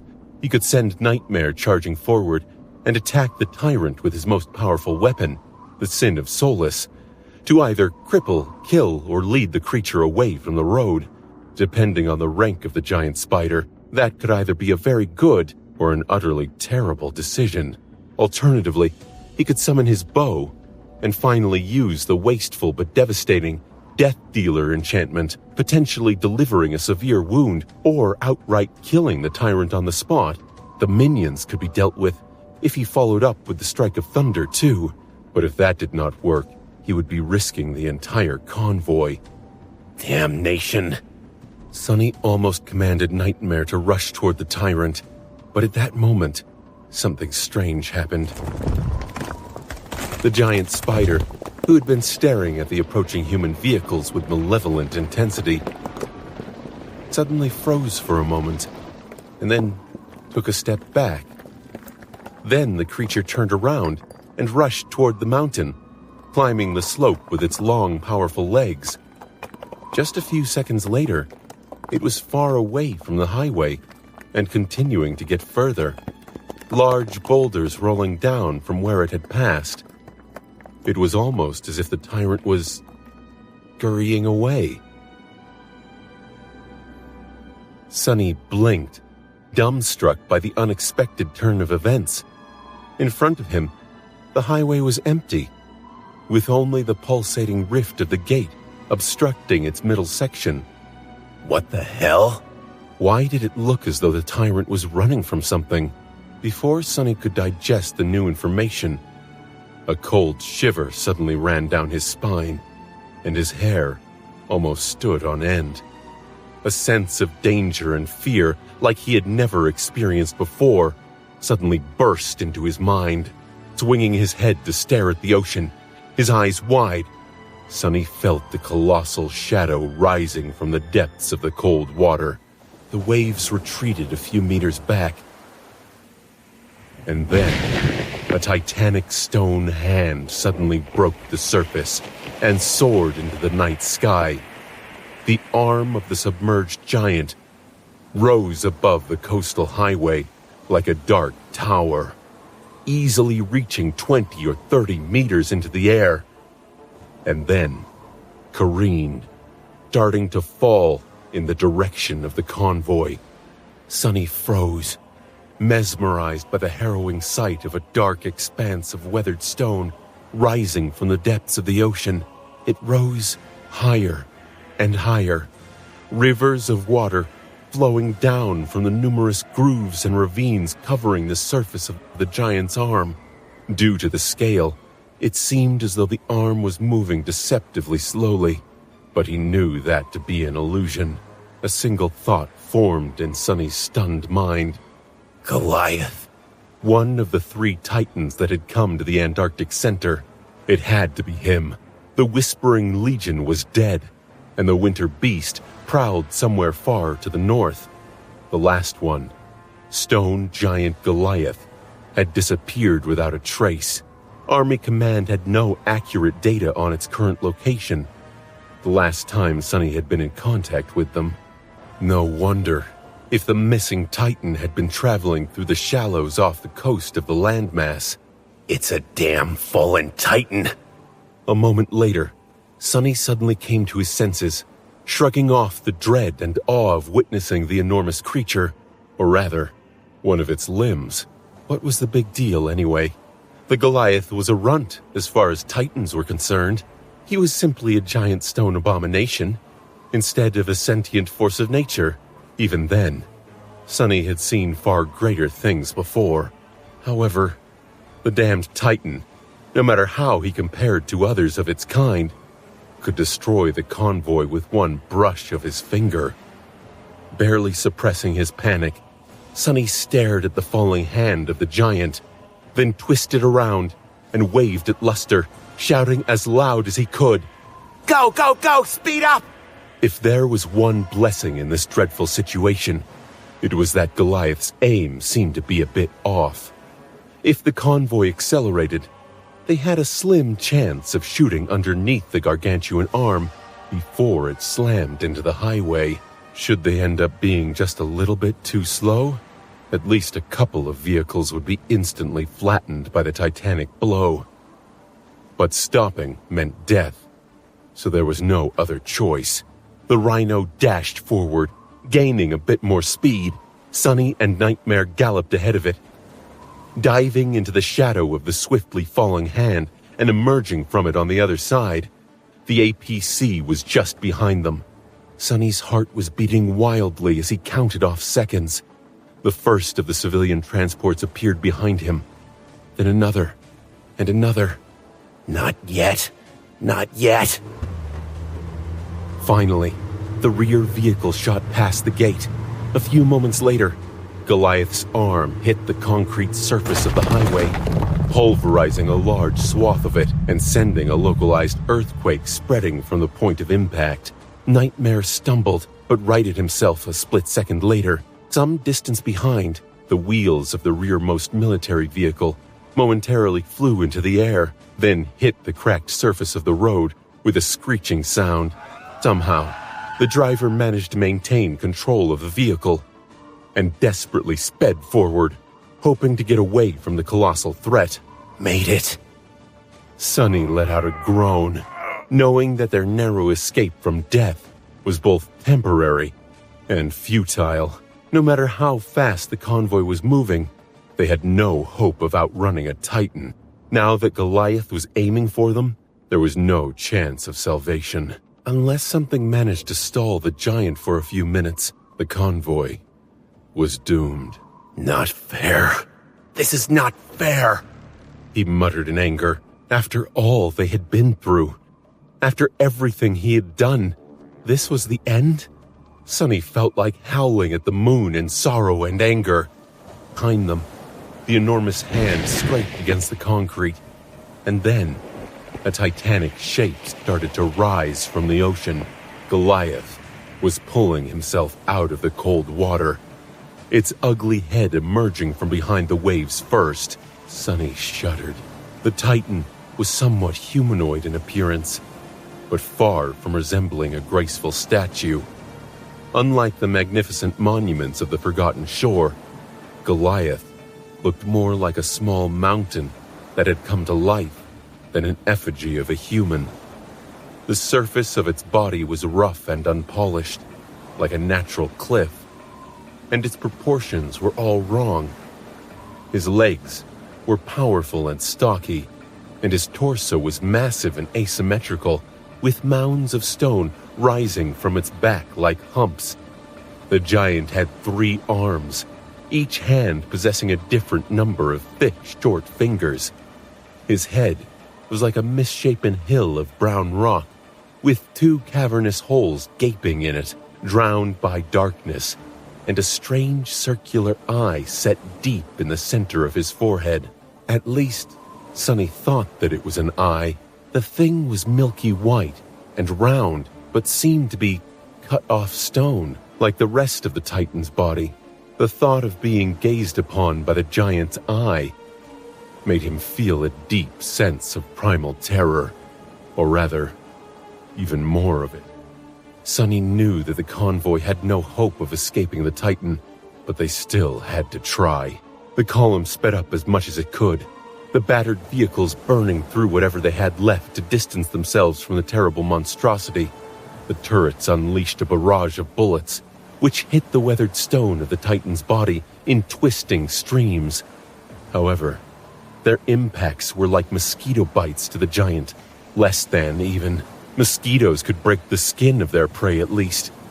Goliath climbed onto the highway, his massive shape barely fitting in between the mountains and the ocean. Countless waterfalls continued to stream off his body, falling and forming a pool in the obliterated section of the road. The Titan's single eye moved, locking on the escaping convoy. And then, the creature took a step forward. The whole world seemed to tremble from the terrible weight of Goliath's massive foot. Just with this single step, the damned giant covered a lion's share of the distance between himself and the desperately speeding convoy. Whatever hope of escape Sonny had left was instantly shattered. Curse you! He stared at the towering shape of Goliath for a few seconds, his pale face full of dark resentment. Then Sonny turned Nightmare around and dashed past the convoy, charging directly at the fearsome Titan.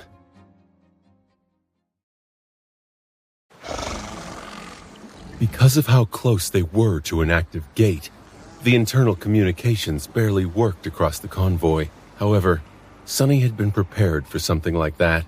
Translating his thoughts to the extraordinary rock, he sent a short message to Luster. No matter what happens, continue forward and don't slow down. I'll catch up with the convoy later, hopefully. He said the last part to himself. He shot past the column of vehicles, heading in an entirely wrong direction. What kind of madman would be riding toward a fallen Titan? Sonny only had enough time to notice frightened expressions on the faces of the irregulars, who stared at his flashing silhouette in shock, and then the convoy was somewhere behind him, getting further and further away. The towering shape of Goliath, on the other hand, was drawing closer. Looking at the approaching Titan, Sonny shivered. Can I kill a Titan? He was honestly not sure. One thing he did know, though, was that he wouldn't be able to kill this particular Titan.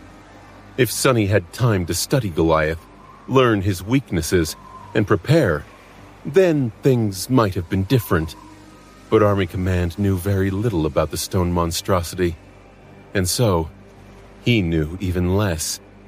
If the two of them fought to the death, there was no question of who would end up dying. Luckily, Sonny did not have to make a heroic last stand. He was no hero and had no plans of being killed anytime soon. And so, his goal was not to destroy the colossal creature. He just wanted to slow the big bastard down. If the convoy was given time to get away, there would be a good chance that Goliath would not follow them. A bit further north, a long stretch of the highway was built under overhanging cliffs, so the giant's enormous size would become a hindrance. Unless Goliath was ready to smash through many kilometers of solid rock or dive back into the ocean, he was going to have trouble keeping up with the swift vehicles. And even if he was ready to wreck the whole mountain range, that would also slow him down. A few minutes. Sonny just had to buy the convoy a few minutes. How the hell do I stop a Titan for a few minutes, though? Nightmare stopped in the middle of the road, dwarfed by the nearing silhouette of Goliath. Sonny stared at the stone giant, shivering as he felt the inhuman gaze fall on him in return. The weight of it was almost palpable, pressing him down like an echo of the crushing. There was a stretch of the quaking highway left between them, but with the creature's colossal height, it was going to be covered in just a few steps. Sonny took a deep breath and then forced his wildly beating heart to calm down. Jumping off his steed, he walked a small distance forward and stopped, his face full of defiant spitefulness. You really shouldn't have done this during the night, blockhead. With that, he sent his essence forward. On the slopes of the mountains and the dark ribbon of the ocean shore, the mass of shadows moved, coming to life. Then, a thick black chain shot from the darkness, wrapping itself around one of the Titan's arms. It was followed by another and another. Dozens of dark chains flew from the ground, the mountain slope, and the edge of the coast, shackling Goliath's arms and legs. Sonny was utterly focused, his eyes drowned by deep shadow. His essence surged and flowed like a tide, saturating the deep darkness of the polar night. He was burning through all of it, without looking back, knowing that nothing but would be enough for the impossible task. Fortunately, if there was one thing he knew all about, it was chains, both literal and metaphorical. He might have not learned how to escape every chain just yet, but he had learned about being bound a long time ago. At first, Goliath did not seem burdened by the shadowed chains at all. He continued moving forward, dragging them along. He did not even show a sign of noticing them. However, Sonny was not done. A crooked smile appeared on his pale face, and suddenly, it seemed as though the night itself had come to life. Countless chains shot toward the towering Titan, binding his limbs. Where there were dozens, there were now hundreds. Sonny felt as if his brain was on fire, and wasn't quite sure how he was managing to keep this many manifested shadows shaped, tangible, and strong at the same time. But he was doing it. And more than that, new chains appeared from the darkness every second. Goliath looked like he was carrying a forest of them on his body, anchored to the ground so thoroughly that finally, the Titan's march slowed down. Just a little bit at first, but then, more and more. The towering monstrosity lowered his torso and pushed forward, a hint of irritation appearing in his bearing. But the more he pushed forward, the more the chains held him back. And new ones were appearing every moment, wrapping themselves around him like snakes. In the end, the Titan came to a stop just a few dozen meters away from Sonny. less than a step, bent low, and utterly immobilized. The shadow chains groaned, cracking as if on the verge of snapping, but held. From the side, it looked as if the giant was trying to kneel in front of a defiant ant. Sonny let out a shaky breath, and then swayed slightly, feeling drops of blood falling from his nose. His essence was disappearing at a terrible rate. At this point, he wouldn't be able to sustain the hundreds of shadow chains for long, but no matter how much time that was going to buy, it was already enough, probably. His mind was somewhat hazy. I think I overdid it this time. And when had the whispers of the Sin of Solace gotten so loud? Right now, Sonny felt like he could make out what they were saying.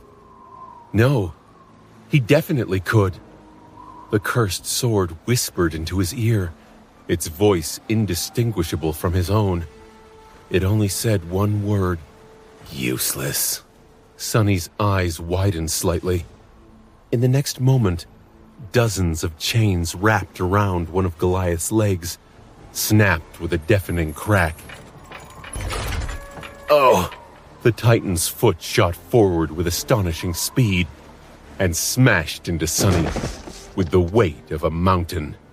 There was the howling of wind and indescribable pain, but mercifully, it did not last long. Then, there was only darkness. Sonny died. Being dead wasn't too bad, all things considered. More or less every bone in his body was shattered. His rib cage had caved in, and sharp bone fragments were piercing his lungs. His limbs were twisted at unnatural angles, and his skull had cracked. There was excruciating pain, but it went away almost immediately, since his spine was broken and his spinal cord was severed.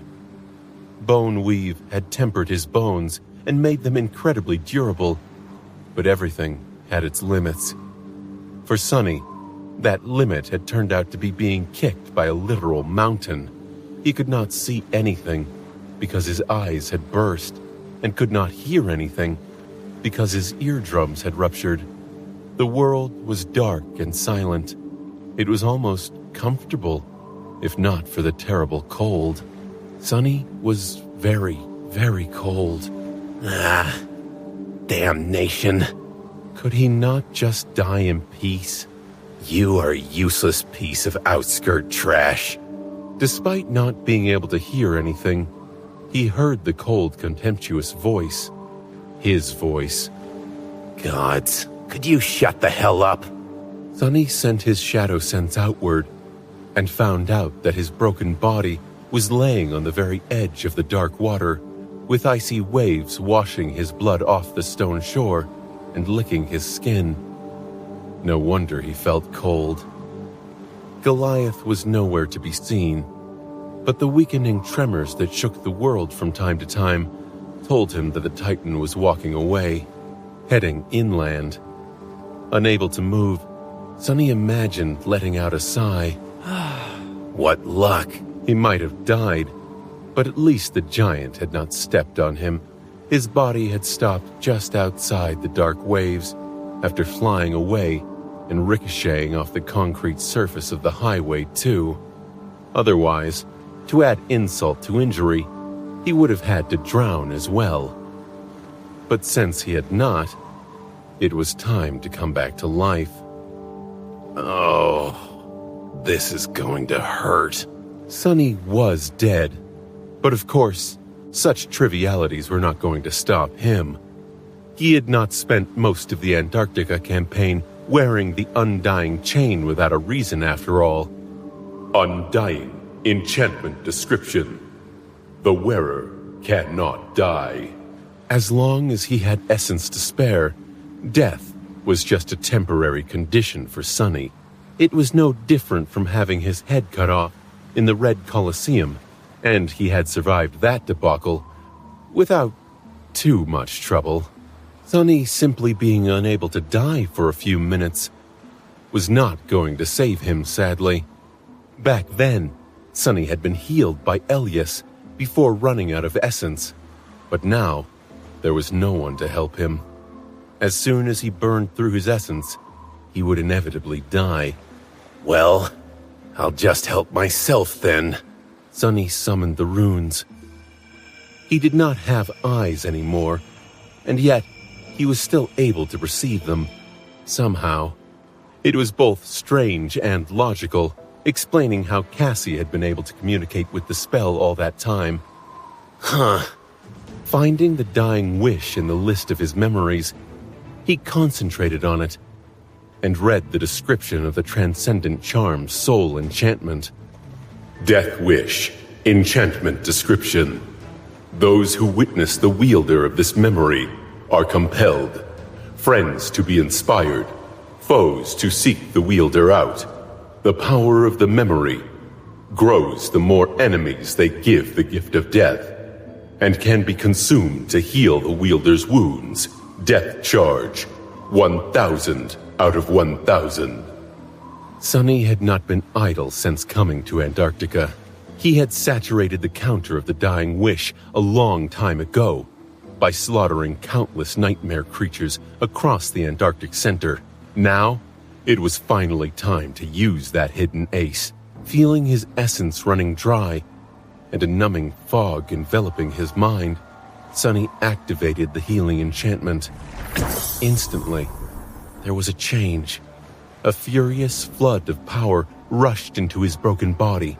Repairing it, his eardrums were restored, and his liquefied eyes slowly started to coalesce back into a solid shape. His fractured bones assembled themselves from hundreds of small fragments. The severed sections of his spinal cord connected back together. Crap! The pain was back, sending him into a violent convulsion. Sonny bit his tongue hard enough to feel the salty taste of blood. But a moment later, that wound too was healed. The agony of it all was nothing short of exquisite. Curse it! But it was all good. Pain was good. Pain meant that he was alive, or at least coming back to life. It was its absence that was frightening. A full charge of the powerful transcendent memory was enough to bring his body back from being utterly devastated. But the process was not instantaneous. Even with Bloodweave helping, it took some time. Sonny had no choice but to endure and wait. He was no stranger to agony anyway. At some point, he regained his vision. Raising his head weakly, Sonny looked at himself through the veil of tears. What he saw made him feel disheartened. The undying chain was all but gone. The bleak steel of his armor was shattered and mangled to the point of being unrecognizable. A few pieces of it were bent at sharp angles and pierced his flesh, slowing down the process of healing. Sonny stared at the bloody mess that was his body for a few moments, then thought that he should probably dismiss the armor. However, he did not need to. Almost at the same moment, the undying chain suddenly shone with soft radiance, and then disintegrated into a whirlwind of white sparks. The brilliant sparks danced around him for a few seconds, caressing his skin, before disappearing without a trace, forever. The familiar voice of the spell whispered into his ear. Your memory has been destroyed. Sonny dropped his head back into the water. Thank you. The undying chain had held long enough for the healing power of the dying wish to bring him back from the doors of death, refusing to succumb to the terrible damage before he was safely on his way to being healed, as if on purpose. True to its name, to the very end. It was sort of poetic. I guess dying makes one sentimental. What the hell was he thinking about? It was just a suit of armor, an armor-type memory. Memories did not have thoughts, aspirations, and feelings. Well, most didn't. Turning his head slightly, Sonny stared at the beautiful jade shape of the Sin of Solace, which was laying on the stones a few steps away from him. His eyes darkened a little. So, it was you all that time, messing with my mind and calling me names? The moonlight glinted on the pristine white blade. Everything was silent for a few moments, and then Sonny's own voice answered, full of disdain. Took you long enough to realize, as expected, of an uneducated rat. Sonny gritted his teeth and stifled the desire to dismiss the damned sword immediately. He had already lost his armor, and leaving himself without a weapon would not be a very good decision. Ignoring the insidious whispers, Sonny let out a pained groan and then stood up with a stagger. He was all but naked, terribly fatigued, and suffering from extreme essence exhaustion. But he was also, undoubtedly, not dead. Sonny came back to life.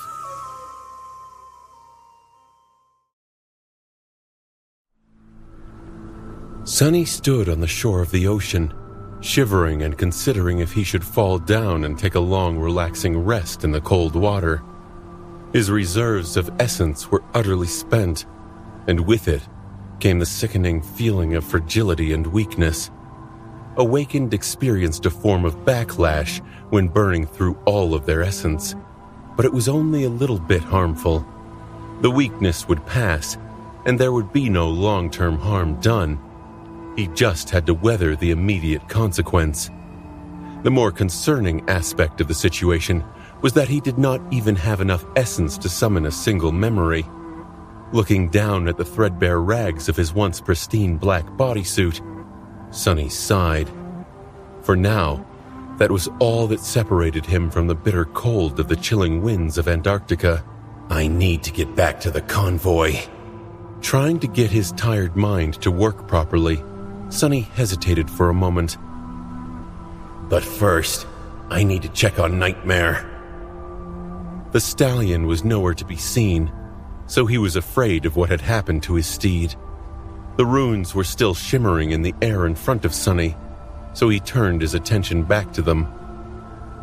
Death charge, 0 out of 1,000.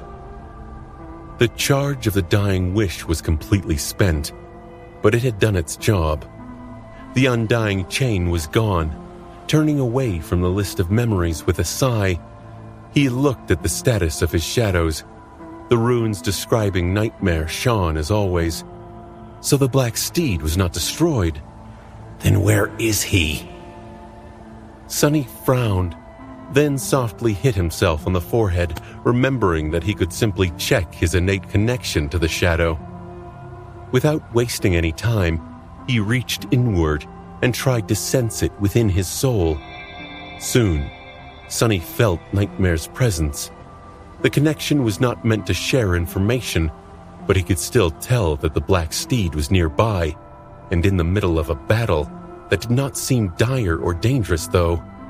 The stallion was most likely dealing with stray nightmare creatures that could have attacked Sonny while he was still healing.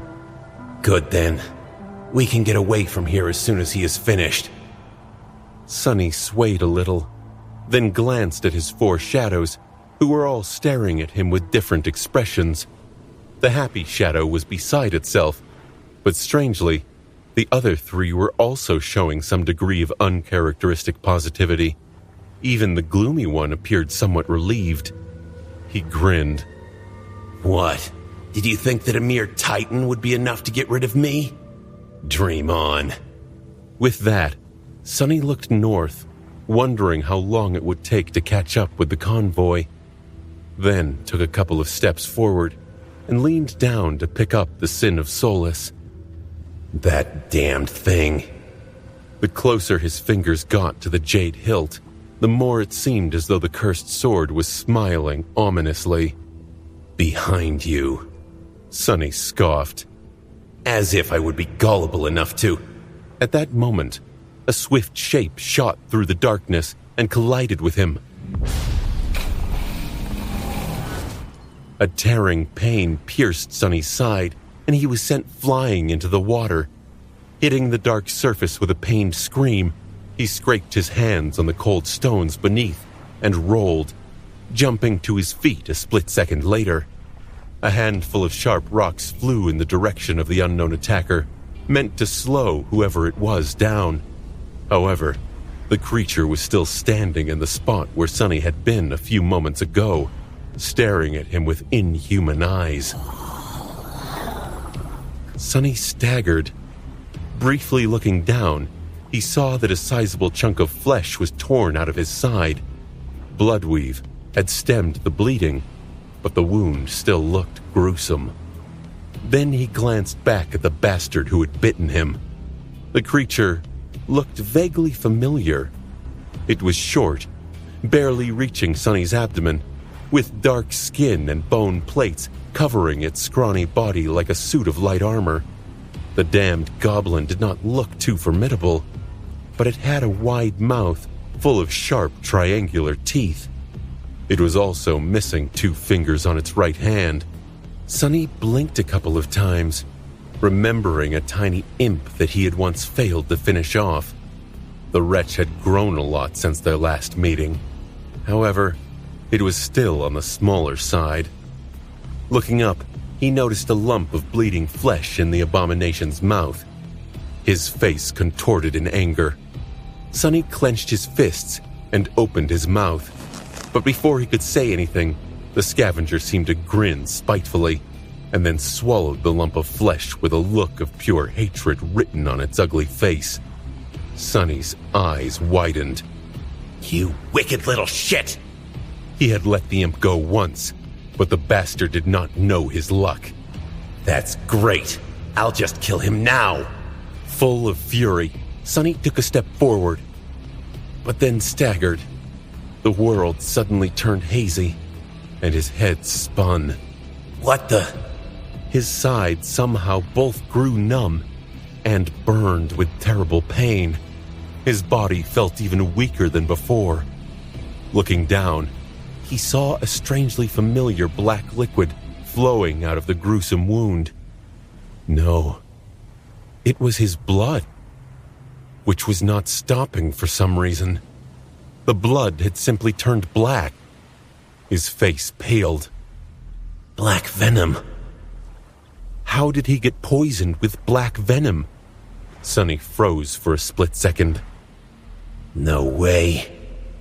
The abomination in front of him was a scavenger, a type of nightmare creature that inherited traits of that which it consumed.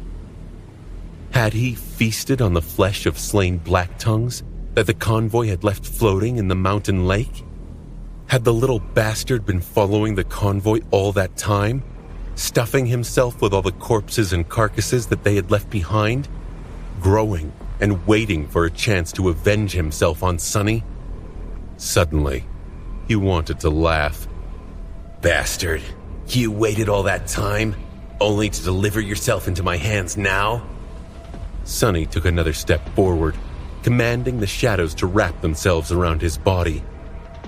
Before he could, however, the scavenger suddenly dashed forward with tremendous speed, and a dreadful blow crashed into Sonny's abdomen. With the wind knocked out of him, he was thrown back and fell on his back. A split second later, the abomination was on top of Sonny. 2 unexpectedly powerful hands wrapped around his neck, strangling him. A vicious, hateful snarl escaped from between the creature's bloody teeth. Sonny's head was pushed beneath the surface of the waves, and ice-cold water instantly filled his mouth and nose. He tried to push the scavenger off, but his body was too weak to resist the furious fiend. Wait! Before Sonny could come up with a single coherent thought, his consciousness started to fade, and a dangerous darkness encroached on his mind. And then, he got angry too. Why is this happening to me twice in a row? What is this crap? Sonny was being strangled and drowned, with his mutilated side on fire because of seawater getting into the ugly wound. The hateful scavenger had turned out to be astonishingly strong for his demure size.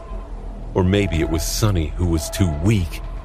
He was utterly drained of essence, still recovering from being stomped on by a titan, and had a powerful toxin coursing through his veins on top of everything after all.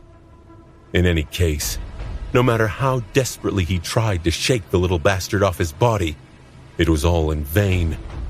Ah!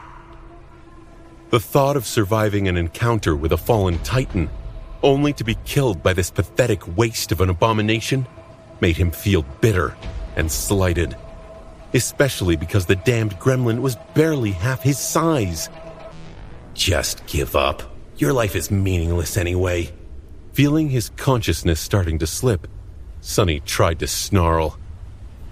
Shut the hell up. The Sin of Solus remained silent for a moment, and then laughed. It is amusing how desperately you are trying to survive, knowing that all that is waiting for you is a lifetime of being a slave. That was the last drop. No, actually being ambushed by the odious little goblin had been the last drop. After months of suffering setback after setback and enduring the stress of guiding men through a disastrous war campaign, having to restrain himself from projecting the image of a capable and composed leader, Sonny had finally had enough of it. Suddenly, he was very, very angry. He was positively furious. Sonny was furious at the world itself, but since the spiteful gremlin was the only creature near him, the bastard was going to have to be the sole target of his anger. Get here, you wretched! Luckily, the scrawny abomination was no Goliath. Boneweave might have surrendered to the titanic blow of the giant stone foot, but it did not give in to the scavenger's unreasonably sharp teeth. So Sonny had kept his finger, even though it got cruelly mangled. Not even noticing the pain, he grabbed the hateful gremlin's face and then pressed his left thumb into the creature's eye as hard as he could. That, at least, got a reaction. Shocked, the scavenger recoiled, and even if it was only for a moment, his grip on Sonny's neck weakened. That was all he needed. Shifting beneath the abomination, Sonny managed to bend his knee, insert it between their bodies, and then throw the bastard away. The gluttonous goblin might have been far stronger than he had any business being, but he was still comparatively light. His scrawny body flew away, landing back on the stone shore. Where do you think you're going? I'm not finished with you yet, damned pest! Rising from the water, Sonny sucked in a hoarse breath and then glared at the scavenger with bloodshot, murderous eyes. Come here. The spiteful creature was happy to oblige. He jumped back to his feet and lunged forward, but then stumbled and grabbed his abdomen with a confused look. Sonny grinned. What? Do you have a stomach ache? That was probably Bloodweave doing its thing. Sonny's blood was not poisonous, but it had a disturbing propensity to try to return to its source when separated from it. So swallowing a chunk of his flesh was almost like swallowing a handful of metal shavings and then walking to stand in front of a powerful magnet. The bastard had to be in a world of pain. No, not yet he isn't. Sonny dashed toward the vile goblin and used the momentary lapse in their battle to shift his vision and get a look at the enemy's soul. What he saw surprised him. The scavenger, who had started as a tiny pipsqueak of a nightmare creature, had not only grown many times its size physically, but also spiritually. Judging by the hideous darkness spreading through his soul, he was now a fallen demon.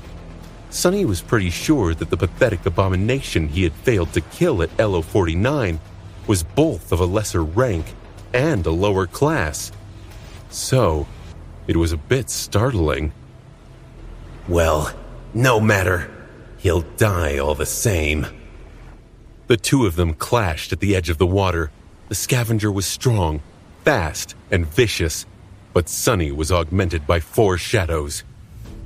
Sadly, the augmentation of the shadows was not set in stone, instead enhanced his own physical state. And since his physical state was currently at rock bottom, Sonny was still far away from being able to perform at his peak. Weakness multiplied by 5 might have transformed into a kind of strength, but not the sort that he was used to. Still, he was both bigger and stronger than the feral gremlin, even if the gap was not as large as it was supposed to be. The creature only had a slight advantage in speed. Wishing to crush the bastard with his own 2 hands, Sonny tried to grapple the scavenger and bring him to the ground, but the hateful imp managed to slip from his grasp at the last moment and lashed out with his maimed hand, delivering a vicious blow right into Sonny's wounded side. The explosion of pain made stars appear in his eyes. A strange wheezing sound escaped from between the abomination's sharp teeth, sounding almost like hoarse laughter. You wretch! Hissing, Sonny caught the abomination's arm and twisted it. The familiar sound of snapping bones made a smile appear on his face. But a moment later, it was replaced by a pained grimace. Without skipping a beat, after having his arm broken, the scavenger sunk his teeth into Sonny's forearm, making more blood splatter on the rocks and more venom enter his system. God damn it! Livid, Sonny slapped the scrawny fiend across the head, sending him flying away. Even before the abomination landed, he was already closing in, prepared to annihilate the little bastard. However, the scavenger just happened to fall on a particular spot on the stone shore. His maimed hand ended up mere centimeters away from the hilt of the Sin of Solace, which was still laying on the wet rocks. The familiar voice laughed coldly. Well, would you look at that? What a turn of events. Before Sonny could reach the evil goblin, the creature hurriedly reached forward, grabbed the cursed sword, and swung it fiercely in Sonny's direction.